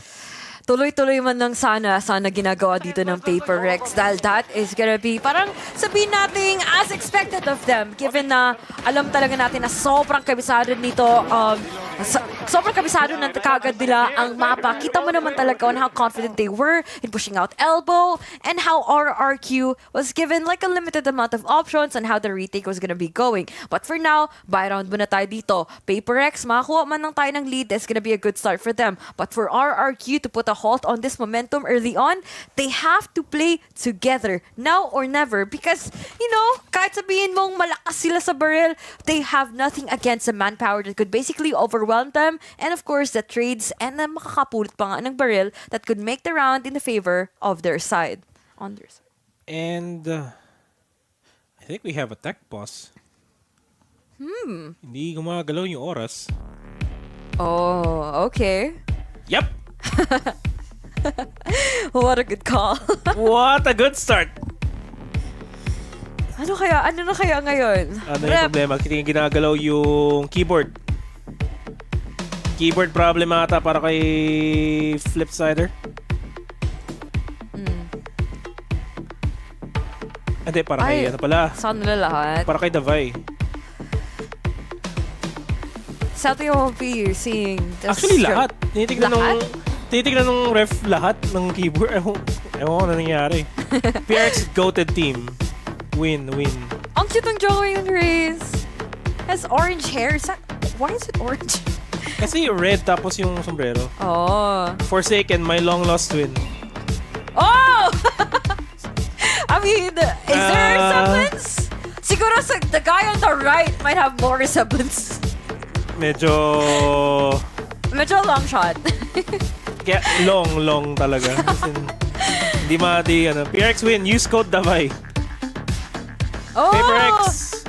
It's that your son, Spicy You. Go PaperX. Oh, that's Spicy's cat! The British short hair. Never mind. Oh, yes! I've seen She's all over my Instagram reels. Yes. She is also all over my Twitch kasi I follow her. Also sub. Oh, do you need a pocket sage? I can heal you. Do you need a cat? I can meow. Do you need a dog? I can bark. Sana all. Aww. I mean, I would say yes to her any day now. Something, marry me. Marry me. I've never seen a proposal happen on VCT yet. Actually, I've seen it happen in other titles. Oh. Wala pa sa VCT, no? Oh. PaperX fighting. Viper and Yoru mains. Sino? Where? PRX like something win. Does Pure X something win? Oh, Gmail. What? Poro. I don't Can you really read Korean? I can read. Okay. But I don't understand. Oh. Kasi ang dali lang aralin ng alphabet. Oh. Sobrang, among East Asian languages, napakadaling pag-aralan ng Hangul. Pero ang daming layers na kailangan mong aralin. Win Paper X, lose RRQ. Fist versus fist. Huh? I think that's... Hindi ko rin alam. Kasi, no, it's bato-bato pick. It's Paper X win. Versus Rock. Oh! Ito, ano to? Wala lang, Jing. That's cute. I love how the fans have their, like, own placards. I think it's given automatically. Oh, that's nice. Kasi kahit That's nice. sa League of Legends, sa LCK, Yeah. lahat binibigyan sila ng ng placards na drawingan. Minsan yung team mismo meron silang specific na design na pwede sulatan ng mga tao. That's interesting. Honestly, there's one thing that I would like to give it to Paper X, the jersey designs. Yeah. There's something Kahit else. yung 2020 jersey design nila, kung meron pa nun, So gusto ko nun. nice. It's always sold out pa though. Shout out to Fluffy pala for getting good Paper X merch. You guys should see the hoodie. Fluffy got merch? Yes. He went to the actual HQ nila, which is nice, by the way. Oh yeah, I saw the tweets. Na all, Fluffy, na all. Pero, speaking of na all members of Paper X are already inside B. RRQ on the retake. At medyo alanganin yung RRQ kasi si Davai nakakaisa pa on that flank. Jing, dalawa. Something kay Eman. Flip side na lang mag-isa. Nothing much. Wala tayo masyadong expect dito sa round na to. Another Omen Victus flawless, by the way. As expected para sa kanila, given that marami talaga silang, sabihin natin, firepower, better guns there. The Vandals, kita mo kung kano ka sobrang confident ngayon ng Paper X na kumuha kagad sila ng 2 Vandals. Especially dito sa hands ni Something. Good start for them, but I'm pretty sure RRQ have something else to put out here. Dahil it's gonna be their first buy round sa coming rounds to go. And if you look at that, just them utilizing the timings, their guns, and everything else, team play was there. And for Paper X to actually continue this, they have to be consistent, which is definitely what they struggle with, especially for teams na medyo nagiging wildcard on their end. But now, what an effort here coming out for hookah control. Una muna tayo dito para sa paint shells at of course the boombot para makapag-secure on early round. The isolated angles are there. Aldon para makasigurado wala nag-back on away papuntang market. And of course, is going to be putting Paper X in a cornered out position. Na kung makita natin si Elmi Moore, makakuha muna ng isa kay Jing. Good start na yun para sa kanila. At least yung main entry ng Paper X wala na kagad. Pero bad read para sa RRQ. Heavy stack sila towards A. Si Eman lang yung nag-iisang slow down ng push ng Paper X dito sa B. We'll get info pero magkamali na ng swing si Eman. Parang ganun. Matatanggalan kagad siya ng ulo. Forsaken and Something already inside the site. 3v4. At RRQ, kailangan nilang makalaban ng matino. Something. Hawakan niya yung elbow. Elmi Moore sobrang low na rin pag nag-swing siya dito. Pwede siyang ma-takedown kagad ng Something. At ganun nga yung mangyayari. Elmi Moore at least makukuha niya si Forsaken. 2v3, medyo doable. Pero call na lang ng RRQ ay umalis, mag-back off kasi mas kailangan nila yung weapons nila ngayon. Oh, mas kinakailangan talaga ng weapons at of course ma-utilize yung kanilang natitirang utilities for the rounds to come on their end. Especially with the defense, that's gonna be quite crucial. But if you look at this confidence here coming out from the side of PRX rather, Something is on running full speed. On taking out those frags, on taking out everyone inside the server. And it's already 3-2-0 para sa kanila. There's no stopping them now for this time around. Kahit sabihin mong buy round round doon ng RRQ. It was just unfortunate. Yung timing talaga, paano nila nailagan yung mga utilities and paano din nagagawa dito ngayon ng Paper Rex in making those pushes, those executions being displayed quite flawlessly in this round. Paper Rex sa watch party. Siyempre matutuwa sila dun sa current scoreline ng Paper Rex. Walang gagamit-gamit yung RRQ. Yung Phantom na lang ni Zefiro, yung natitira from the last round. Good cascade para hindi mabulag to the early info. Heavy stack yung RRQ. Pwede nila mapigilan yung Paper Rex dito if they choose to fight carefully. Boto na lang ng Snakebite. Elmimore wala siya masyadong magagawa. Jing nakapasok sa loob at malilikuran pa niya. Si Evan makakadalawa pero matitrade out siya kagad ni Xfero. Flip side na lang mag-isa ng 1v4. Naka-stinger pa siya. Mabubulag at mapupugutan ni something. 4 straight rounds para sa Paper Rex. Ang hirap nito para sa RRQ. Mind you, yung pressure definitely on the side of RRQ kasi this is their last chance para makapasok sa playoffs. Pressure din na aside from like looking at the bigger picture, makita mo talaga on how this affects their performance. Kahit sabihin mo yung mga micro objectives lang para maka-cancel out yung mga efforts dito coming out from Paper Rex in continually getting that B-long control. Unfortunately for RRQ though, they haven't really thought of a counter just yet. But I do hope they have this figured out sooner or later dahil napakadelikadong like sitwasyon nila ngayon. 4 na kagad yung scoreline dito ng Paper Rex and they keep doing this, not getting their rather initial lead, kahit initial frags man lang. It can be like their start of them spiraling down in this series. But di muna tayo magpapatapos ng salita dito guys dahil simula pa lang to, unang mapa pa lang to sa matchup para sa RRQ and Paper Rex, and they could definitely put out a quick comeback or possibly matatambak pa nga. Nakabato na ng reckoning si Forsaken at sa kanila na talaga yung A-site. Jing nakaabang na lang yung showstopper. Wala siyang makikita. Wala siyang mahuhuli. At mahuhuli pa si something ni Elmimore. Makakadalawa si Elmimore kay Jing. 4v3. Forsaken, Mindfreak, and Davai.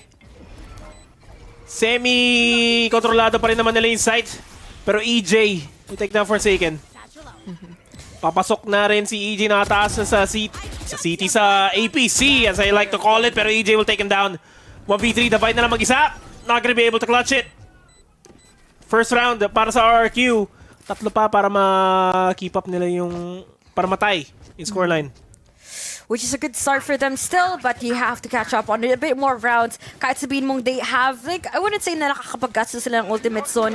What's really great is them just, holding down everyone else. Lalo na makikita natin dito na ginagawa ni Elmimore. Just a little bit of patience there being played on their side really made a huge difference kung paano ba talaga makakapagtakbo, kung paano ba talaga sila makakuha ng impact. And this is where we see them performing regardless of not having a Sentinel player in the roster. Actually, to even point that out, wala silang dalawang teams na ito, Sentinel, na ipili. And they have been quite proficient in playing out these games, playing out the rounds. And makita mo naman talaga dito sa side ng Paper Rex. They got 2 frags all the way at 3 lang natitira para sa depensa ngayon ng RRQ.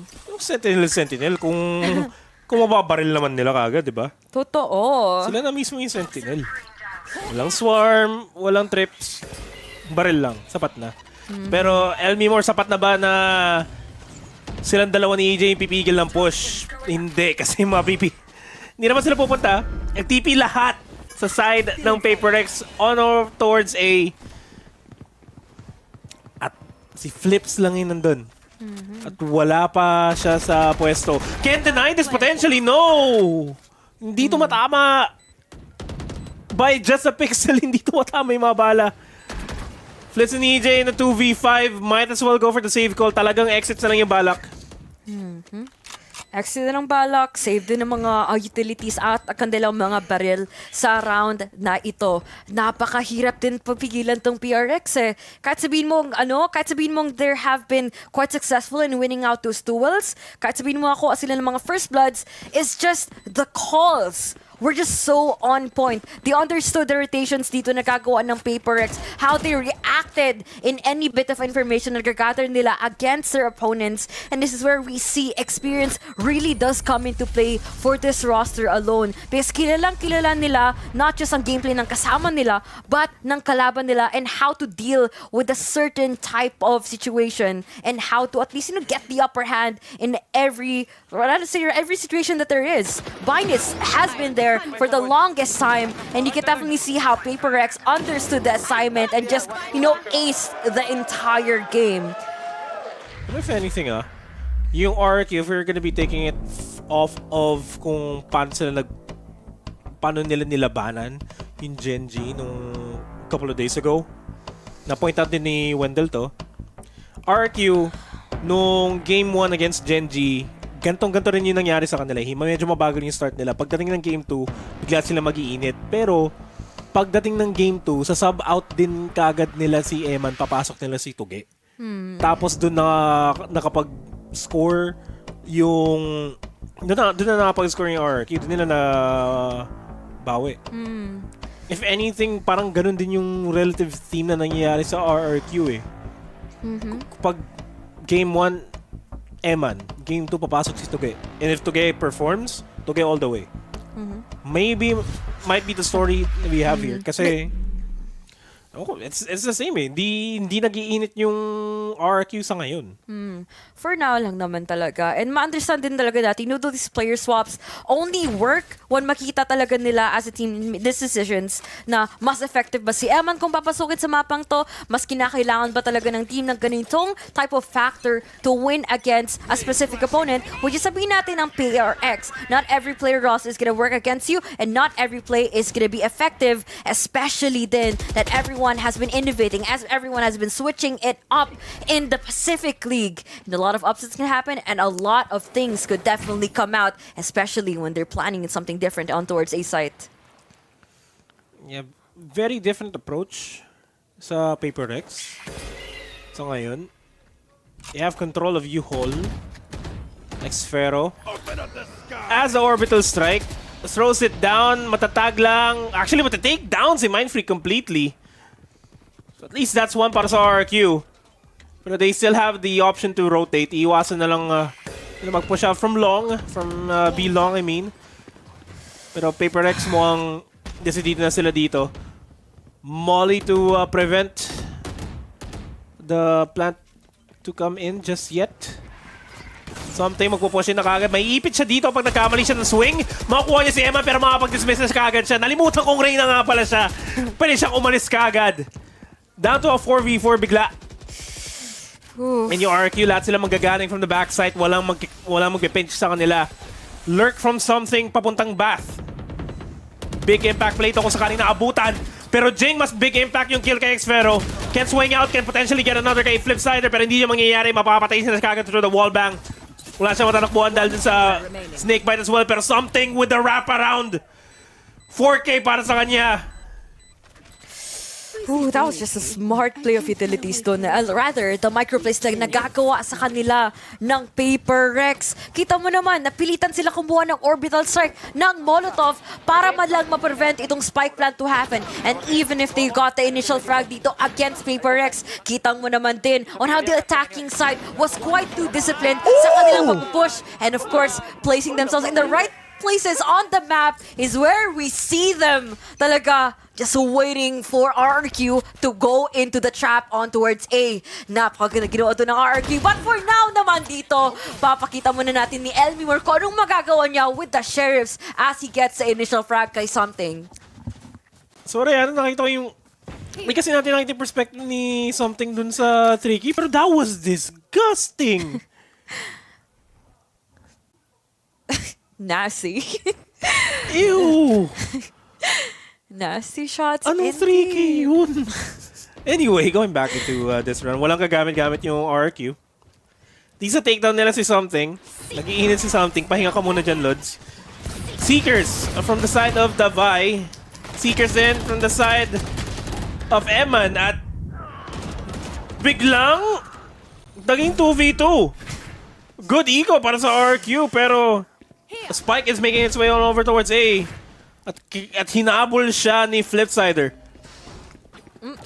Marinig He ko. has the Vandal. Good timing sa pull, pero Elmi Moore has to go big sa flank niya. Alam na nila at least may isang sa loob na ng site. Pero nagkaroon ng pagkasalisi. Hindi pa naspatan si Elmi Moore. Big kill, nag-whiff! Hindi kumunik! Pero it's down to a 1v1. Has an idea kung nasan si Davai. Flash coming out. Pre-fire na lang kay Flips. Already half. Pwede niyang piliti pa yung oras. May oras pa siya para lumaban pero mauubos na. Kailangan mag-swing yung Davai and that is another round for Paper Rex. Kamunti ka na mapunta kay RRQ yun. Ang costly din na nangyari doon sa kanilang buy round. And RRQ almost won that Logitech 50, which is, you know, it's never gonna be enough talaga. It was too close for comfort doon nangyari for Paper Rex. But kita mo naman kung paano nagmintis si Egypt, si Eman doon sa bilong. Kuwang-kuha na sana, kaso naman it gave them enough time para makapag-react agad ang Paper Rex doon. Napakasayang, kamuntikan tulad na ng sabi ni Nomad, but it's just that on how these little moments matter talaga, and even those shots really have to count in this scenario on RRQ. Now, Byron's coming up from both teams. Tatlong ultimates na magagamit dito ng Paper Rex, but I want to see how this is gonna be exercised. Will they be frugal about it, or will they just be relying this fully on their frags and relying their, of course naman, ability to dodge the Hunter's Fury? Grabe ka, Davai. Iwas na iwas lahat. Walang tinamahan si Flips. Wasted Hunter's Fury. I mean, may info, sure, pero kahit isang tag, wala. Nagbato na ng Reckoning towards B para lang ma-debate yung RRQ, and it did happen. Pero na D6, pero mas patan ng Boombot will eventually get the kill onto the Vibe, pero matitrade out siya kagad ni Forsaken. 2v3, manageable and doable. Very doable na ngayon. Flipsider naman na lang natitira sa side ng RRQ. At may utils pa sila para mag-retake. Pero Forsaken, ginawa niya 1v2. Mag-isa na lang si Eman. Masira niya kagad yung ko. Maglalaro na lang siya sa U-Haul. At dalawa rin maglalaro sa U-Haul sa side ng Paper Rex. Pero luminya sila para kay Eman! Big kills! 2-7! Nasa dalawa lang yun. Gagamitin ang guide nila para makasigurado sa angle o hindi. But pinakita talaga ni Eman kung ano ba talaga ibig sabihin ng Red Bull Clutch, because in that millisecond split decision making, not just relying on his Vandal and his guts. Naku naman, sir, kitang-kita din talaga. RRQ, bumabawi, humahabol, at pinakita din on how the stars definitely aligned for this Sky player right here. Pero dapat magpatuloy-tuloy to sa kanila. Kung saan nila maging 5-7 to, those types of plays have to come out. Pero, wala, ang hirap eh. Paper Rex pa rin to yung pinag-uusapan natin. May 3 ult pa yung Paper Rex. Cosmic Divide, Empress, tapos Showstopper. Pag si something nag-init na ko, something is cooking. Let him cook, Kamo! Let them die down sa bilong! Sabi ni Forsaken, walang makakalampas, wala ding satchel at wala din proactive defense sa magagawa dito ngayon ng RRQ. Lalo na makita natin Showstopper in hand dito para kay Ching, but hindi dito magkoconnect, but kahit kung sino-sino. But the Vi though, of course he hears the footsteps, he hears the gunshots coming out all the way towards mid. But RRQ, Elmi Moore fully reacting with, slowly reacting onto everyone pushing on the sides! Taking out to Flipsider as well, joining in the party. But the Vi, naku naman, napakasayang Kuya Manong sir. Kuha sana ng isa, but it's just not his day. Kuya Manang sir, boy. Lods. Erp. Paper Rex with a timeout. Ang ganda ng contact play na ginawa ng RRQ doon. As in, ang ganda ng contact play. Elmi Moore getting 2 off that. Off the contact play, biglang lumabag, swing out si Eman from that Cosmic Divide. Si Raph sumisilip sa bintana. At si Raph pumasok na dun sa panel area. Ang ganda ng contact play, sobra. I like that. Unti-unting nagigising. And they also wasted, what? The Cosmic Divide? It was Showstopper para sa Cosmic Divide. And I think ano rin eh. Oh. Okay lang. May sinabi kasi si Sir Wendell. Ano eh. Kasi nag-iinit na daw yung mga laro. Pero kasi tinanong ko si Sir Wendell kung pwede magpakape. Tapos sabi ni Sir Wendell, nag-iinit na ng tubig. Ay, ba't ka pa magpainit ng tubig? Ba't ka pa magpakape? Mag-grab ka na lang. Sim! Sin talaga, kailangan fast delivery, fast everything, and of course naman with those contact plays, hindi natin mabibigyan yung mga fast plays, but it's still gonna be effective though from the side of Paper Rex. Tingnan mo si something, only buhat. 14-4 kagad? 14-4! Round 11! Only buhat challenge. Okay, something. Bigyan ng sticker yan. Ayun, actually, 3 ults sinagastos ng Paper Rex for that round. So, good round talaga para sa RRQ yun. Walang Empress, walang Showstopper, walang Cosmic Divide. Tapos, nagkaroon pa sila ng Viper Spit. They have control. RRQ slowly getting control. And speaking of that, hirap din mag-contact din especially with the Viper Spit na completely locking down A short na limits avenues kung saan makakapasok ba talaga ang Paper X ngayon. But titingnan natin kung paano ba talaga sila makakuha ng pickings, especially na si Emma dito nag-aabang sa gilid. One-way smoke para dun kay Something. Wala man siya magagawa. The Trailblazer is gonna be there to make sure na dalawa sila doon na nag-aabang. Counting patience play coming out for the defense dito. The Sky. Of course, reposition muna tayo. Abang mag-fade out ng smoke. Gamitin mo natin ng Seekers para makakasigurado na doon pa sila. But si Something! Kumuha through the smoke! Hindi doon kailangan niya makita ang kalaban para makapatay. But speaking of that, EJ has to look back on the way para hindi siya mamamatay. But Sparrow, naku naman, sir! 2-4-1. Nag-buy one, take one muna tayo dun sa pilong. Shumapping ng konti para sa baril. But si Mind Freak though, really want to play out this trade dahil kinakailangan din nilang pupulutin tong Spike na nagtatago pa nga ang kalaban natin dito. Ang Brimstone. Naku! Kumuha na nga ba't hindi pa daw magtatapos doon? Alam mo, malas si Flipside sa nangyari doon. Binabaril lang talaga yung Seekers nadamay pa siya. Nanahimik sa likod Nanahimik sa likod Pero, you know. Pero sa Fero. Ganda. Good 4K para sa kanya. Good hold dito sa Spike. Nagahit pala si Sphero. Nagahit? Oo. May bigote siya Sa gahit. Ba yan? Kaya pala lumabas yung tunay na lakas. Oh no, EJ and Xfero. Might be very risky pero lumigis sila para kay EJ! 2-for-1. They had na bigla yung Paper Rex sa round. Seekers. Available para kay Dabay. Can get info. Pero ang dami rin utilities yung ginagastos ng Paper Rex para lang makapasok sila sa site. Trailblazer to get info pero masisira ka agad. Mind Freak will take down Xfero. Down completely to a 3v3. Ang baba rin ng HP ng Paper Rex. Tamang bato lang ng Forsaken na lang mag-isa. Bilis ng pangyayari. Tamang bato na reckoning. Sabihin ko. Sorry. Medyo nagka-slight slight pause. Pasensya na. Ang dami nangyari kasi. Pero ang dami rin ang daming potential na mangyari dito sa round na to. Forsaken can stop the plant if he wants to. He's backing off. Tap lang muna si Almimor. Bibigyan niya kay Flips. Bantay sarado. Pero there's no way na makukuha ni Forsaken yun. RRQ, make it into a 5-7. Dikit. Dikit din talaga ang laban. Of course, dikit na dikit sila. Parang nagmukhang masikip pa nga yung A-site na yun sa sobrang raming tao na nagkukumpulan. Lalo na sa ginawa doon sana ni EJ sa A-short. Naku naman, 2K kaagad for him. Ganda ng initiative nila in playing out. Quite an aggressive push that basically pull off or rather put off talaga sa laro ngayon ng Paper Rex. Ngayon, sila nakagad ng lamang but I'm pretty sure in the second half, the panel or sabihin natin the players have a lot more things to say towards each other. So, Mika, Riku, and Raph, take it away. Mika and Raku. Raku! Diba?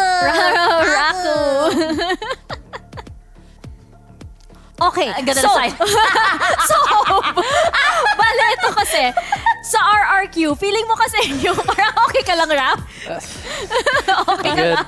I'm good. Okay ka lang? Kasi mukhang okay na okay yung ginagawa ng RRQ dito sa last few rounds, di ba? They're getting a hold of the W gaming here. Nakikita nila na okay, kailangan natin unahan sila. That's true. And I really like the fact that they weathered that storm. I mean, I feel like both teams really presented the win conditions for both of them. Paper X, they really capitalized on the shock factor and the momentum they can get kung mag-reyna si something. And again, we saw so many explosive plays. But the moment RRQ started spacing that out and letting them take those, again, spaces that they can't really contest reliably and falling back on their utility play is when they start shining. Oo nga eh. At natutuwa talaga ako na makita si RRQ na bumabawi dito. Tandaan, may mga nakikita tayong mga rounds sa pag-retake ni RRQ. Ang natitira si Eman, si Flipsider, at saka si EJ. Kasi itong talagang double ini for retake for EJ to support is super effective. Number 2, si Elmimore. Napakahusay ng kanyang mga shots. Hindi lang sa Sheriff shots niya, except for that one round, but also his Vandal shots are really, really precise. Kaya RRQ,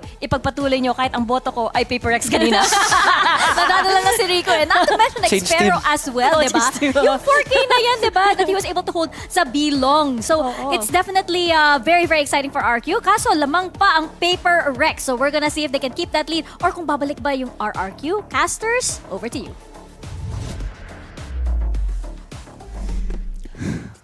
Ayaw ka namin. Oh, no, over to you. It's over. Aww. Ganun na ganun sinabi ko. Oh! Wag mo na madalhin dito, partner! Hindi, it's over na yung first half kasi. Wag nang pag-isipan pa yung next, yung nakaraan. Sayang ng pag-isipan pa yung nakaraan. Wala din naman point. Parang yung hindi, may point naman yung pagpasok ng RRQ dito. Actually, bigla na wala ng point kasi bigla sila nag-TP lahat papuntang B. They get the rotate off of, they force the rotate sa Paper X going into A. So biglang nabago yung isip nila. At isapitas din si Forsaken from Elmimore. Pero ngayon, RRQ, on for the defense. On for the defense. Really have to make that offense. Lalo na maririnig natin ito ng footsteps coming out all the way from CT. Naku naman, EJ, kuha tayo kaagad dito ng elbow control. Of course, what the team actually needs is actually to get more frags. Securing natin tong win na ito. Yung postman could actually come its way. Kaso naman ang problema natin dito is gonna be Paper Rex coming in from every direction. Flipsider left all alone. On towards guard position. He's playing out the slack with the classic, but he's still gonna be holding out the defuse. And that's gonna be a round win. Real quick pass sa Paper Rex ngayon. With the numbers, they prevail. Gusto ko yung binabody block talaga nila para kay something eh. Binibigay nila lahat. Binibigay nila buong pagkatao nila para mabuhay lang si something. Sana all. Sana all ganyan yung mga kampe. Uy. Uy, easy. Ling, easy lang. Usap tayo, mami. May gusto ko ba yung kwento? Saka na yan. Saka na yan. Yung mas importante kwento ngayon is yung laban ng Paper X. Sana RRQ as Paper X Forsaken. Makakukuha niya si Elmimore. Huh? Huh? Nagulat din ako. Bakit hindi na nagsabay? Pa-isa-isa pa sila lumabas. What is the 3K point? para kay Forsaken. Flip-sided na naman ng mag-isa 1v4. Wala pa sa kanya yung spike. Wala sa kanyang spike, and kita mo naman how the hunter becomes the hunted here. Flipsider being the only prey remaining here para sa side ng RRQ. Naku naman, sir! Hindi ka naman talaga makakaraos doon. Parang napapalibutan ka na. Taas kamay na lang. Sumuko ka na. Napapalibutan na kita. Sheesh.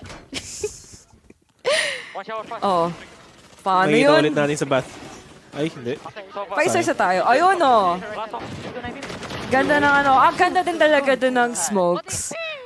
Dun sa shower's position. It's just a great way for them to, alam mo yun, mas slow down with that harbor wall. Which basically, parang dun talaga nakikita natin how trades were not exactly that effective. And in a hasty manner na hindi natin makita dun from the side of RRQ. But the pacing has definitely changed here. on the defense. Kita mo naman how they're gonna be stacking their way for hookah control. Last on position pa nga, tinatangka ngayon dito ni Mindfreak. And I want to see how many people is gonna be falling in victim. This common angle being held down by something as well. Gandang use of smokes to further delay the pushes here na nagagawa ngayon ng RRQ. But they're just waiting down, burning down the utilities for now dito ng depensa. Walang flank na magaganap though dahil makikita natin dito on the other side of the map.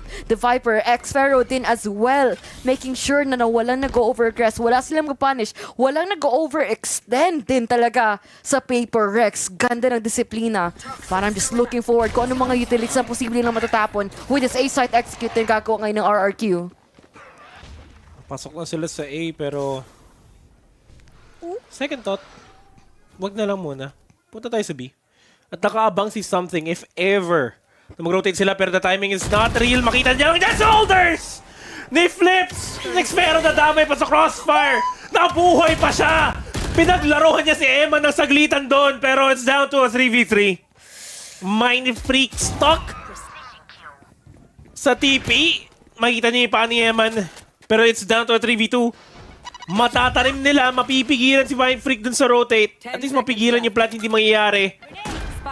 Protektado pa siya kasi sa loob pa siya ng tube. Nagtanim Jing, papasok. Spectre, wala akong pakialam.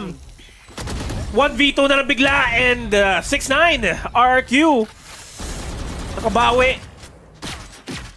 Very nice scoreline. 6-9. Exactly, and a nice way to top things off din talaga on how they were basically relaying out for each other doon sa loob ng site. And if you look at the replay right here, Something really had everything on his bag, really had the confidence as well to dismiss right in front of his enemies. But he just left his teammates doon na walang kamalay-malay at wala pang ang magagawa aside from trying to withstand the pressure na nagagawa doon with this RRQ push. Or Something, 20 kills? Nag-rank game lang. Nag-RG lang, Lods. Oh, ito. Kuha sana. Oh, guiding light pa nga kaso hindi magko-connect. Back on and away. I'm just not used to this type of playstyle sa Bind. Ang bagal. And parang this is what it is interesting din kasi they're playing for double controller. It provides them a lot of options kung saan ba talaga sila posibleng magpupush. And I'm pretty sure the macro plays is still gonna be there here for the side of RRQ. Kaso, malang desisyon muna tayo na magpush puntang A! Cross that out. Flipsider is there to establish themselves even further. Solidify their pushes. And for the side of Paper X, ako naman isang mabilisang flank na makuha agad nila. Although the Cascade is gonna be getting on their way. Forsaken naman po! Nag-hold ng defuse. But Elmore to put a hold on to them. 2K para sa kanya, but the Vi up for the trade. 1v2 has the flash, uses on towards Hall's position, but it's not connecting to anyone. Walang information, walang dedication, but he still has to persuade the enemies that it's gonna be committing for this stab. Kuha mo ng isa, has to go for a quick on 180. Sir, nasa likod mo ang kalaban. Flipsider naman, hindi mo pinagbigyan para makaharap ang iyong kasama or kalaban in that matter. All things considered, good round para sa RRQ. Ang dami na wala para sa kanila. Pero Paper Rex nasira yung economy off of that. Maraming salamat, Sir Wendell. One enemy remaining. Si Davay wala rin talagang info eh. Wala na siya magagawa dun. Patience play from Flips. Double TP, push out. So, isa lang pala yung nag-TP. Push out si Forsaken. TG ba ito ng boombot? Tapos yung spike. Wala pang info. Saan pupunta? Leaning towards B for now. Pero mabagalan lang muna nila yung push. Kuha na info. And kaya nga sinabi ni Ling, hindi sanay si Ling sa ganitong kabagal ng laro sa Bind. Kailangan pasok lang ng pasok. Yun talaga eh. Lalo na mahirapan din talaga. Or rather, lalo na wala din masyadong matatapon ang Paper Rex side nila. They have Arena. They have the Raze. What else can they do? And this is where we see them and the limited amount of abilities in their kit that could withstand the pressure or withstand na ginagawa ngayon ng RRQ sa kanila. But the Angels definitely can be coming on its way doon sa current position. But si Forsaken, nag-reload. Walang bala sa'yo. Sir, Flip Slider is gonna be taking out 2 muna. But something has to judge. Can he make the right decisions? Can he make the right calls? Can he make the right picks dito? Or mag-aabang na siya na ma-50 ba para sa kanya? This is para sa isa! Of course, he's gonna be turning right in front. Muna tayo dito para kay Elmi Moore. But si Mindfreak though, sneaky beaky plays. Nanggagaling pa nga sa hookah. Could they know? Could he actually take out another one? Naku, kahit stinger pa rin, mainit pa rin ang tarima ng mga kuya natin dito. Napaka-crucial doon sa side ng Paper Rex at napaka-sayang din. RRQ nag-line up lang doon. Yun yung mahirap eh. Yung dalawang box dun sa drop, sa hookah. No sound at all. Kaya dapat talaga, if you're gonna be planting, always have an eye towards hookah. So you never know if a play like yung play ni Mindfreak ay mangyayari. Oh, very unfortunate para sa RRQ. Sobrang winnable nun, ah. Exactly. 2v1, tapos naka-stinger lang si Mindfreak. Pwedeng sa kanila sana yan sa RRQ, pero it is what it is. Naman, yung nais puntaan ng RRQ. Pero hindi mo na sila mapaparamdam for now. Mindfreak definitely may kita. Already in. Swings out. They line up. Hunter's Fury magagamit na rin. And flips. Makakaisa kay Mindfreak. 2v4. One enemy remaining. Emma na lang mag-isa. Na-stuck pa siya dito sa bat. At naipit na rin siya. 7-11. Napaka-convenient na to para sa Paper X kasi isa na lang. Match point na. Exactly. And parang dito mo talaga na makikita na kahit sabihin mong makakall tong time at ng RRQ, makakaisip sila ng magandang play against sa depensa dito ng Paper Rex. But if you look at the boards, tatlong ultimate spot, that could be an ultimate game changer to turn things around in every given situation. And kahit sabihin mo talaga dito si Mindfreak making all the impact in the world, para sa team, it's not only that, aside from him being completely reliable, but it is also the team that is reacting kung anong impact na magagawa doon. And kahit sino man mag-step up, si something man yan, si Mindfreak, nakikita mo talaga din on how big of a contribution, how this roster is completely online and definitely works for everyone else here on Paper X. Paper X. But RRQ, 4 rounds separate them between Paper Rex. Ano sa tingin mo yung dapat magawa ng RRQ dito? Considering na they tried playing aggressive, they tried playing for info, and it's not working out for them. Ang nakita ko lang talaga na problema ngayon ng RRQ. Kasi aside from them having an execution in mind, parang given the playstyle dito na ginagawa ng Paper X sa kanila, which is them try to force na magkakaroon sila ng lason gameplay, you have to be a bit more careful kasi dun sila lagi nadadali. Kita mo yung mga angles na hold ni Mindfreak. Kita mo yung mga explosive plays and unorthodox pushes na ginagawa nun ni Something, which has definitely been the X factor talaga on the as a winning component here for Paper X. If they're careful, if they anticipate that, you have to expect talaga the unexpected to put things short talaga dito sa side ng RRQ, which is not exactly what is happening kasi napaka-careful nga nila but for the wrong timings possible. And speaking of that, makita natin finally showstopper coming to play para kay EJ. Kuha mo ng isa, Jing being the first victim. Of course, EJ is not gonna be over just yet para sa kanya. 2K, of course, na naman. Reckoning, of course, it's on the way to early X, pero dito naman, joining the party, Something, dismiss muna, kuha kay Flipsider. Down to the 1 HP, RRQ, EJ, kuha muna din ng pangatlo para sa kanya. Forsaken though, medyo late tayo sa party, sir. Kaso, it's never too late to show up and contribute para sa clutch na yon, which is not exactly what's happening. And RRQ finally put this out. Kung gusto niyo mag-push lang kayo. Hindi na tayo mag-hesitate at kailangan maging careful regardless. And that's where we put themselves into a single point, not letting Paper X having air to breathe, not letting Paper X to even use out those ultimates. And that was just that. 8-11 kagad. No more hesi play. Actually, the more hesitation, the more hesitations they make, the more chances na Paper X wins the round. And I think for at least for 3 rounds, that's how Paper X got the wins. Pero kung magagawa ng RRQ yun dito sa B side, that would be something. Orbital strike, babato kay Forsaken. I think this should be another round for RRQ kung tuloy-tuloy lang, pero EJ mas shutdown siya kaagad. Ito yung showstopper ni Jing. Wala siyang mahuhuli potentially, pero info taken. Elmi Moore nakaabang, hindi siya matatamaan, but still wins that. Actually, something makakuha kay Elmi Moore. 3v4 na tayo bigla. Cosmic Divide available para kay Mind Freak. Empress din para kay Something. Pero Xfero, in-even out na yung playing field. Pero Davai, wala kang pakaya kung even yung playing field. Gawin natin 2v3. Empress, binato na kagad ni Something. Nagtawag na ng Wakanda Forever.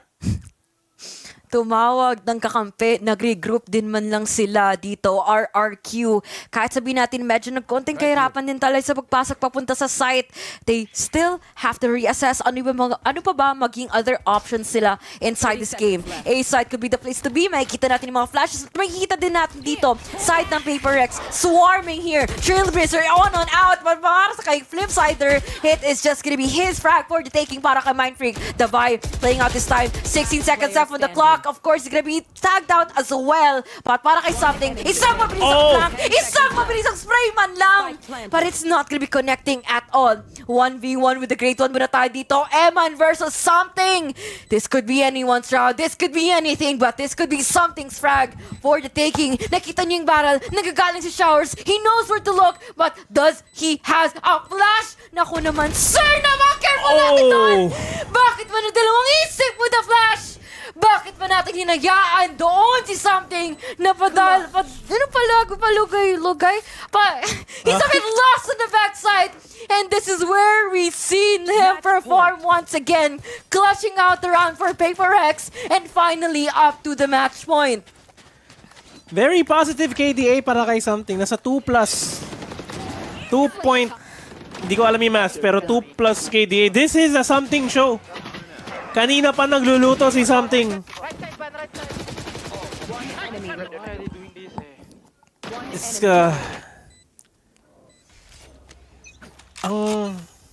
ang hirap katapatan ni Something. Take care, tanggalin lang nila si Something, may chance yung RRQ for the most part.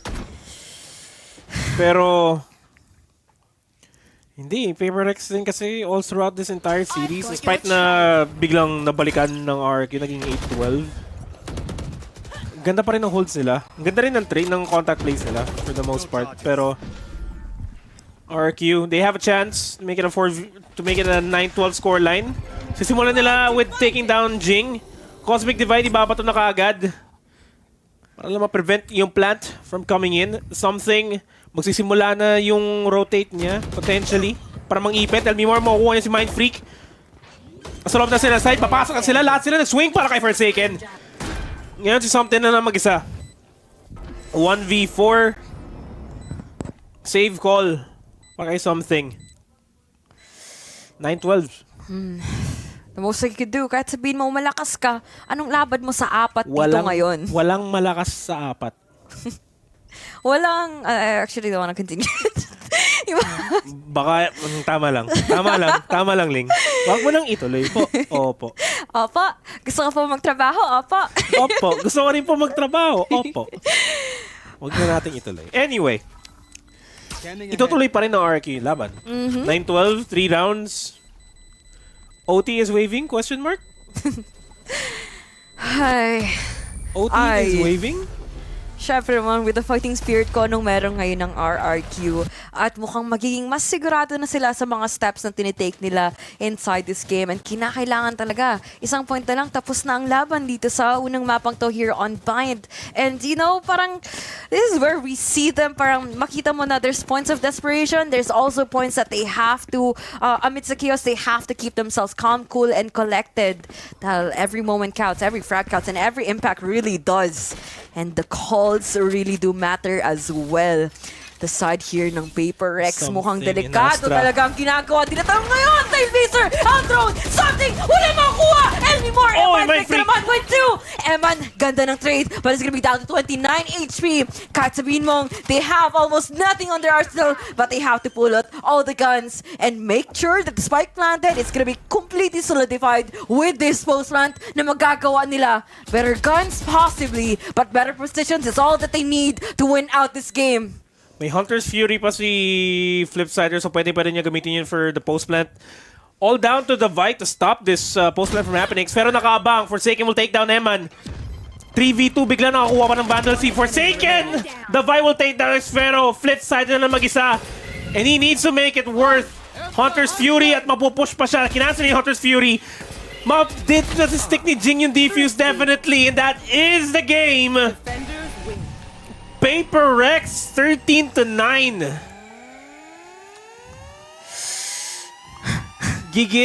Nagigil bumawi yung RRQ, pero unfortunately hindi sapat. Diesel na makina, ang bagal magpainit, and eventually uminit nga. Pero it was too late. Way too late.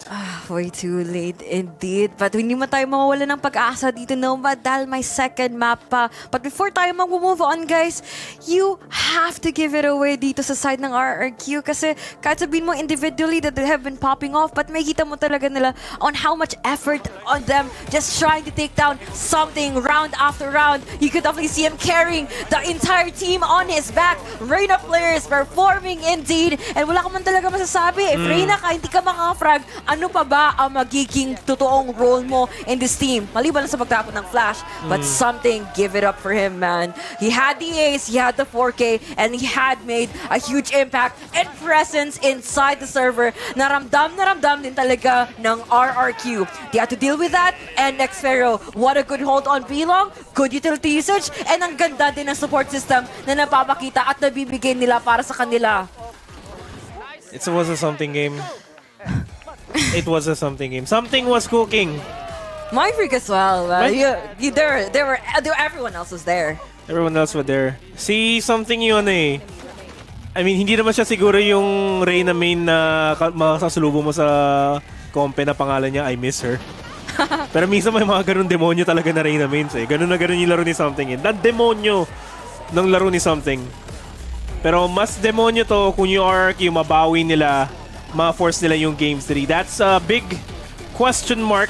Lalo na't yung Paper Rex sa kanila yung momentum. May hirapan yung RRQ pero may pag-asa pa para makapasok yung tatlong Pilipino na kasama natin dito sa RRQ. May chance pa. We still have 2 matches to go. Malalaman natin mamaya kung magkakaroon man tayo ng Game 3. With that being said, papahinga muna tayo saglit. Map 2 is coming up dito sa VCT Pacific. The final game. Huwag kayong alis.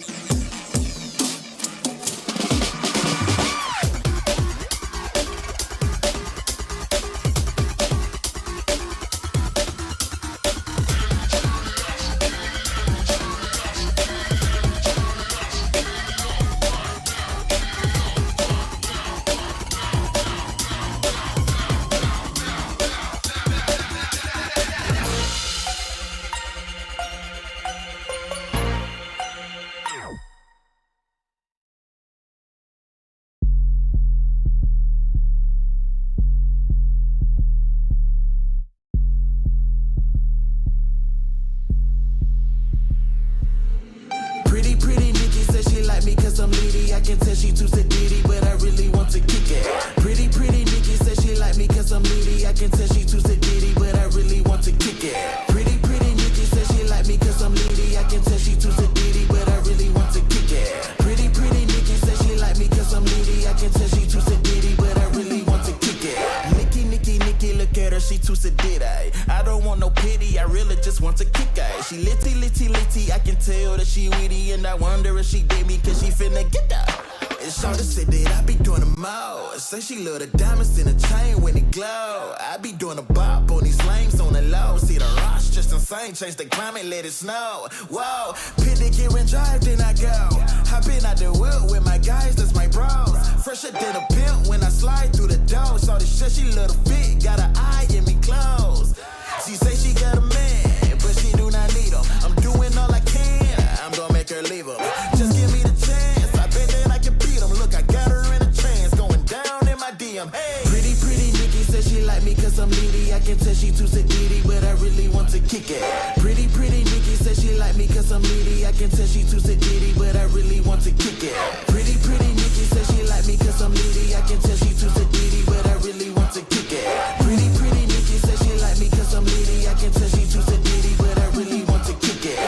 Listen here, babe, I know you wanna kick it. Flyer than a lyre, going up just like a ticket. It's a chandelier on my wrist, look at it glisten. We can get it clear. Riding like a Honda Civic. Oh, she really did me, and I wanna pay a visit. She can come and get it if she really want the business. Baby, ain't no stopping. Once it's popping, just forget it. You know what they say. If it ain't broke, don't dare to fix it. I'm that guy if they asking around. I take them high as they crash in the ground. Up to the sky as they passing me down. Don't need a bribe or a pride, I'm just asking you out. And so she say she got a man, but she do not need him. I wanna give her a chance, I bet she gonna leave him. Just give me the chance, I bet that I can beat him. Look, I got her in a trance, going down in my DM. Hey. Pretty Nikki says she like me cause I'm needy. I can tell she too sedity, but I really want to kick it. Pretty Nikki says she like me cause I'm needy. I can tell she too sedity, but I really want to kick it. Pretty Nikki says she like me cause I'm needy. I can tell she too sedity, but I really want to kick it. Pretty Nikki says she like me cause I'm needy. I can tell she too sedity, but I really want to kick it.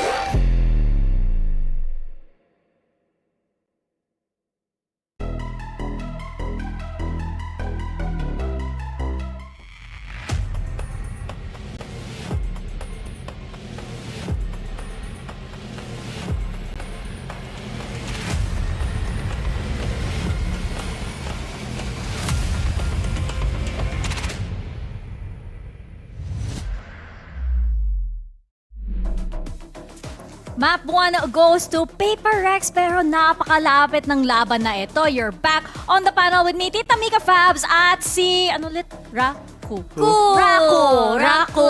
Dito sa ating panel. Oh, did you know? Yes. Kura, I think is like Indonesian for turtle. Yeah, I think so. Kura. Don't ask me how I learned that, but you know, it's a story for another day. Turtle pair, kind of. What does that even mean? I don't know. Baka yun nga yung parang pag siguro may strategy yung yung RRQ. Pag sinabi nila, Kura, okay, dito tayo sa B. Turtle. Dito sa B. That might have been what the Indonesian players dito sa RRQ might have been saying. I doubt it. I highly doubt it. Pero tingnan natin itong stats. Si something talaga, totoo yung sinabi ni Nobad, di ba? Only buhat challenge talaga dito. Sa dalawang players na ito, di ba? Si something talaga, I think like, being trained on trying to compete with any server while playing from Japan on 160 ping. Diba? Mindset. Parang lang siya, training weights, diba? So pagdating niya sa LAN, so super easy. But again, that's the reason why they would go for the Reina, right? Because something was pretty much a Terminator. I mean, sometimes when it comes down to it, you just have to win the aim dose, and obviously Paper X won more than RRQ. Yeah. It's kind of sad to boil down to that, right? Yeah, it's so sad to see. Pero syempre, Paper X, kagaya ng sinabi niyong dalawa, sobrang na-maximize yung usefulness, yung value nitong Reina pick, and every single time, kumbaga, nandun yung shots. And I feel like kahit na kunwari namatay si something, namatay si Jing, I gotta say, parang shoutouts kay Mind Freak. Parang siya yung nagsisave ng day. Mapastinger man siya kahit kunwari on an eco round, nandun siya para maging hero, maging backup kumbaga when all things fail. Yun na nga parang something go kill, di ba? Jing go kill. Forsaken go kill. Yeah. Tapos if all else fails, okay, sige, ako na bahala. Yeah. Ganun si Yun Mind Freak, nangyari. diba? Grabe. Pero like we mentioned, diba, pag paper X yung kalaban mo, it really boils down to the aim duels, diba? You have to out W gaming in this point. And may mga rounds na RRQ nakuha nila yan, diba? There's one great round where EJ had a fantastic entry all the way into the back of A side at nakuha nila yung round na yan, no problem at all. Kaso lang, pag nakita yan ng paper X, sige, diba? Susunod din sila, Raf. Totoo naman. I mean, there really is value like with just out-muscling your opponent. I mean, if you think about it, VALORANT is still an FPS game where you have to land your shot. So if you can't outthink them, then outshoot them. And sometimes Paper X really brings that to the extreme. Lalo na when something is online like today. I mean, at the start, no warm-up needed. Let's just go for it. But now, tingin ko yung tempo at yung speed ng game is really gonna slow down on Pearl. Ugh. Sabi mo, Bind, Pearl. There's no pleasing Raf. Not with So this map true. pool, you know? Yeah. Pero malaki yung expectations ko dito para kay RRQ para makapunta sa Fracture. Tandaan, malakas actually yung Fracture map nila. So hopefully they get to win this Pearl kahit PRX pick.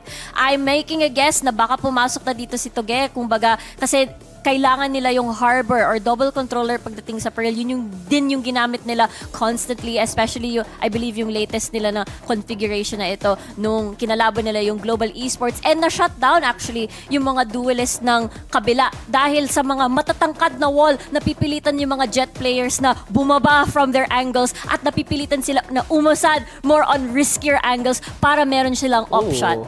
And tama nga si Rico, di ba? Eman will be out and Tuge will be subbed in. So I expect we're gonna see the Harbor on. On the side naman ng Paper X, they did bring out the Phoenix, I believe, on their last match dito sa Pearl, di ba? It's another pick na, parang yung Reyna pick lang, di ba? Yung parang pag pinili mo tong agent na to, you really have to fully commit, di ba? Pag pinili mo yung Reyna, you have to guarantee that you're gonna get those kills. Kung hindi kasi, useless yung Reyna. And Phoenix is another, wow, pressure pa kita. Pero, tama naman yung sinabi mo. And on the end of RRQ, sobrang siguro bigat ng responsibility for the backline now that we have Tugen who is a little more strategic, I would say, in comparison to some of his teammates and has a more, I would say, methodical approach towards the game. Pero yun nga, kasi sobrang lakas ng start ni something. Will that replicate in this game? And for Xferio and the rest of the gang to kind of handle that, it's a big handful. Alam mo, may konting may nararamdaman kong kababayan na pride dito si Rafael. Ramdam. Bias dito. Fellow Cebuano, hindi ba? Mas malakas pa. Siyempre, bias tayo kasi Pinoy pride, diba? Pero may additional bias pa si Raf dyan, para kay Tuge. But you did mention that he's probably one of the smartest players na galing dito sa PH scene. That's exactly like why he was my favorite when he was on that Zeal roster, because he really stood out in how sound his decision making was. He never really went for the flashiest plays, pero he was super reliable. Like, that was his biggest trademark. He was so incredibly clutch, and he's been the same for RRQ. Kung may micro-microhan, may macro-macrohan. Yun ba yun? Siguro. Pero, sige, my attempt. There was an attempt. Yes, thank you. I tried. Pero excited ako dito sa Pearl kasi hindi ko alam kung anong atake ngayon ni PRX. Kasi will they still opt for a double duelist combo? Jing and something. Curious ako dito. Ayan na, malapit na. Oh, yes. Totoo. Wow. Phoenix and Jet. Let's go. Ito na yun, sumisigaw na yung prod eh. Parang mas na-hype sila kaysa sa akin. Bigla na lang. And we're seeing Forsaken on that Killjoy na last time, di ba naalala nyo? Siya talaga yung nagiging, parang yung si Mind Freak sa Bind, di ba? Siya talaga yung nagiging insurance policy dito para sa Paper Rex. Very, very scary lineup dito. Let's see if RRQ is up to the challenge. Casters, sa inyo na.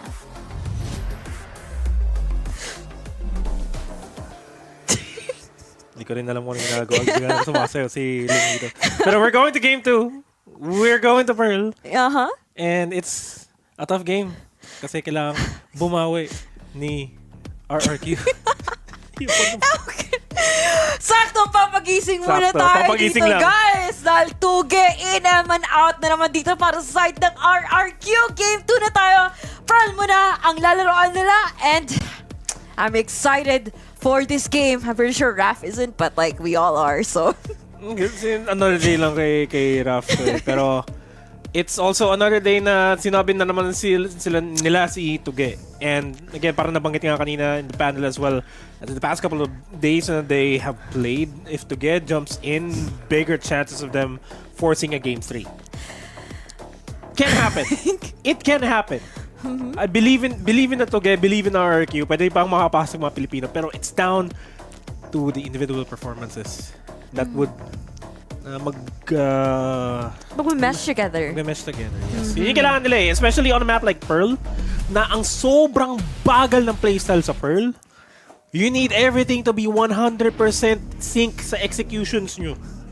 Lalo na RRQ is gonna be playing on the attacking side. They need 100% executions. Think as a unit, operate as a team. This is what we're gonna be expecting here from RRQ.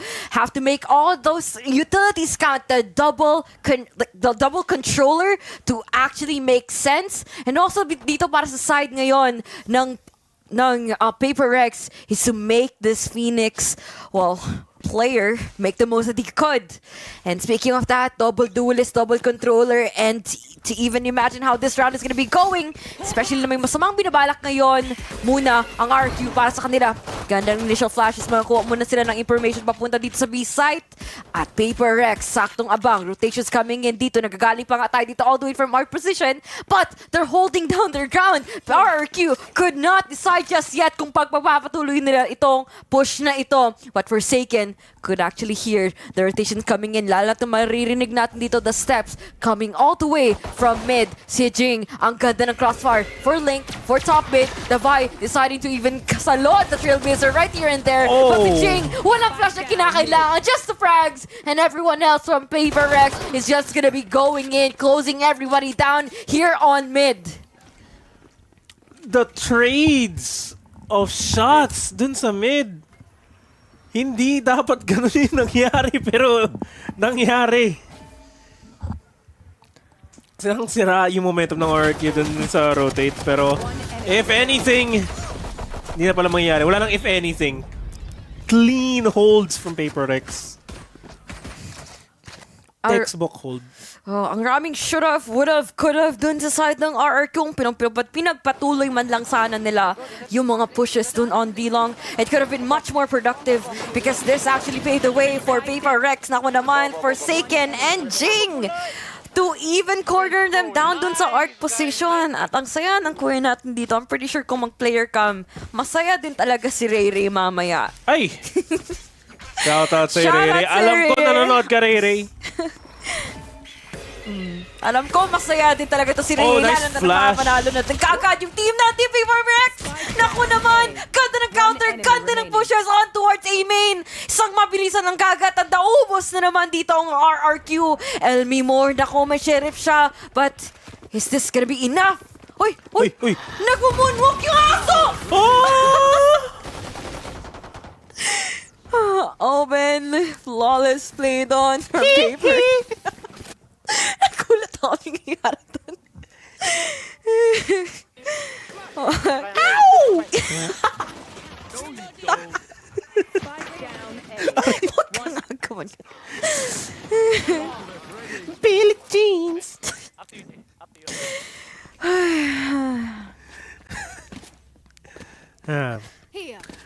May ult agad si Jing, by the way.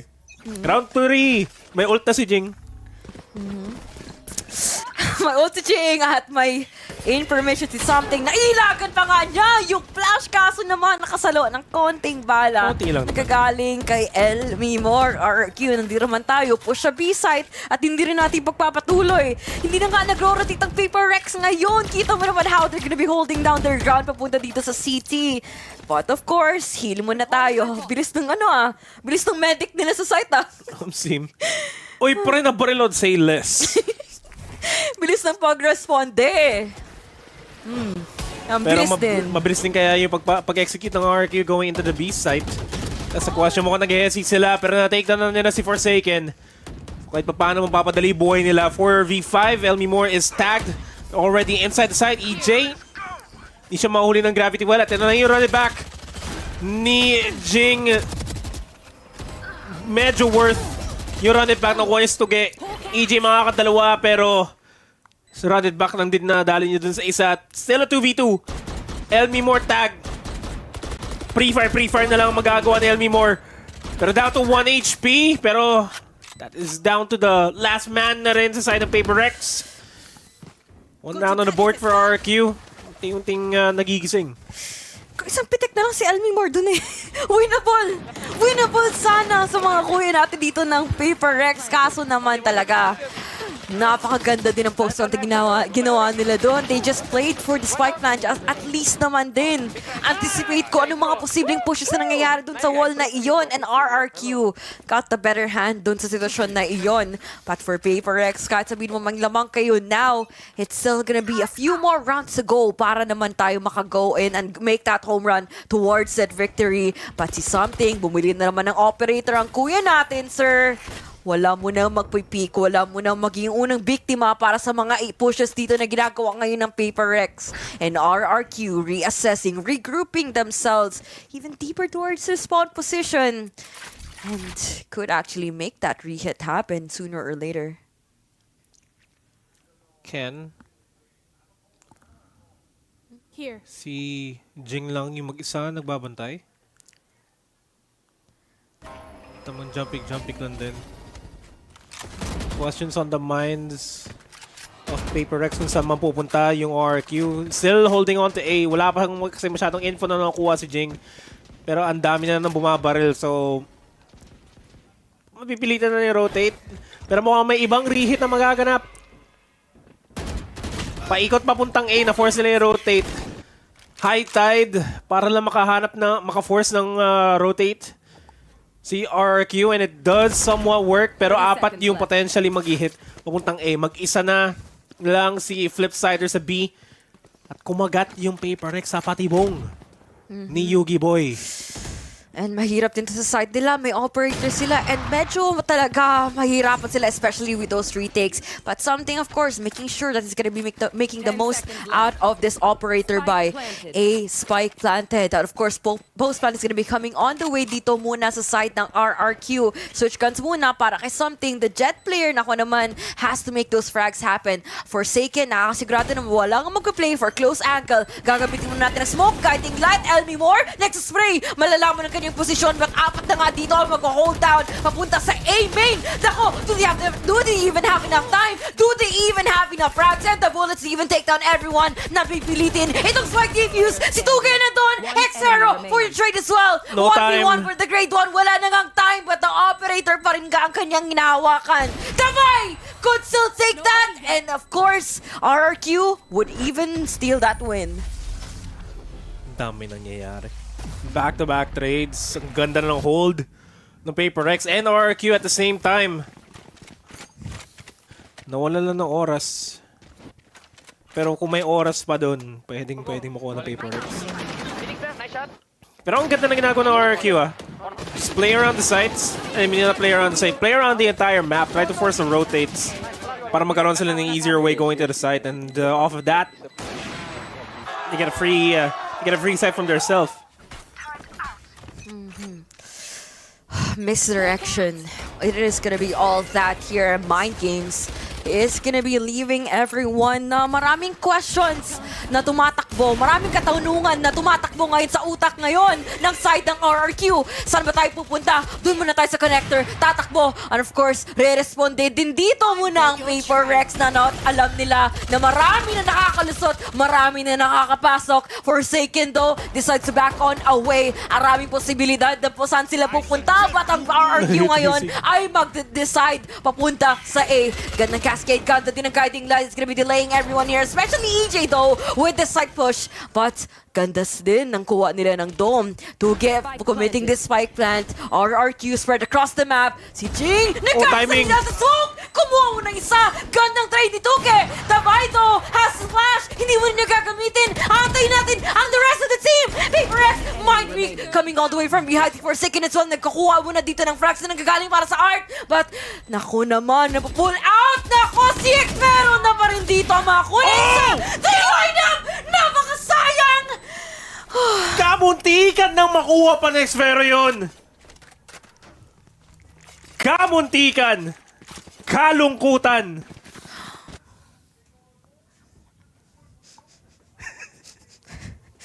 Nagkaroon ng connection dun, bigla, sa bintana. He had a moment. Paper X really had that moment then. Sayang to. Sayang yung spray down. It was just that though. Now, if that were a Vandal. Oh. The Phantom is objectively better in this map though. Yeah, that's true. But dang. Almost had it.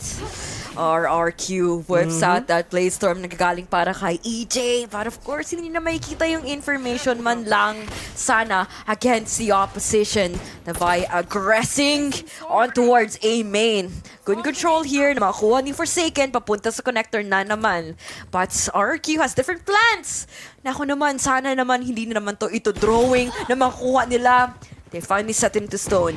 EJ here for the quick entry papunta sa Link, but there's gonna be a moment of hesitation though para sa mga Link pushes nila.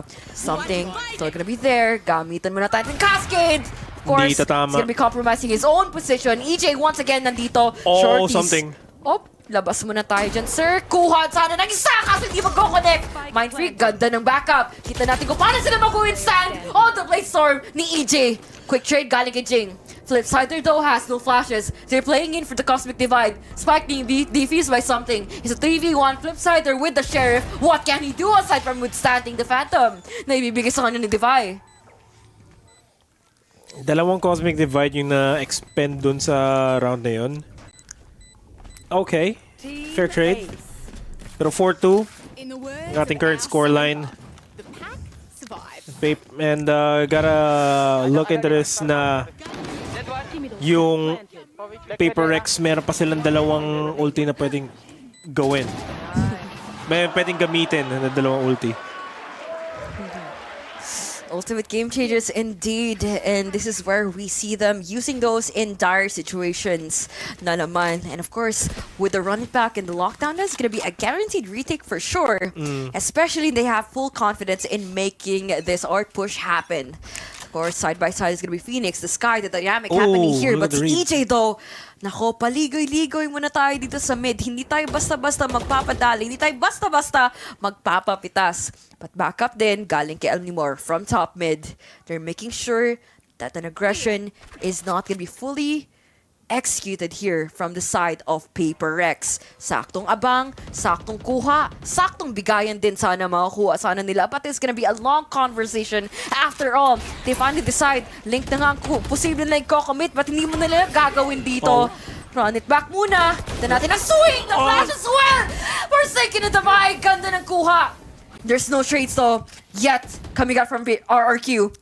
5 pa rin ang titira sa side ng Paper Rex. Walang utility, walang anything. All they have to rely on is just gonna be the frags. Ganda rotation coming all the way towards Link. Reposition, reload muna sa isa. X-Fero! Nagkakasalisihan pa nga dito sa smoke. Wala kayo makikita. Although meron tayo makukuha. X-Fero for Forsaken. Nako naman, Spike not being planted just yet. The timing's running out. 30 seconds left on the clock here from the side of RRQ. And of course, they're just gonna be spraying towards smoke. Spraying towards anyone who even decides to push out. That wall of flames.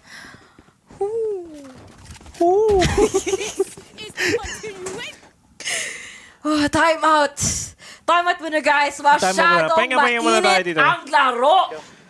Masyadong malapit. Too close for comfort doon sa side ng Paper X. But they still found some sort of organization amidst the chaos. They made sense out of the matter, and that's what really counts. Them winning the rounds and them getting the momentum is what you actually need here on Pearl, no man? Sabi ni Raf kanina, mabagal yung Pearl. Saan banda? Ang bilis ng mga pangyayari for the most part. I mean, yeah, yung ginagawa ni RRQ, they're trying to get a good read kung nasaan man nanggagaling yung Paper X. Pero for the most part, kitang-kita naman natin na na-overwhelm. Na-overwhelm yung RRQ. Kanina, I mean, in the previous round, it could have been a round na they could have committed directly dun sa B, but they never did. Pinili nilang kumuha ng mid-control, which was somewhat of a bad call kasi with the lockdown available sa side ng ng RQ, ng Paper Rex, you could have expected na, uy, baka pwede mag-play sila for a retake, baka mag-play around sila sa mid. Baka lang naman. Pero, it is what it is eh. But with that being said, 3 rounds pa rin naman yung pagitan ng RRQ sa ng Paper Rex. Pwede pa bumawi. Pero lockdown is available kay Forsaken. So again, a retake play is possible. Ngayon nagbago yung ihip ng hangin. They want to take mid control and they have mid control. Pero A main is going to be overpowered. Magbabato na ng Seekers. Makakita ng isa. And Jing, makakuha ng dalawa. Down to a 3v4. Nasa alanganin na naman yung RRQ. They have stingers. Pero blind spray them. Flipsider's gonna go down. Mag-isa na lang si Tuge in a 1v2. May Vandal si Tuge. May Reckoning na pwedeng ibato. Pero mababa yung HP niya. Babang HP at may 2 ultimates silang iyong kalaban. Paper Rex just trying to make sure that they're gonna be able to hold down the sides even a bit longer. Kita mo naman dito ang posisyon ni Something. Napaka-back-ended. Backline mo na siya dito na hindi niya i-risk ang kanyang sarili na mapipitas. At yun na nga, para kay Tuge, it's bad news, but para kay Something, that was a good angle. Of course, Paper Rex na naman up for the lead. 6-2 na tayo dito, guys. At napaka-delikado din talaga ito sa side ngayon ng RRQ, especially if they were continually being shut down, effort canceled out kaagad na ngayon ng Paper Rex sa kanila. Paper Rex looking really smooth, looking really happy. Momentum swing talaga sa side ng Paper Rex ever since kanina pa. Reckoning is available kay Tuge. May lockdown doon si Elmi Wars. Pwede lang ibato yun sabay para makakuha sila control over the site. And as I say that, heavy B take. Reckoning is gonna be thrown down. May lockdown na rin na ibabato sa side ng Paper Rex. Pero at the same time, ang daming utilities sa kailangan nilang pigilan. Dapat nilang linisin. Spike will be planted. Lockdown na rin para sa side ng RRQ. Ibabato na rin. Pero may mahuhuling 3 sa side ng RRQ. Pero it's alright, it's fine. Kasi isa rin madedetain. Nasa loob pa ng Nano Swarm. Si Forsaken. Down to a 3v4. Mahirapan na yung retake ng Paper Rex. Pero paunti-unting napipigilan pa rin naman ng RQ. Yung retake, ano na mangyari? Pero the flank from Mind Freak from behind will get to. Oh, ganda na sana ng risk assessment doon ng RRQ. Naisagalan nila yung lockdown na kinounter against the defending from Link doon sa killjoy na yon. But it just was unfortunate though that even if they were playing for that smoke, playing for, burning down the time para dun sa Jazz Hounds na yon, they were just not anticipating yung flank na nangyayari all the way from B main. Wala silang magagawa doon. They were cornered down. Ang ganda na sana ng post-bat at ang ganda na sana ng oras na kanilang napipigilan ng sarili nila from playing out those duels. And Paper Rex na naman, pinapalibutan ng kalaban na walang ka laban-laban talaga. Kaya nga sa sinabi ni Wendell, Shishable round. Little me more Shishable shot onto Jing and Davai. Kala ko makakaisa pa siya kay Mind Freak. Pero Forsaken with the OD mga dalawa. Oh, if he kept that up, makukuha niya na sana niya si Flipsider. Oh! Oy! I've got your trouble. Kahit ako magugulat din. Panay gulat. Tuge, ginulat niya si Mind Freak. 1v2. Biglang nasa alanganin si Forsaken. It rhymes. It rhymes, but look at the time dito, Nomad. RRQ, sa kanila lang ngayon ang quick reset para sa spike plant na ito. Forsaken, Stinger lang muna ang kanyang madadala, but he barely has anything para makapag-gather ng information. And, para tatatak sa utak niya kung saan sila. Operator din. Isang bala ka lang daw. At hindi bibitawan ni Flips yung operator. You're giving it to EJ. Ito, look at Forsaken. Grabe, naglalak sa kalaban. Naglalak siya. Doon sa Odin. Check yung PC nun. Hindi, malinis yan. Ganyan na ganyan din si Excurate, yung kuya niya. Mana-mana lang daw. Mana-mana lang. It That's runs the Santo in brothers. It runs in the Susanto bloodline. Grabe, no? Oh, yun grabe. EJ taking down something. That is something. Jing, hindi napansin dito sa Cubby. Will pop the run it back. Pero mapibigil lang kagad nito bago magkaroon pa ng extra damage. Sa 4v4, EJ sa kanya pa rin yung operator, pero yung Spike, wala pa rin silang ideya kung saan nila ibabato. Kung nais nilang pumunta sa A, ang daming utilities na po napipigil sa kanila. Pero, hindi sila mag-A muna ngayon. It's a 3v4. May Cosmic Divide 6, pero na pwedeng ibato towards B. Good choice kung kukunin nila yung B, pero need nila ng anti-flank. That's the only price that they have to pay kasi wala si Elmi Moore. Trailblazer, isa lang, ay, nakita ata si Xvero. Forsaken, pupugutan ni Tuge. Doable na to sa kanila pero they have to start committing. If they want to rotate, they have to rotate right now. Kulang na yung oras nila, kung sakali man. Pero feeling ko nag-aabang na talaga sila para dun sa Cosmic Divide na pwedeng iba to ni Xvero. EJ will take down Jing. 3v2. Napakadali na to para sa kanila. Finake pa nila. Cove is gonna be used up. Davai, damage lang sa Cove para mapadali na kahit papano. 13 seconds remaining. Aalamin lang nila kung saan pero hindi sila nakatingin. Pero sa Davai, makukuha si EJ. Pero Xvero and Tuge, they still manage to clutch it out. 7-4. Isa na lang, 7-5. Ulit. Please. Please habol or please bawi man lang dito sa side ng RRQ. All the prayers has been fulfilled on their side so far. But speaking of that, you just have to give it up for them. Ang ganda ng communication nila and how they basically reacted sa mga butas na nakuha sa kanila ng kanilang mga kalaban. And for that situation alone sa halls, this is where you see them being quite effective in terms of exercising their team fundamentals in this game. Crossfires were there, reactions as well. Individually, they have been shining, but as a team, they have been, I would say, parang ramdam in the server, which is what we needed for this team to get making a huge difference. But for EJ, though, has to make an entry possible. Creating space, making frags is what they have to do on towards B side. Spike planter. Naku, napapatay pa nga si Something dito. May konting kasagutan. But may lockdown na kagad ng Killjoy. Si EJ dito, barely holding on to his life. Nakakapagsigurado man lang na walang mag-aasimon dito. Nagaling sa City, nagagaling sa Link. Retake on its way dito para sa side ng Paper Rex. Nagagaling all the way from Heaven. Si Something dito, kuha mo na ng tatlo. Down to 87 HP. Wala mo nang makikita. There's gonna be a firewall there. A close one as well na magde-distract niya or magde-destroy at least. Elmi Moore already. But Davai is gonna be there for the flank. 4K and +1 for Davai and Paper Rex, putting the scoreline to an 84. What a good half for them.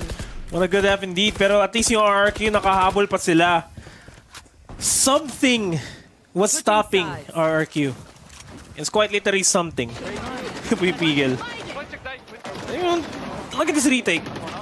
This single-handedly made everything easy for Paper Rex for that retake. Ang linis tingnan. Napakalinis. Pero meron pa ba tayong RRQ Hopium Jam, Tita Mika? Pengen naman.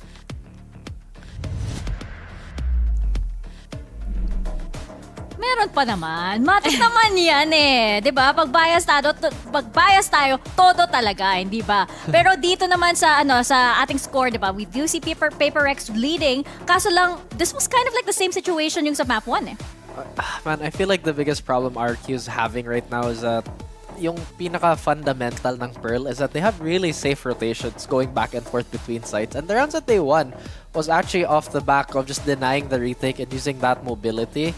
And another thing is that they're supposedly having more of a arsenal for the utility shuffle, pero parang pinilit din nila yung mga duels na alam nila naka-double duelist yung Paper Rex. Oo nga, ang hirap eh. Parang sa nakikita ko, especially pag umaatake sila, especially sa long, parang hindi natatakot si Something. Kumbaga kahit maraming pader, maraming may water wall pa yan, o wala. Parang hindi siya natatakot. Yung operator versus operator, parang something versus EJ, napaka-init at the very first few seconds of the round. Pero yung pinaka-telling sign na sobrang lakas yung PRX is after that retake ng isang round, ang dami pa nilang utility. Meron pa silang 2 flash, full utility pa yung natitira sa ibang mga miyembro ng PRX. So ibig sabihin, they don't even need to use these utilities to retake a site. Siyempre, hindi naman natatakot si Something eh. Diba? Hindi ganun kasi kalakas eh. Kaya ako nabibilib. Hindi talaga natatakot si Something. And naka 160 ping, naka top 6 yan sa NA server, 160 ping, diba? Ano pa naman yung wall, diba? Ano pa naman yung utility, diba?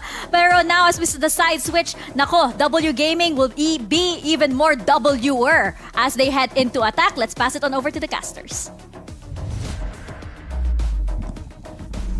Yung main question dito is kung masisecure ba yung W ng PaperX. Meron tayong special guest ngayon sa table, si Boss Wendell. Kamusta? Okay naman po.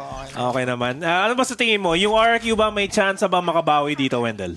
Syempre, Pinoy yan. Matik yan. Talagang babawi ang mga yan eh. Matik ba? Paano sila makakabawi? Ano kailangan nila gawin dito sa defending side? Syempre, kailangan talagang papaganahin na ng defense, hindi sila pupunta dyan sa mismong, hindi sila mag-advance. Kailangan defense lang talaga.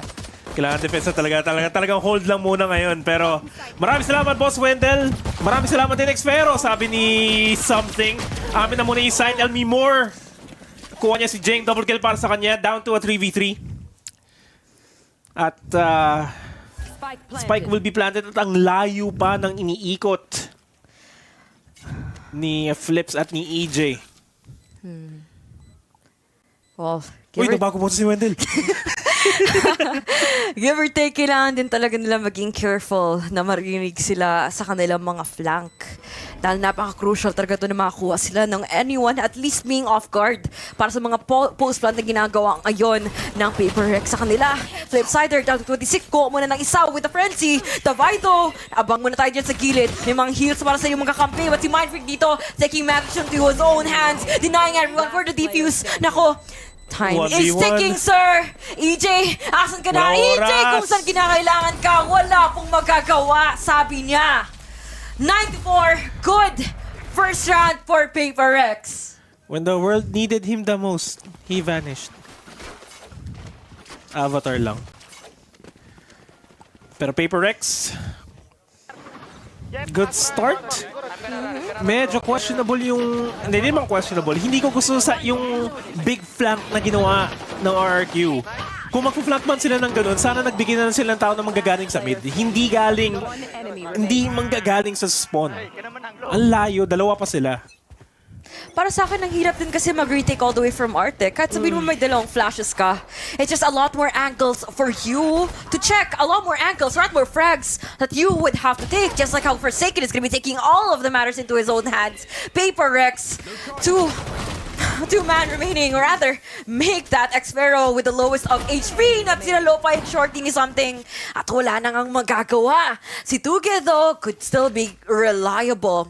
With a single set of utilities na meron siya, the wall could make a huge difference as much as he wants for it to happen. But Mindfreak just caught him with his pants down, unfortunately. Mahirap yun. Mas mahirap din sa RRQ. Yung buys ng PaperX during at least their buy round, makakasabay sa buy round ng RRQ. And for the most part, yung whole W game ni PaperX is working really well against RRQ. Hindi alam ni RRQ paano sumagot. It's effective for a while, especially kapag hindi talaga mahanapan ng RRQ ng posibleng weakness or posibleng strengths that they have to take out dito sa side ng PaperX. Which is si Jing nga naman, who has been quite proficient with his entries. And speaking of that, Mindfreak, a crucial part for the execute ng Astra Stars, can be a huge pickup though na makuha dito ngayon ng RRQ. Trailblazer to even make sure na walang mag-trade off. But kita mo naman, PaperX already making moves here papunta sa bilong.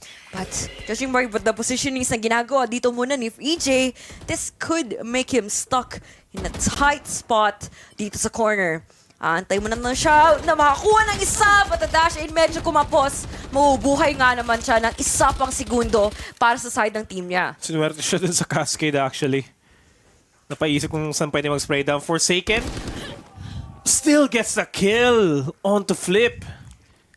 Na last minute check niya pa niya yung copy. And the whiff from him! EJ takes him down, 3v4.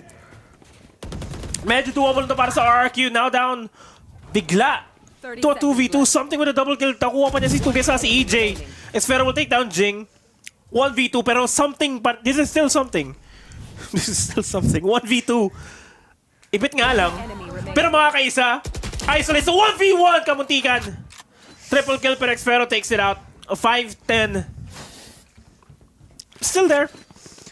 Still there, still holding on, still lumalaban pa. That is what matters. The fighting spirit that is still present dito para sa moral ng team ng RRQ. Although it was gonna be a bonus round, nakita mo naman talaga kung gaano kalaking RNG that you have to play around for in that Bulldog spray.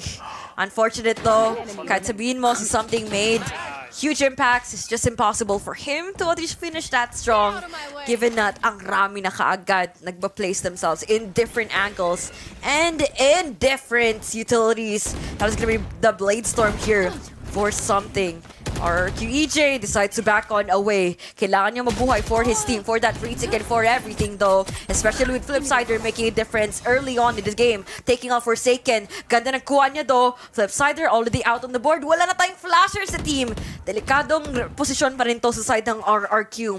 But for the side of Paper Rex, wala pa silang kinocommit na site. Wala pa silang ibang ginawa aside from taking map control. Aside from taking more pickings to further make their executions na mas madali sa kanilang pagpasok. And speaking of pasok, it could be the Link. It could be the Jet that they have to take on. But ang ganda sana ng trade. Kuha din sila ng information. Something though is, taking a quick stroll in the park. They have all the time in the world. They have 40 seconds and a dash. What else is there for Paper X? What else is there? Yung RRQ na nakaabang sa loob. Tuge! Will stop something in its tracks, pero the trade from Mind Freak is enough. 2v2, 25 seconds left. Xfero mga kaisa kay Mind Freak and he takes it out. 3K para kay Xfero. Kuha niya si Jing. The dream is still alive for RRQ. Sa mga nanonood ngayon na hindi alam kung anong bearing na to, nakasalalay kay RRQ yung series na to. Kailangan nila mapanalo yung series para makapasok sila sa playoffs. Yun lang naman yung pressure sa shoulders ng RRQ. Napaka-basic. Simple lang naman. Simple lang din pero, naman. Si Something kanina pa siya eh. Kanina pa si Something.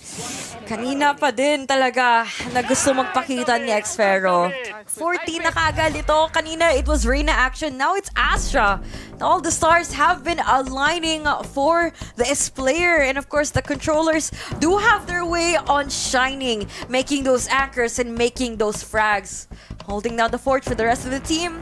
But we have to still think about kung anong posible pa natin magagawa at mga ayos, lalo na dito sa side ng Paper Rex. Nadadala sila na nagdadala. It was round after round na hindi sila makapagpasok, hindi sila makapag-execute without facing the danger dito of everyone from RRQ making those good, timely pushes, good, timely rotations that has caught them off guard. Now, Paper Rex, ano pa bang kailangan natin gawin aside from those explosive plays? Kailangan natin na tayo ang kumuha ng pacing sa larong to. Because konti na lang talaga, RRQ can habol na. They can habol na? Yes. They can habol, they can make bawi. Yes.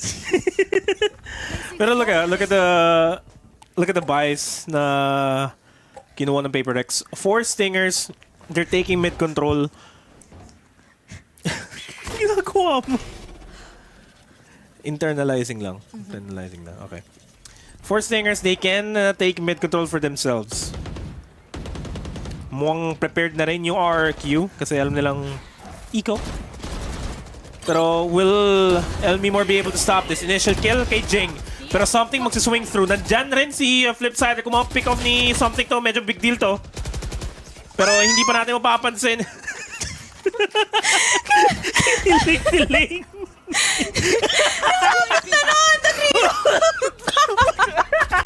Okay ka lang, partner. Okay lang talaga, pero okay rin Tex. Pero sa pag-hold ng site, 2v3 na lang bigla. Kinilig. Nag-eye to eye kasi sila. Nagka-moment. Kasi naman talaga kikiligin dun. Kung si something, titingin sa'yo ng ganon. Siguro hindi kikiligin. Pero something needs to be done. Sa Paper Rex. May Vandal si something very dangerous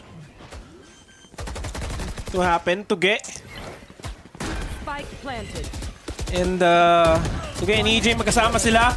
Tamang trade lang. Nag-dash in si EJ. 1v2 si Forsaken. 34 HP and flip side will take him down. 10-7. Napaka-costly round na naman dito sa RRQ to. Kamuntika na matatrifty round pang sana sila doon ng Paper Rex. But you could definitely see and not discount the fact na laking bagay at laking tulong din talaga ng mga utilities doon. Kahit so konting flash lang, konting alarm bot para ma-vulnerable yung mga opponents mo. It can be what the team needs. And speaking of that, Xfero, nako naman, hindi na daw kailangan ng utilities. Bang-bang na daw ng bang-bang doon. Wala daw munang papasok ng site. They're running down the time and they're limiting the options doon ngayon ng Paper Rex. Now, tatlo na lang. Wendell, tatlo na lang, Nomad, guys. Paper Rex, what are we gonna be doing here? What can something do here? Lalo na't na-figure out na sila with this B aggression that I have been doing again and again. Sabi ko sa Nomad, sooner or later, mapafigure out na nila. And RRQ just picking up the pieces and at least looking at the bigger picture kung ano nagagawa talaga ng team na ito. Well, they have to pick up the Cosmic Divide na meron si Xfero para magkaroon sila ng chance sa mga pasok. Yung Reckoning pwede rin mabato ni Tuge. Ang daming options na pwedeng ibato ng RRQ para lang mapigilan or magkaroon sila ng chance for the retake. Pero for Paper Rex, they only really have the lockdown. Si Davai pag nakakuha ng kill, Melson Seekers. Pero as I say that, alam mo more, mapupugutan niya muna si something. Lockdown is down as well as the Reckoning. Seekers, binato na rin ni Davai, so magkakaroon siya na info kung saan sila flip side na mahuhuli regardless dito. Pero he's safe. Cosmic Divide, papato na kaagad ni Xfero. 4v4. May magsiswing pero matitake down pa rin si flip side. I think sa dyan si Xfero for the trade. 3v3 yung labanan. And already, Paper Rex nakapag-rotate na palayo.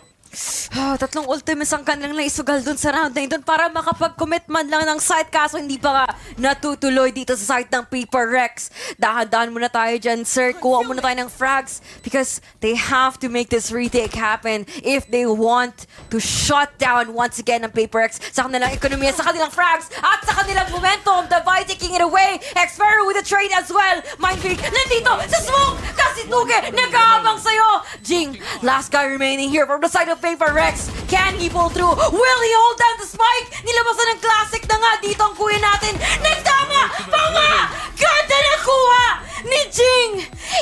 11-7 and finally Paper Rex nakakuha na kaagad ng round. Ang daming binigay ng RRQ para dun sa retake sa A. Little did they know. The rotate was in mind para sa Paper Rex.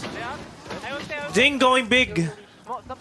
Hindi naman going big, pero still a big play. That post plant.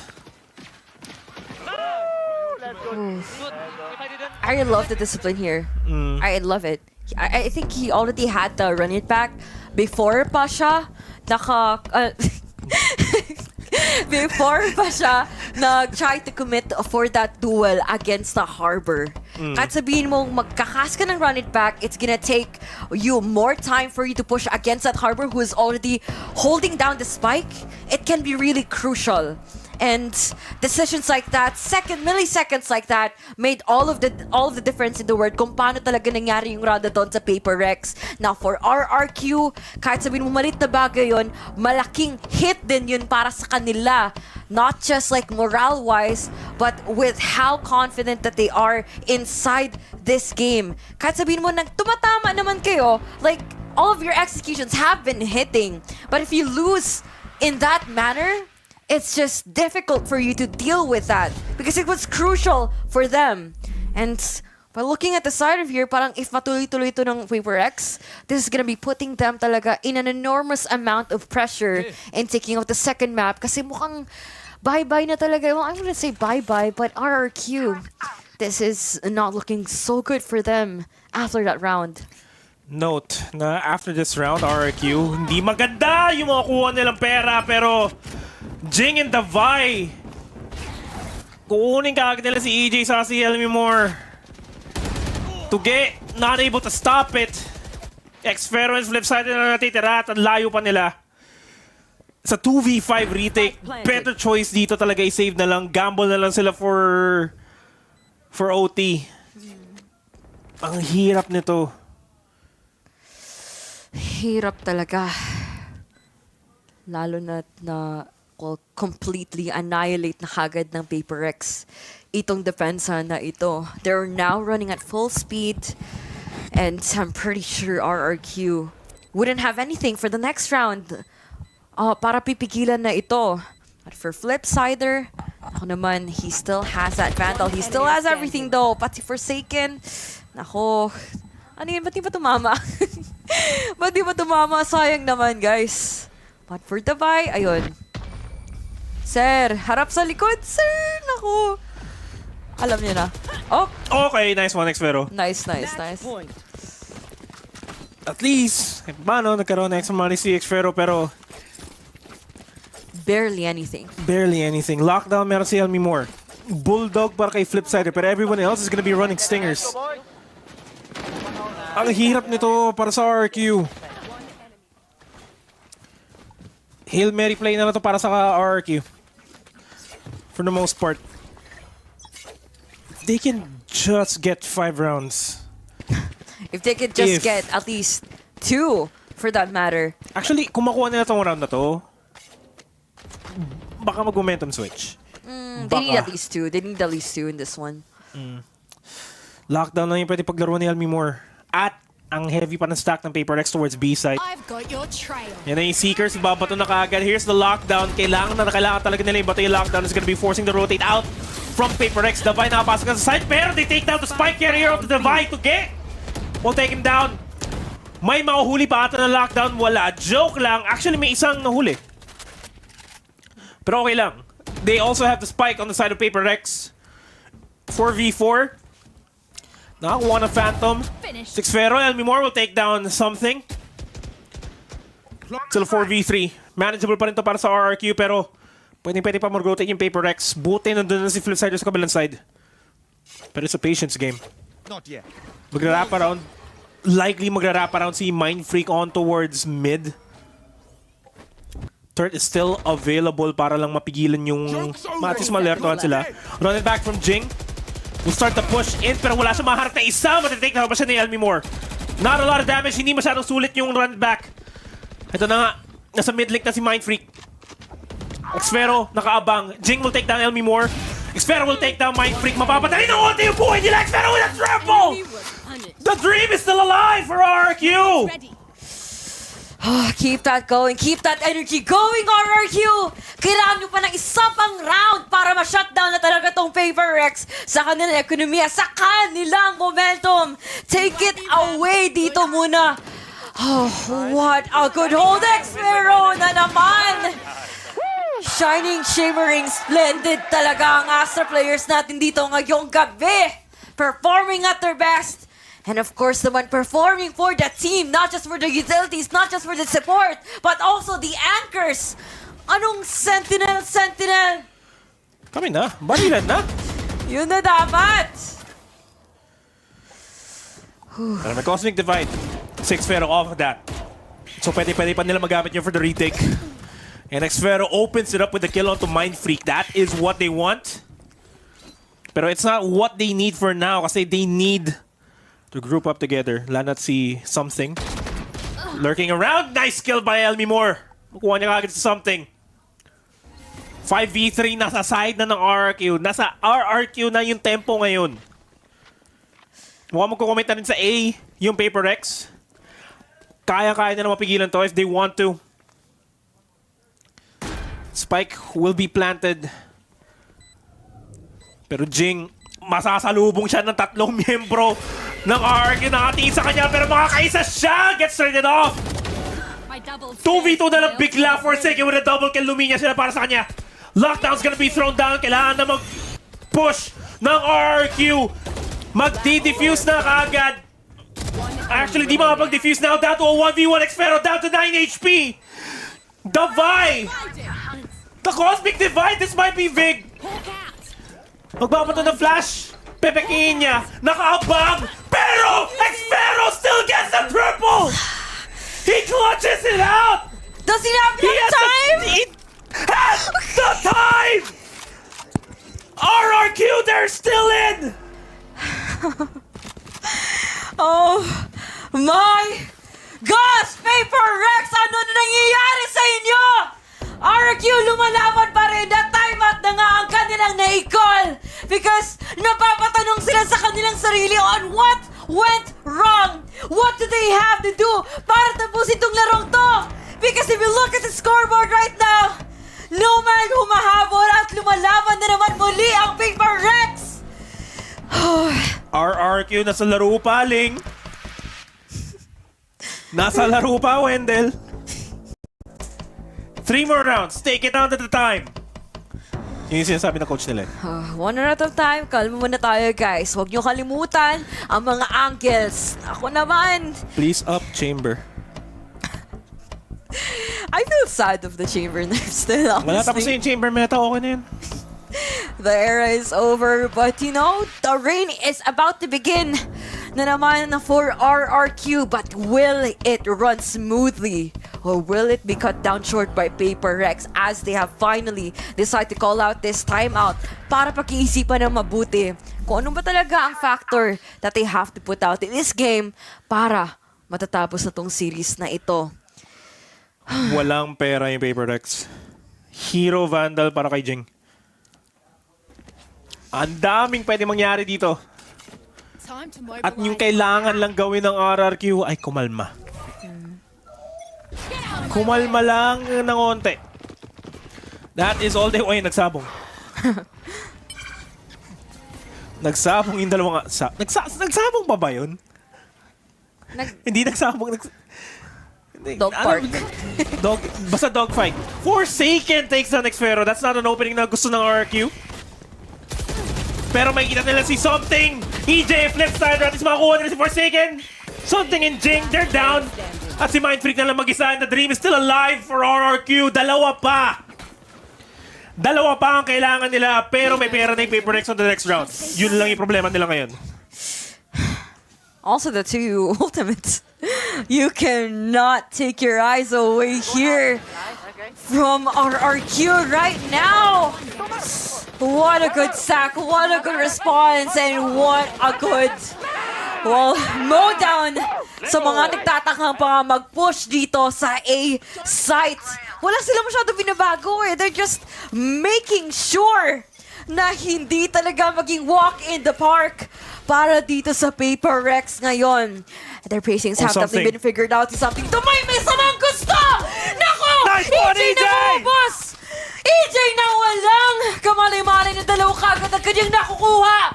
At si Davai at Jing, the pressure is on for them para pipigilan itong overtime na ginugusto ngayon ng RRQ. Run it back. Meron si Jing. Meron ding Reckoning si Tuge, pero I'm 100% sure pwede pa rin ibato ng... Pwede ibato ni Tuge at any given point here. Nasa lalay kay Xfero, yung pagpigil na rotate. 4 yung member ng RRQ na naka-lean towards eh. Pwedeng maging 12-11. Pwede talaga. kung malalaro lang na maayos to, and it looks like Paper Rex, you don't want to risk the weapons. You don't want to risk everything. There's no point of them actually pushing out in this situation alone. Sila na ngayon ang may pabor. The pressure is on the side dito ngayon ng Paper Rex. Wag lang They have to mag-overextend, commit. Xfero. Wag ka lang mag-overextend. Please, no. Please, no. But he could still get the information. There's not enough time for them to play out this rotation. At naging productive pa nga ang kuya natin dito. Xfero making all the right calls for the team. Good Susugurin flank. siya. Kuha mo na tayo ng flash. At mauubos na naman ang Paper Rex. 12 to 11 and a flawless Omen gaming play na naman. Habol na naman dito. RRQ. What? Oh no. One round separates Look at us that. from overtime. EJ with that double kill. Single-handedly stopped that push. Well, he had the flash. He had the trade. He had everything. Everyone was there. Narinig yung sinabi nila sa comms. One more. Exactly what we have. Operator in the hands of EJ. Two Bulldogs, half armor para sa Paper Rex. Pero yung problema lang dito, Cosmic Divide is still available, Seekers is available, si Jing na tag. One good thing, pero may heal naman siya, ni Divide, may heal niya, sarili niya. Kalat. Yung RRQ, Paper Rex leaning towards the B site. EJ has to go big with this operator kill. Pero Has to go gonna big. go for the reposition. Oh no. I am hearing voices in my head na parang hindi tayo Ay, nakatutuwa sa okay. mga posibleng resulta Eto na. na ginagawa ngayon ng Paper Rex. Run it back! Naku naman, EJ decides to run away. Si Something though, may gustong dadagay dito sa likod! Oh, dito mama ka agad. Tuge! Hindi pa nga, hindi pa nga makakasigurado sa panalo dito ngayon ng RRQ! Oh, no. Damay! Umubos! Oh, no. Something! Gumugusto ba sa boses na ito? At lumalaban, Xfero na lang, tumisige! mag-isa. At naka-1v2! Xfero in the 1v1! What a great one! Ako! Divide clutches it! The dream is over for RRQ!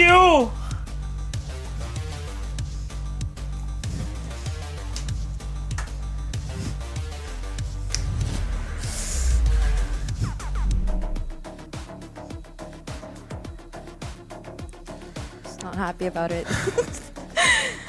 Puso sa Pilipinas eh. Pero, it was a good fight. All things considered, this is the best way to end the Super Week. The best way to end the regular season. Isa na lang. Isa na lang, guys. Isa na lang. Maybe it was just another day. RRQ binuhos ang lahat pero parang nagkulang pa. At Paper Rex doon punong-puno na sa nangyayari dito sa kanila, and they finally decided to end the game, end the series, and end the run dito ng RRQ. Dreams have been denied dito para sa ating mga,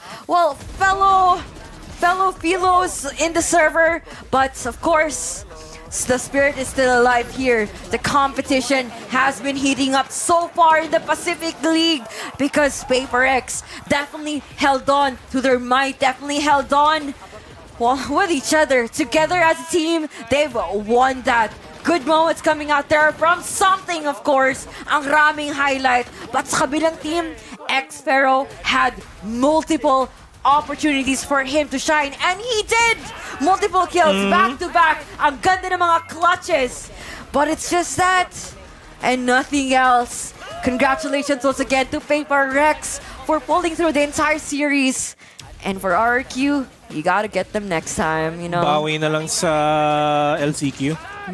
Pero with this victory na nakuha ng Paper Rex, Genji has locked in their slots in the playoff. Genji's going to the playoffs. RRQ, bawi next split. Bawi sa LCQ. I want to see more of you guys. Medyo late na kasi nag-init si RRQ this entire season. Pero at least we saw their potential. They can keep the game as close as it was against Paper Rex. What more moving forward? What more moving forward, lalo na mas tatagal pa tong roster na ito. Mas tatagal din sila mag-build on whatever synergy that they have started and has been going on, especially in the games that we have witnessed so far. Sabihin natin, it was just this series alone na nakita natin on what they could do, but imagine what they could still achieve the longer that they stay together and the longer that they would continually try to commit in this type of improvement and keep that going. But for PaperX, they have it all figured out naman eh. Nakakakuha na sila ng mga counterplays against RRQ, and that is just that. A good way for them to land a win here on the series and a good way for them to at least end out itong Super Week na ito. An interesting matchup indeed, and it was too close. Too close. Too close for comfort, pero that being said, dito muna kami magtatapos. Kailangan natin ibigay ito sa panel para ma-breakdown nila yung laban.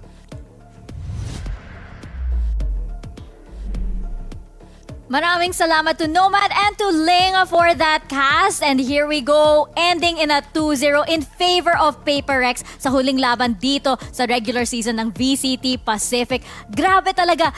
The second wind of RRQ ha. Just to say that parang it was not a bad match at all. Nakita natin na lumaban talaga yung RRQ with all of their hearts. Oh yeah, and it was so apparent with everybody on the board. I mean, as the casters mentioned, it did take some time to get really warm, pero when push came to shove, they really heated up. Xfero, who's been fantastic as a controller his entire career, really tried to hang on to the best of his ability. Pero yun nga, ang hirap basta PaperX kasi kung brute force lang talaga. I think PaperX is really up there. Yun nga eh, sobrang close ng match na ito and super duper understandable because it was RRQ's tournament line. Well, tournament life on the line, kumbaga. At si RRQ, especially yung nakita natin si Xfero, kagaya ng sinabi ni Raf, sobrang trinay niya. May mga instances na siya na lang yung natitira at he was able to deliver. Kaya nga tayo nakaabot ng 11-13 na score, pero at the end of the day, at that very final point na pwede sana pumunta ng overtime, parang kung yung volume ni PRX sa aggression level 3, parang dinoble pa nila at up until level 6. Yun na nga eh. Parang, wow. 3 times 2. Matters. Pero ayun nga, diba? Parang si Xfero carried RRQ so hard. Yeah. Napakagaling talaga ng mga plays niya, especially, diba? Yung parang may isa ng clutch siya, pero isa lang na ata yung buhay niya, diba? Pero this was the Vi, and fittingly so, kasi siya naman yung last shot dito. He gave that final blow to RRQ dito sa ating map number 2. And the Vi, definitely also, I believe, taking on the IGL role of PaperX habang nagpapahinga si Benkay. At baka lalabas naman yan sa playoffs, diba? Very exciting to see what PaperX has in store for us, especially since yung parang, diba, they have chaotic players like something, diba? Very exciting to watch, especially since yung parang hindi siya takot na mag-risky play, diba? Yung parang reload sa harap mo, okay lang yan para kay something eh. Parang yung flash ni Davai, yung go, okay guys, just go crazy. I mean, just do your thing. And we saw everybody really get the benefit of that. One thing that PaperX does almost better than almost any team here is to maximize and play off the space of each other, and it's been really hard to stop. I think magandang punto yan, Raf, kasi yung 3 times is 3 times 2 times 3. Pero yun nga, 'di ba, parang you see the Vi, tapos siya yung initiator, tapos hindi lang for one duelist but two duelists that usually split attention across the map. So kung baga, he's doing a really good job being sobrang effective sa kanyang kay Jing, kay something, and the way that they free reign across the map, sobrang ramdam siya pagdating sa epekto ng ginagawa ng mga duelists. Yun yung mahirap talaga pagdating sa PaperX, di ba? All of these players are very much skilled in being able to carry around. Kahit na kung 1v5 yan, kaya pa rin ng PaperX, hindi ba? And that's what makes them really one of the super teams dito sa APAC. Again, top 2 teams sila dito. Di ba? Top 2 teams sila dito. And I think na parang going into the playoffs, with them at this state right now, they're definitely gonna be such a powerhouse to deal with, not just dito sa Pacific, but eventually when we put our eyes forward, di ba? Wow. Pagdating sa Masters, di ba? Sa That's Tokyo. true. Tingin ko din na yung pinakamalaking bagay para sa PaperX, especially kanina, even if Forsaken would get cut off in those lurks, they would still mobilize and find weak spots in the rotations, at least RRQ, against RRQ, sorry. Yun na nga eh. And I think that we do have somebody from PaperX on the line. find somebody, no, something from Paper Rex on the line. Ang galing talaga ng tandem na yun, di ba? Ng AJN na yun. We do have something on the line here from Paper Rex. Hi, something. Congratulations on your win. Another win for W Gaming. I do have a question for you guys. What is your most memorable moment so far during your stay in Korea? I'm not. Maybe when we go Ireland, I can say like this. Sorry, can you repeat that again? Ireland. You don't know? Not sure yet. Maybe there's too many to mention. Isn't that right? A lot of very memorable moments. Raf, I'm going to pass it to you for a question for something. All right. Well, once again, man, you've been playing so well. Big congratulations on the team, and your adjustment period for Paper X has been fantastic too. But my question is, when is Benkai going to play? Are you saving him for the playoffs? To be honest, it's a question not for me because I'm not choosing players who gonna play, who not gonna play, and I think it's question mostly for Alex, my coach. I see. Put it on the coach. You know, that's the perfect play right there. Alex, when is Benkai going to play? But thank you very much. I think Ricky still has a question for you guys. Yes, hey, something really, really amazing performance on your Reyna and as well as your Jet. I'm curious for this one because you've basically fought everyone already from VCT Pacific. Which team are you looking forward to fight in the playoffs? Of course, versus DRX. DRX. I love it. Of course. Any particular player that you think is like, who is the strongest player in DRX, in your opinion? Mako. Mako. Of course, Of course, number Mako. one. Right now, Number one. Mako. Yeah. Oh, I see, Mako. Thank you so much, something. Definitely Thank you. one of our best players here in Pacific as well. But Something is definitely making a name for himself too. By the way, Something, you guys have a lot of fans here in the Philippines as well. Do you have any message to everybody out there watching? Well, you all guys, thank you for your support. Yeah, that's it. I'll do my best in 5 days. 4 days. 4 days in playoffs. Looking forward to it, Something. Congratulations to you and the rest of Paper Rex. We'll see you guys in the playoffs. Thank you.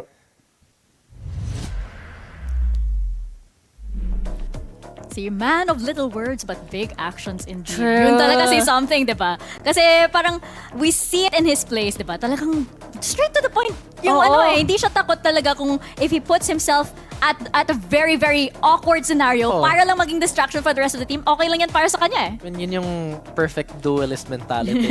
don't overcomplicate the game. Just go in there if you can find a frag or two. Don't die, get skills. Yeah, exactly. Perfect. That's FPS Games 101. Shoot head. That's how you win Grabe. VALORANT. Hindi nga siya takot, di ba? Parang kahit nandun na yung harbor wall, nakatayo siya out in the open It's just sa water. top of screens. Yeah. It's just water. What is water? What is water? Wet only. Yun doon sana yung nasa isip ko. Pero buti na lang na si Rico na nagsabi nun. And going into our standings, before things get even more sabaw dito sa panel, RRQ's unfortunate loss means that Gen G instead makes it to the playoffs, locking in our 6th spot dito. Amazing, no? Parang, ano pa kaya yung feeling na parang napapanood mo lang tapos wala kang magawa tapos bigla na lang nag-qualify kayo sa playoffs? Not to mention that Team Secret was in that position some years ago, di ba? I know. It's like that still common anime like trope. Right? It's like, it's up to you now, Team Secret. Live on the dream. Team Secret gets like, yeah, we gotta do it for them too. Yeah. Yun nga eh. Parang hindi mapigilan ni Genji, syempre, na-cheer si Paper Rex during this entire series. Of course. Iba yung naisip kong trope eh. Iba yung Ano ba? naisip kong trope. Yung parang, hindi naman trope, pero yung parang naisip kong scenario. Yung parang nung bigla na lang na-crown si Pia Wershbach. Tapos ay, hindi niya alam na, ako pala yung mag-6 was weird na. Tita reference. Pero yun yung inisip ko. I think I remember that. Long ago, yeah. That's not that long ago. Pero tita reference kasi. Is it really? Baka ako lang yung nag-metaphor ng Miss Universe dito, diba? I know. Pero there you go, our top 6 and locking in those last 2 spots. Of course, Team Secret, tsaka Gen G. Unfortunately, that means we have to bid goodbye to RRQ, to Global Esports, to Talon Esports, and to DFM. And it looks like dito yung sa parang may first match na ba tayo dito? Zeta versus Team Secret ang maglalaban muna. Tapos Gen G versus T1. Grabe! Mainit! Mainit na yung playoffs dito, Rico. Grabe, ang init talaga sobra. Kasi considering that, remember, nung nakipaglaban si Team Secret at si Zeta, natalo sila in Revenge that series. So, match. revenge match, agad-agad.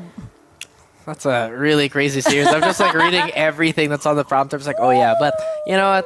I will say this. I've said it before. Playoff Team Secret's gonna beat Zeta easy. Honestly. Ooh. Yeah, I'm saying that right now. TS is gonna win this convincingly. Don't jinx it, guys. I'm sorry. But you know, I'm not jinxing it. You guys got this. No. No Ganun talaga. Kasi may power din sila ng bias, di ba? Diba? Yung bias ng Pilipinas, hindi ba? Gumagana naman talaga yan, di ba? Nasabi nga ng the mods kahapon. Pero alam mo din yung kung ano yung gumagana ngayon, yung Grab Only Buhat Challenge. It is locked and reloaded with another promo just for you guys, our loyal VCT Pacific fans. So kung gusto mo ng spray, very unique spray dito, baka ito na yung chance mo na manalo ng Just Business spray na nandito lang. Just subscribe to Grab Unlimited and complete 5 eligible deliveries within the promo period. And you could get this very unique spray just from Grab Unlimited. There are only 250 of these sprays available, by the way. Yun yung in stock. Yun yung in stock. Tapos siguro nabawasan na yan ever since starting this promo. So don't worry. Grab Unlimited is absolutely free for the first month. So you can just focus on getting this spray. So ano pang hinihintay nyo? Scan nyo lang ang QR code na nandyan sa kaliwa ko, kanan nyo, kaliwa ko, to get in on the action because Grab Unlimited has got you guys covered. And of course, mine is gone. It was here. It was also on the wrong side. But guys, if you want to get that QR code, don't forget to share the stream on Facebook, YouTube, and Twitch to support VCT Pacific and your favorite teams. That means Team Secret. It's Valorant_PH on Twitch and Talon Esports PH on Facebook and YouTube. And syempre, maraming salamat sa mga sponsors, Logitech, Red Bull, Polo by Ralph Lauren, Grab Unlimited, HP Victus, and Zowie. Thank you po. Gusto ko talaga. Thank you po. Thank you. At malapit na din ang VCT Pacific League Finals and tickets to watch it live at Jangchung Stadium, South Korea are on sale right now. Tickets for the lower finals on the 27th are still available, so you can get your tickets from our official ticket website, globalinterpark.com. Bilisan nyo na, guys. Nandyan pa yung tickets. Habang nandyan pa yung tickets. Don't miss this chance. Kasi tingnan mo nga yung brackets natin as of the moment with the playoffs. Mainit na mainit talaga ang mga laban na ma-expect natin sa playoffs. Before we sign off, Riku, any final thoughts about our season so far, the first season for VCT Pacific? Napaka-roller coaster ride. Yun yung masasabi ko. Kasi imagine, 2 days into Superweek, hindi pa kompleto yung makakapasok sa playoffs. Parang 4 na slot pa yung natitira na pwede. Up until the last moment, Up until the diba? last moment. Ganun ka-close yung competition. Kaya natutuwa ako at nag-e-enjoy na manood ng VCT Pacific. Raph? Yeah. Thank you very much for watching. Hindi na pinasasalita si Raph. Pero any additional comments? Yeah, I mean, like, I feel like with the standings alone, right, everything is somewhat in place. I really just think it should have been Talon in the top 4 spot.